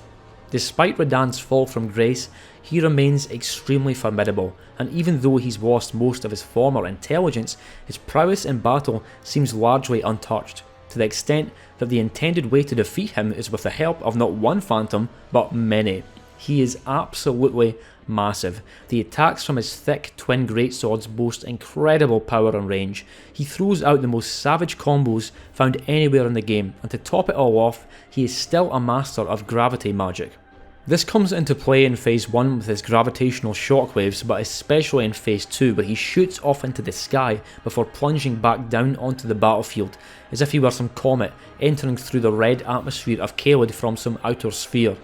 While his sweeps and slams are terrifying in Phase 1, this is nothing compared to his violent swirls through the air in Phase 2, all while several enormous purple boulders hang in the air behind him, daring you to drop your guard for just a few seconds only for them to be heaved your way through the air for what can easily be a one-hit kill. I've used the word battle when referring to boss fights many times throughout this long video, but nowhere is it a more accurate term than here at the Radahn Festival, because this is nothing less than a desperate battle against a powerful god beast, and such is Radahn's power that after his defeat, the very stars resume their motion, having only been held in stasis by Radahn, giving you a vivid demonstration of why he was known as the Scourge of the Stars. Anyone who watched my video on the best and worst levels from each Soulsborne game may remember that my number one favourite level from Dark Souls 3 is Lothric Castle. I love a good castle type level, which is one of the reasons why Boletaria is my favourite world from Demon Souls, but Lothric Castle, oofed, it's a good one, because not only do I love playing through it, but it also features not one, but two of my favourite bosses in the game, one of which is the Dragon Slayer armour. I remember seeing the name of this boss somewhere online before I encountered it in game, thinking, that's a funny name for a boss. We're fighting armour? Well, yes, actually we are. Though that's because it's being possessed and controlled by a particularly enormous pilgrim butterfly who flies off right as the fight begins, remaining at the sidelines to occasionally spray the arena with a damaging red explosive mist.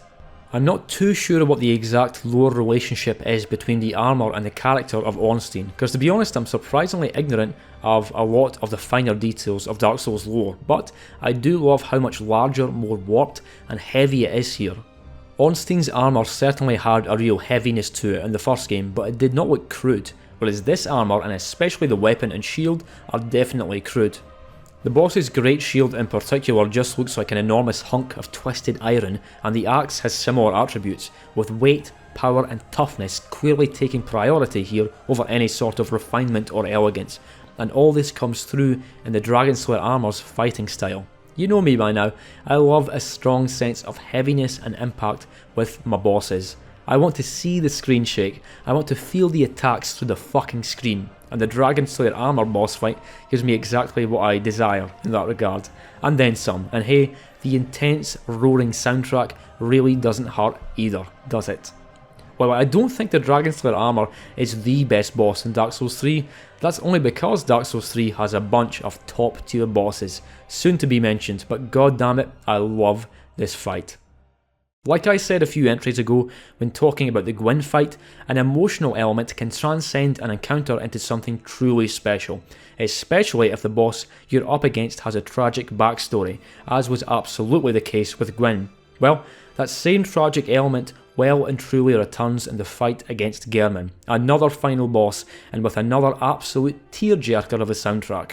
For most of the game, Gehrman's role is that of the hunter's helper, there to provide you with wise guidance on the night of the hunt. He's also of course confined to a wheelchair, not to mention that he's also somewhat elderly looking, and no wonder, because Gehrman was of course the very first hunter, even before Ludwig. Well, despite not appearing to be especially threatening, his inner hunter comes out in full force if you reject his offer of supposed mercy at the foot of the tree in the hunter's dream, kicking off the game's final fight, or its penultimate fight if you're due a visit by the Moon Presence. I'd say that the next most similar boss to Gehrman when it comes to fighting style is Lady Maria from the DLC, and no wonder, with Gehrman having been Maria's former mentor. This is a straight up fight between one hunter and another. No beasts, no great ones, and no nightmare creatures. Gehrman uses an early version of a trick weapon with his burial blade, which also becomes available to the player after his defeat. But it adds a good level of variety to the fight, with him seemingly being able to switch from its long scythe form to its shorter blade form at will, also allowing him to use ranged attacks with his hunter's pistol. At the same time though, he is fully vulnerable to staggers, which is by far Gehrman's biggest weakness. In fact, it's kind of another similarity to the Gwyn fight, where you can significantly reduce the challenge with the use of parries, though here the staggers aren't quite as easy to pull off, likely requiring a fair amount of studying his sudden attack timings, just like in the Maria fight. Like many of the best bosses in Soulsborne, Gehrman is a tragic and complex figure, and while the fight itself is one of the best in Bloodborne, everything else about it is just as excellent, from the incredible arena to the soaring soundtrack. Just like I did with all the Asylum Demon type enemies much earlier, I'm going to do another collective entry here with Great Shinobi Owl and Owl Father, due to them being so similar. While I have heard people express disappointment with the Great Shinobi Owl fight, saying it was just a bit too easy, well yeah, not for me. It's a fight I'm good at now, but back on my first playthrough I struggled against Owl, even more so than Genichiro, who you fight earlier in the exact same arena. Owl's appearance here is likely to come as quite a surprise, seeing as how you saw him perish from his battle wounds back in Hirata Estate, but it turns out that he simply faked his death here, and indeed, such a deceptive trick is hardly surprising from a shinobi. Although Owl is Wolf's adoptive father, he is not a good person, and his motives are far from pure, those being to kidnap the divine heir so as to receive his gift of immortality. Trouble is, Kuro is our master in this game, and as such, it's Wolf's duty to protect him, even if it means breaking the Iron Code, and thus begins the fight with the Great Shinobi. Owl is very different from Wolf in stature, being an enormous man and using a far larger weapon, but even so, just as Wolf uses a variety of tools to dazzle and damage with the aid of his shinobi prosthetic, Owl makes use of similar techniques, throwing firecrackers to stun, igniting smoke bombs, dousing sections of the arena in poison, and even throwing orbs to cause a small green AoE which temporarily prevents you from healing, just like being hit with a Lloyd's Talisman in Dark Souls. Even aside from all these tricks though, Owl is a formidable swordsman, doing massive damage with his powerful sword attacks, and he even has the unique ability to directly counter your thrust attacks unless you catch him off guard. He'll also just block most of your attacks, much like the Corrupted Monk, and so a focus on posture build-up tends to work more effectively than health depletion. The Great Shinobi Owl fight is suitably superb, considering Wolf is fighting his former father and mentor here, but this is not Owl at his peak. Although it's an easy fight to miss unless you're going for the purification ending, returning to Hirata Estate later on in the same blazing arena where we defeated Lady Butterfly gives you the opportunity to fight Owl, father, and this version of the Great Shinobi is considerably more difficult. Although a knowledge of Owl's tricks from the previous fight will give you something of an upper hand, he also plays off this knowledge by tossing in follow-up attacks, or even cancelling animations altogether to catch you off guard. His arsenal of trickery is also expanded here, not to mention his health and damage potential. Speaking of enhanced trickery, in Phase 2 Owl gains the ability to seemingly transform into a blue spectral owl, providing him with enhanced movement through the arena and additional offensive capabilities, and it all feels so much more demanding compared to the first time you fought him. In fact, with the exception of the special boss versions you can unlock via all the gauntlet content, Owl Father is the second most difficult fight in the game, to the point where by the time I eventually beat him, I am straight up relieved. Number 15 is a special one in this list because this is the last entry where you're going to hear me use the words gimmick fight. After this, the bosses are comparatively more straightforward, though certainly not conventional in every case. My pick here is Rykard, Lord of Blasphemy, and for the third and thus far final time in Soulsborne, the use of a special giant killing weapon is involved, that being the Serpent Hunter. Its usefulness is no secret of course, with the weapon already having been placed in front of you right as you enter Rykard's hellish lair, but it makes the battle significantly more manageable, both its god-devouring first phase, then the blasphemous second phase with Rykard himself. It is entirely possible to defeat Rykard even without the spear, and I've seen people do it, but it looks absolutely miserable and there's no good reason to try it, other than bragging rights. The first phase really isn't super complex, and the Serpent doesn't have a huge selection of moves, but the moves it does have are big, explosive, and sometimes poisonous. It can be fairly difficult, but as with many other bosses with two distinct phases, the Serpent is meant more as a tense precursor to the real fight, because in phase 2, Rykard reveals his vile features, showcasing one of FromSoft's weirdest but most disturbingly memorable boss designs, and then Rykard starts to speak in that garbled hissing manner, and it's all so messed up and awesome. FromSoft are among the best at disturbing boss designs, and there's been a ton of them in this list. I honestly think Rykard is their most disturbing and even disgusting. The way his serpentine body is sliced open down the middle is grotesque, and even his signature blasphemous blade weapon is constantly wriggling and writhing and moving in his hands. To fight, he's unusually difficult for a gimmick boss, though at the same time the massive chunks of damage you can do with the Serpent Hunter does a lot to keep you from feeling outclassed by Rykard's size and power, and with a wee bit of practice, you can get to the point where you're breezing through the first phase. Despite the weapon's power though, there are times in phase 2 where all you can really do is run the fuck away, dodging and sprinting away from the demigod's screaming skull projectiles as the already morbid, scorched and gory arena becomes ever more chaotic. Not every boss in Elden Ring is a winner, but one thing's for sure, it never disappoints when it comes to the demigod fights. They are always as epic and intense as they should be, and Rykard is no exception.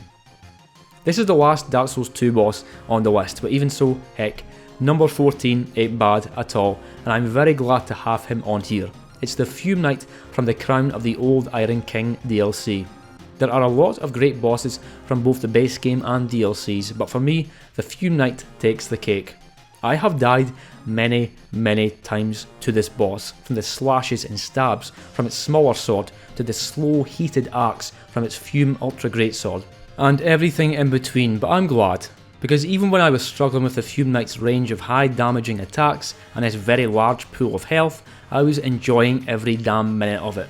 Sure, some people complained about how many of Dark Souls 2's bosses were just dudes in armour, but for me, some of those dudes in armour happen to be my favourite bosses in the game, like the Pursuer, Looking Glass Knight, the Dragon Rider, Velstadt, and then the ultimate dude in armour, with what might just be the ultimate sword, holy shit that thing's massive, the Fume Knight, who also happens to be Velstadt's brother in the lore, to the extent that if you enter the fog wall wearing Velstadt's helmet, the boss will transition straight to phase 2, right from the start, which is pretty deep.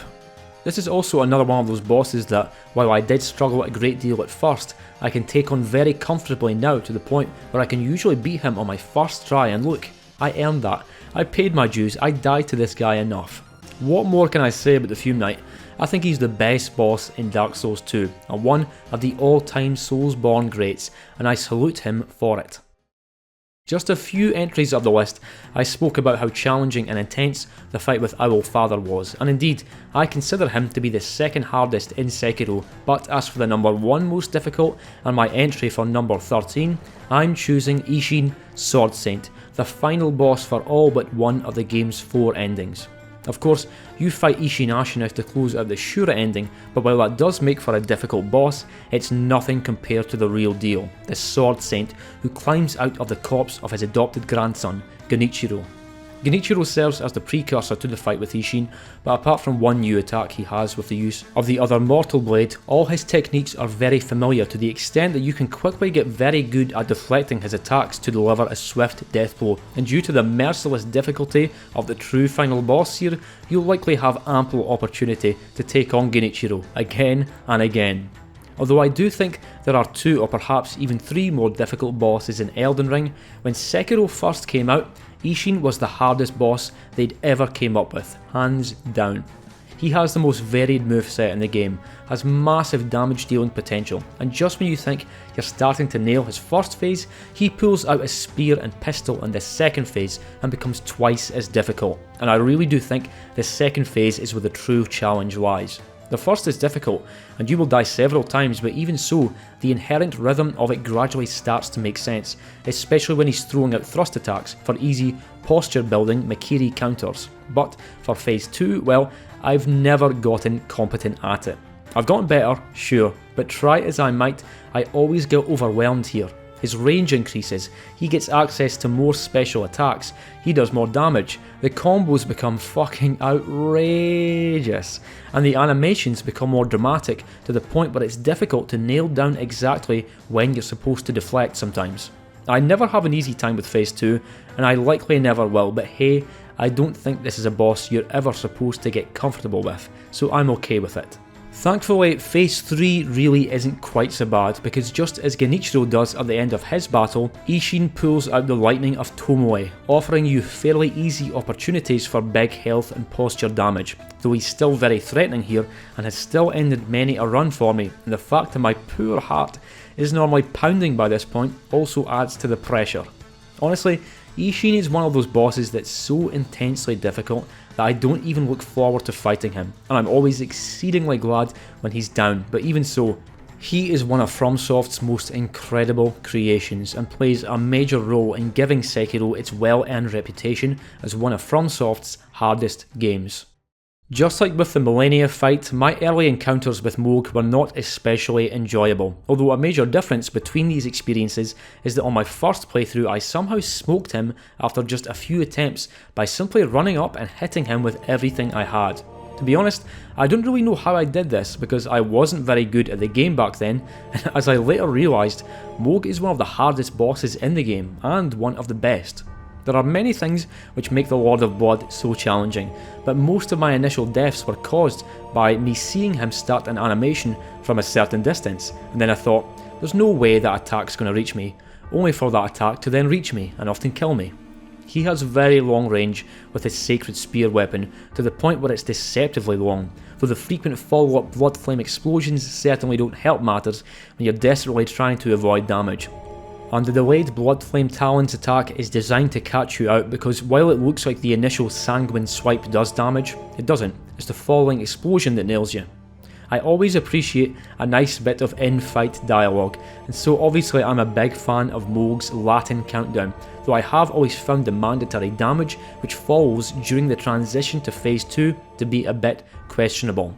Mandatory damage isn't common in Soulsborne bosses, but it does happen occasionally, and it always rubs me the wrong way a bit, because this is a series where if you're good enough at the game, it doesn't matter how difficult the boss is, you can beat it, damage free.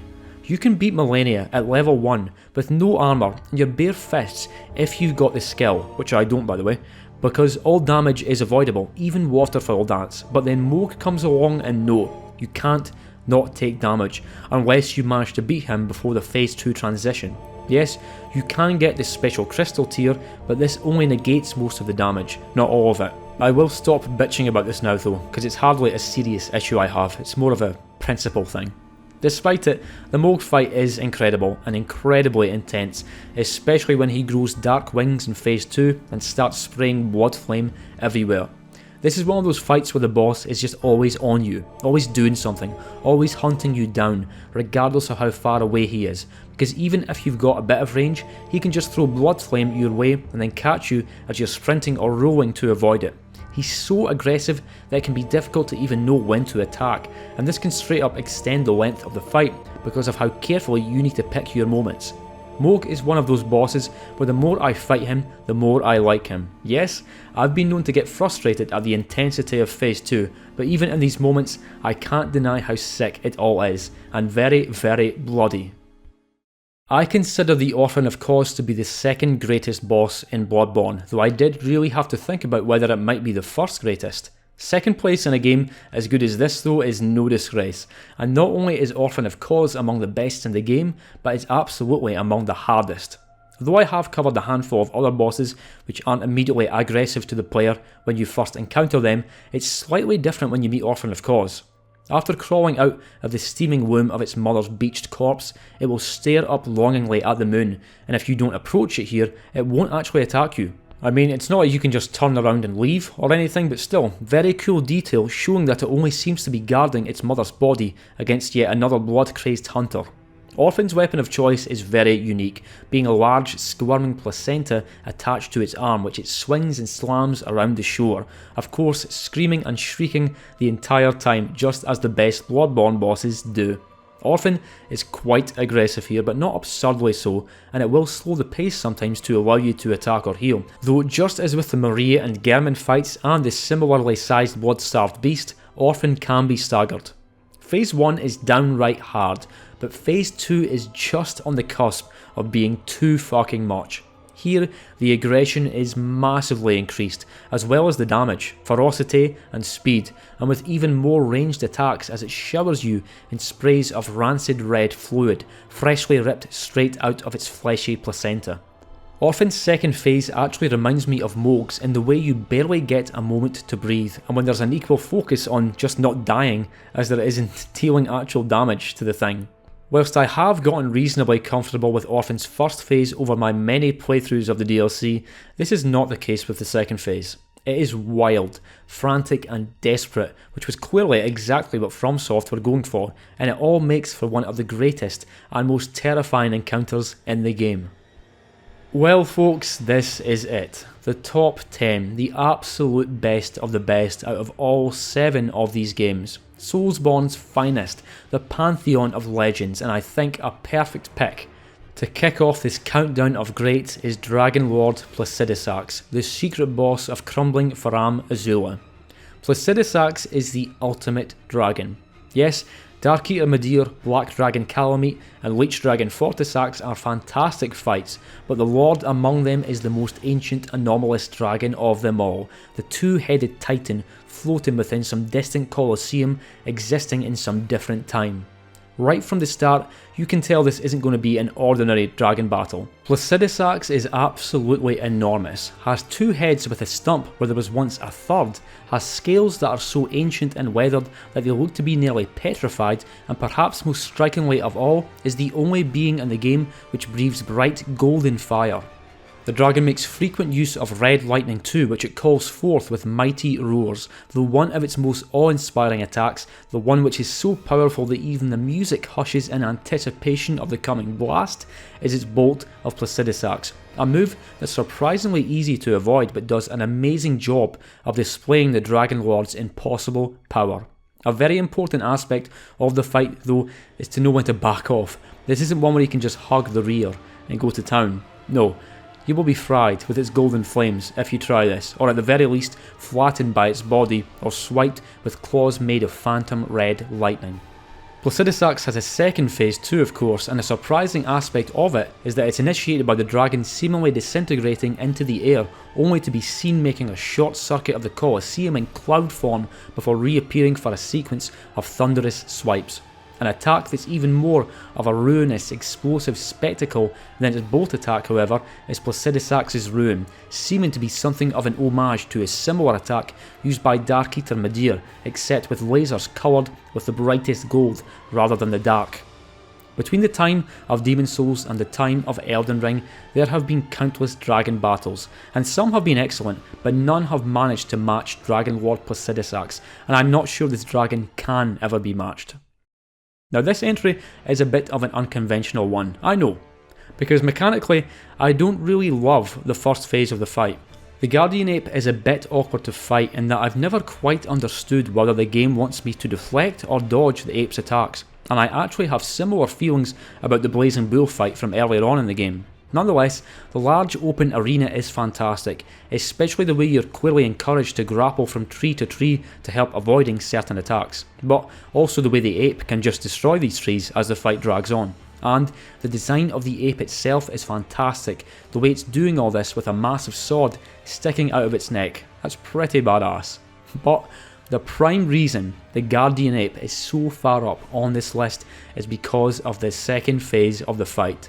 That first time I thought I'd finally beaten it, only for it to start squirming before getting up and undulating around the arena, mimicking the motion of a worm, has to be one of my favourite video game moments ever, from any game. It's grotesque and creepy, and the way that music shifts in Phase 2 to sound more dissonant and high-pitched is genius, especially when it's complemented by the terror-inducing shrieks from the headless ape itself, only for it to carry on slashing at you with uncanny grace from the enormous katana that had been buried deep into its neck just moments before. It's not just the sheer surprising awesomeness of that phase transition that I do love though, because Phase 2 itself is also one of the best fights in the game. In a way, it's actually more straightforward than the first phase, despite the boss not having a head. Here it's all about bold deflections, then the occasional evasion after a perilous attack, so that raising its posture bar will likely be the goal for most people, rather than trying to deplete all its health like in the first phase. Yes, they did go and shit all over this fight with the headless ape encounter afterwards, but despite how much I dislike that boss, I still love this one. I love it, and I will never forget that moment when I realised the battle was far from over. As outstanding as the Old Hunters DLC is, it actually takes a wee while before you encounter the first boss, and it builds the anticipation as you wonder what the hell the game's going to throw at you, travelling through twisted, incomplete nightmare versions of the Cathedral Ward in central Yharnam, then through a river of blood, but it's the source of the blood which brings you to Ludwig, first hunter of the church, now transformed into the most monstrous, frenzied beast seen so far. It's a terrifyingly difficult fight as you're set upon by tooth and stomped on with hoof, and despite how many times I've beaten Bloodborne, this nightmare version of Ludwig can still give me nightmares before I work out how and when to dodge its ferocious onslaught of primal attacks, always accompanied by some of the loudest, most bestial shrieks of any enemy in the game, putting even the cleric beast and Vicar Amelia to shame. Ludwig is an extremely tough boss, but you gradually work out how to deal with it, and then Phase 2 happens, introducing that familiar pale blade of legend, the Holy Moonlight Sword, and all of a sudden, Ludwig regains some lost sentience, even speaking in a refined English accent, which is probably the last thing you expect after the shrieking cacophony of the first phase. Phase 2 plays out very differently to the first, though the actual difficulty level pretty much remains about the same, except instead of avoiding bites, stomps and violent charges, now you're dashing out of the way of blue sword slashes and arcane AoE attacks, all while one of the greatest video game pieces of music thunders in the background with Ludwig's theme. Incredible boss in all regards, and in my opinion the single greatest boss in Bloodborne, though there was some stiff competition with the likes of Orphan of Cause and Gehrman, but as superb as both these fights were, the number 8 spot goes to Ludwig. I'm sure everyone feels all sorts of different emotions when they first step through that golden fog gate to enter inside the Erdtree for the very first time, and with you having just defeated Godfrey, first Elden Lord, Christ knows what the game's going to throw at you in there. Well, what the game throws at you is Radagon of the Golden Order, the secret side of Queen Marika, who transforms into her male avatar before our very eyes, initiating one of the most challenging fights in the game, with one of the hypest soundtracks kicking in as Radagon's internal Elden Ring glows a bright gold. By this very late point in the game, you're used to the fact that most of what you fight will attack you with varying degrees of savagery and urgency. Some of your foes come in the form of demigods, some are tarnished, some are constructs, and some are dragons, and some come in other forms altogether, but they seldom take their time in getting to where you are and then attempting to fuck you up. Well, Radagon also has the ability to thoroughly fuck you up, but the distinctive thing about this boss is the way he moves around the arena with a unique calmness, or even dare I say, grace. Even with his attack animations, many have a sort of powerful slowness to them, not a sluggishness, but a certain deliberateness, be it from a golden stomp, a sequence of swings from his hammer, or an explosive slam. Honestly, I enjoy looking at Radagon's movements and attacks just about as much as I enjoy actually engaging with them, because I love the ever-present themes of order, grace and gold in Elden Ring, and Radagon is the living embodiment of all those three elements, even having attacks which flash the enigmatic form of the Elden Ring itself onto the ground before you. Yes, lots of folk had this larger battle somewhat soured as a result of the follow-up fight against the Elden Beast, but Elden Beast or no, Radagon of the Golden Order is a god among bosses, and more than worthy to be included in the top 10. Stormveil Castle is one of Elden Ring's best levels, and if it weren't for the existence of Leyndell, then it would be my favourite level in the game.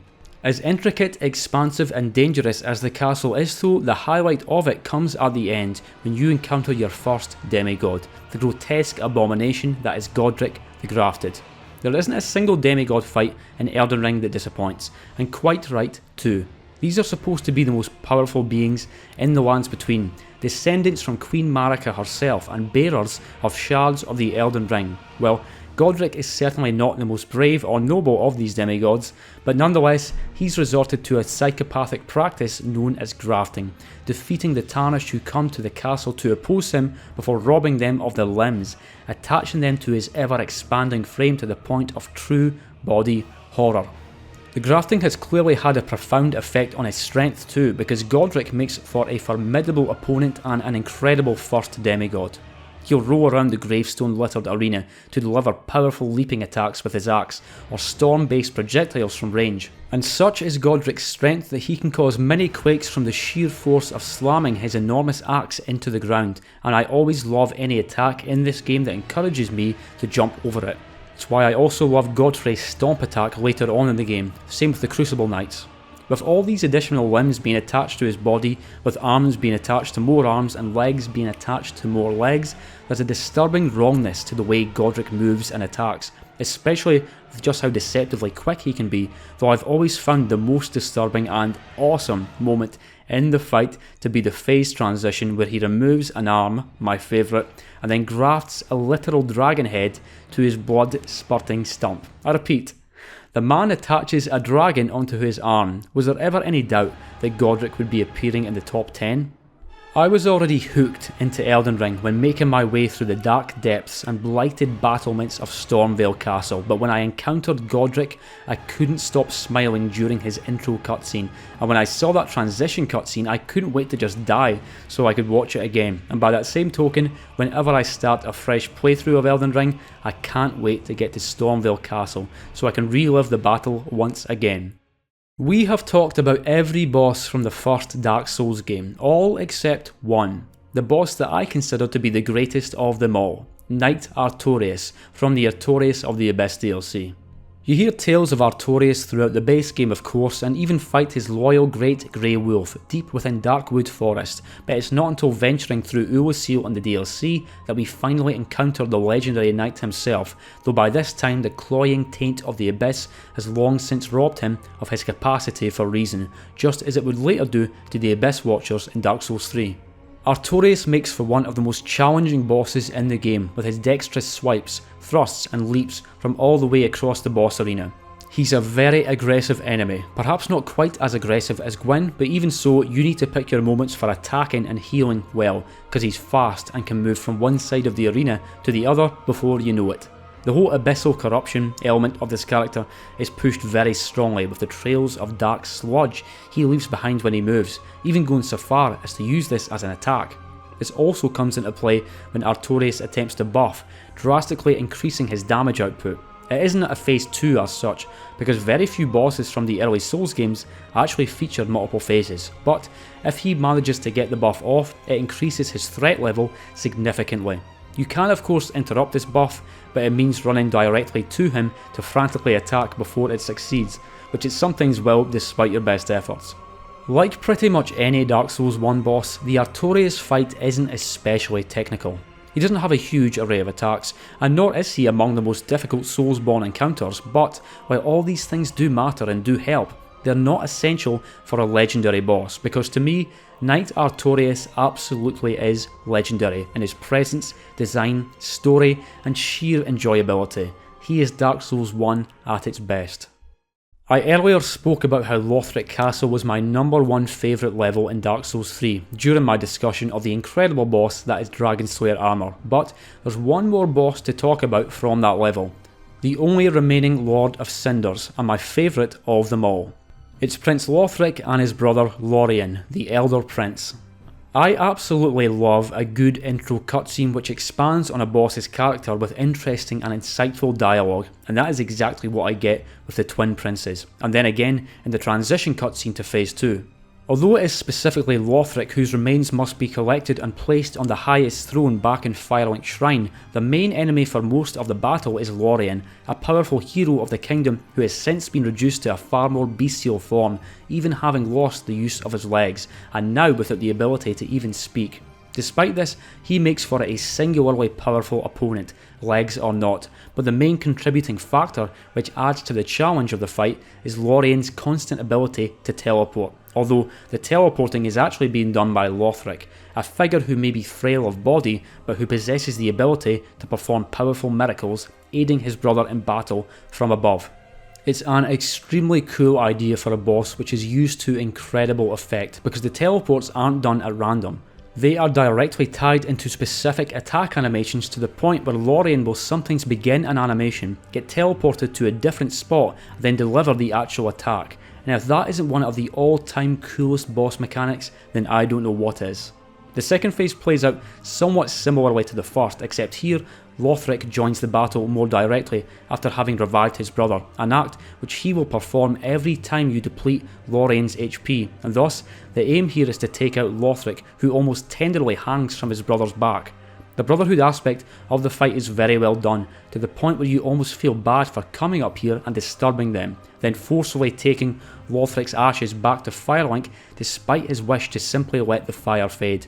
Excellent fight, which is again flavoured by one of my favourite boss ingredients, tragedy. Now, I don't know about you, viewer, but by the time I first got to the end of Dark Souls 3, I was moved. In fact, I'd actually booked a whole week off work in anticipation of the game's release, just so I could play it every day, which is exactly what I did, and when I did complete the game, I remember thinking, that might be the best game I've ever played. Now, I don't think quite that strongly about Dark Souls 3 these days, although I do still love it, but the game just did such an amazing job of absorbing me into its cold, dying world, whether you choose to link the flame or let it die. But before you earn the right to do either of those things, the Soul of Cinder must first be defeated. There is one boss in Dark Souls 3's DLC that I like even more than Soul of Cinder, but as far as the base game goes, this is the best fight. The first phase makes use of a variety of different playstyles, imitations of typical builds the player themselves might have used during their time with these games, from a dex-focused curved sword pyromancy style to a more balanced sword style and even a pure magic style, with the boss's coiled sword changing forms and serving as different types of weapons suited to each style. Not all of these are equally easy or difficult to deal with though. In particular, I've always had a nightmare with the curved sword form, to the extent that I sometimes just stay the fuck away from the boss until it switches. But it's an extremely cool idea which is unique to the Soul of Cinder, because I believe the idea here is that you're fighting an incarnation of every former Lord of Cinder combined into one, which must be defeated before you earn the right to link your soul to the flame.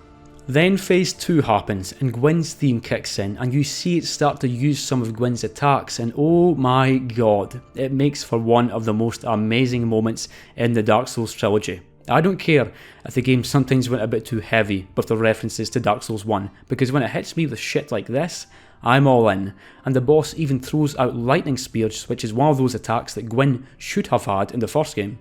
Soul of Cinder is the perfect conclusion to one of the greatest video game trilogies of all time. Yes, there were the DLCs of course, but putting them aside for a minute, this conclusion was perfection, and as I watched the ending cutscene and as the credits rolled, I felt a real pang of sadness that the Dark Souls story was over, but also grateful I was there for the ride. Godfrey has my favourite moveset of any boss in Elden Ring. In fact, even though he is in the number 2 spot, I'd go a step further and say that he is my favourite moveset of any Soulsborne boss. There's a mysterious element which can come into play when taking on certain Soulsborne bosses.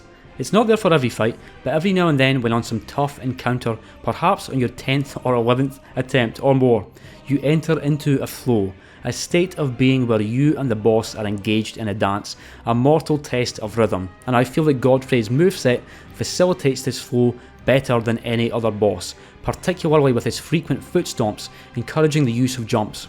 By the time you finally meet Godfrey, there's been an immense level of legend and hype associated with his name and power, and you might even start to wonder whether or not he'll even truly be in the game at all. Of course, You fight a golden reflection of the man in the Erdtree Sanctuary, but that's a mere imitation of the real thing, because the real thing is significantly, substantially more vicious and epic.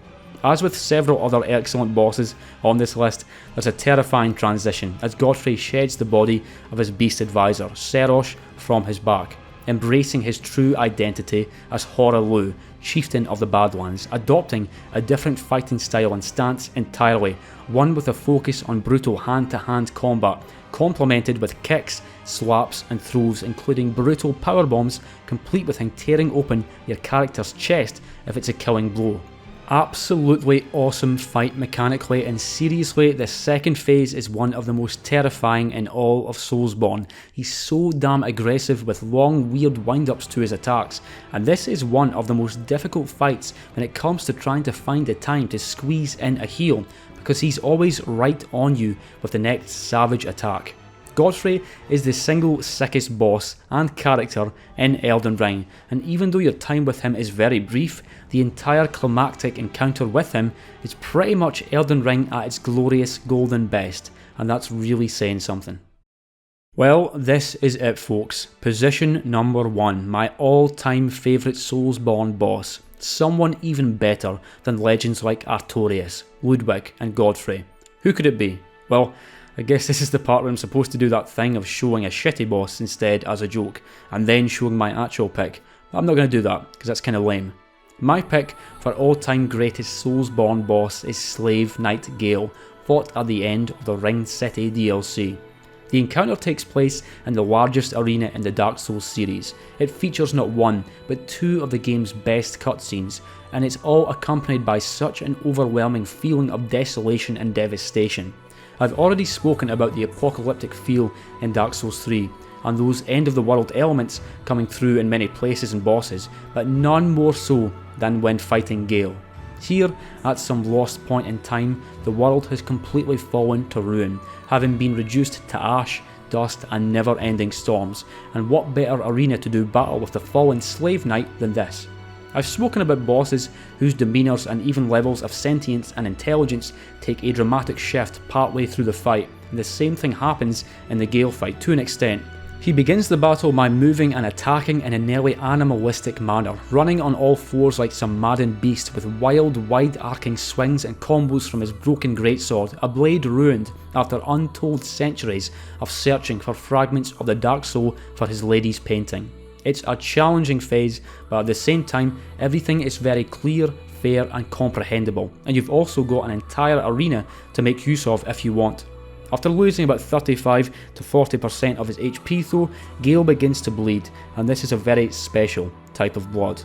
Here, the moving on all fours and bestial roars and combos comes to an end, because now Gale musters up every ounce of power contained within his ruined soul to deliver a thunderous onslaught of fire, lightning, miracles and everything else. Now, anytime an attack is delivered, it's immediately followed by an elemental miasma from Gale's skull-adorned cape, enhancing the impact, ferociousness and desperation every time he strikes out. Ladies and gentlemen, in my humble opinion, Soulsborne doesn't get any better than Slave Knight Gale. It's the perfect fight. It has everything I love in a boss fight, with none of the bullshit. Gale is not the most difficult boss here though, and in fact, I'm not even sure I'd put him in the list of top 20 most difficult bosses, but that's okay. In fact, it's more than okay, because if you compare Gale to much more challenging bosses like Malenia, Malekith or even Ishin's Sword Saint, I'm choosing Gale every fucking time. I'm not trying to detract from those three bosses when I say that, but rather what I'm trying to emphasise is that this encounter is tuned to near perfection, and thus, out of 162 Soulsborne bosses, the masterfully tragic foe that is Slave Knight Gale is at the top of my list.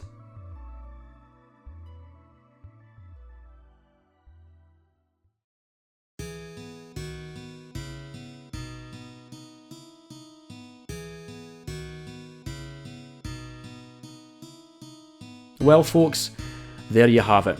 There's my list. I was originally going to do it as a 3-part series, but then I changed my mind and decided to do it in 2 parts. But then, after discussing it with one of my patrons, shout out to my man Tosted down in the comments, I said fuck it and decided to just make it one long video. I'd love to say it was fun, but it wasn't. In fact, the whole experience was fucking brutal, especially doing this in 2 weeks. But to be honest, I wouldn't have done anything any different, because the video's done now and out there, and here you are watching the conclusion. And by the way, congratulations for making it this far. Statistically, you shouldn't have, and I hope you'll accept a heartfelt thank you from me for watching the stuff. Let me give a final thank you to my kind patrons for their support, and on that note, finally, cheers for watching and cheerio.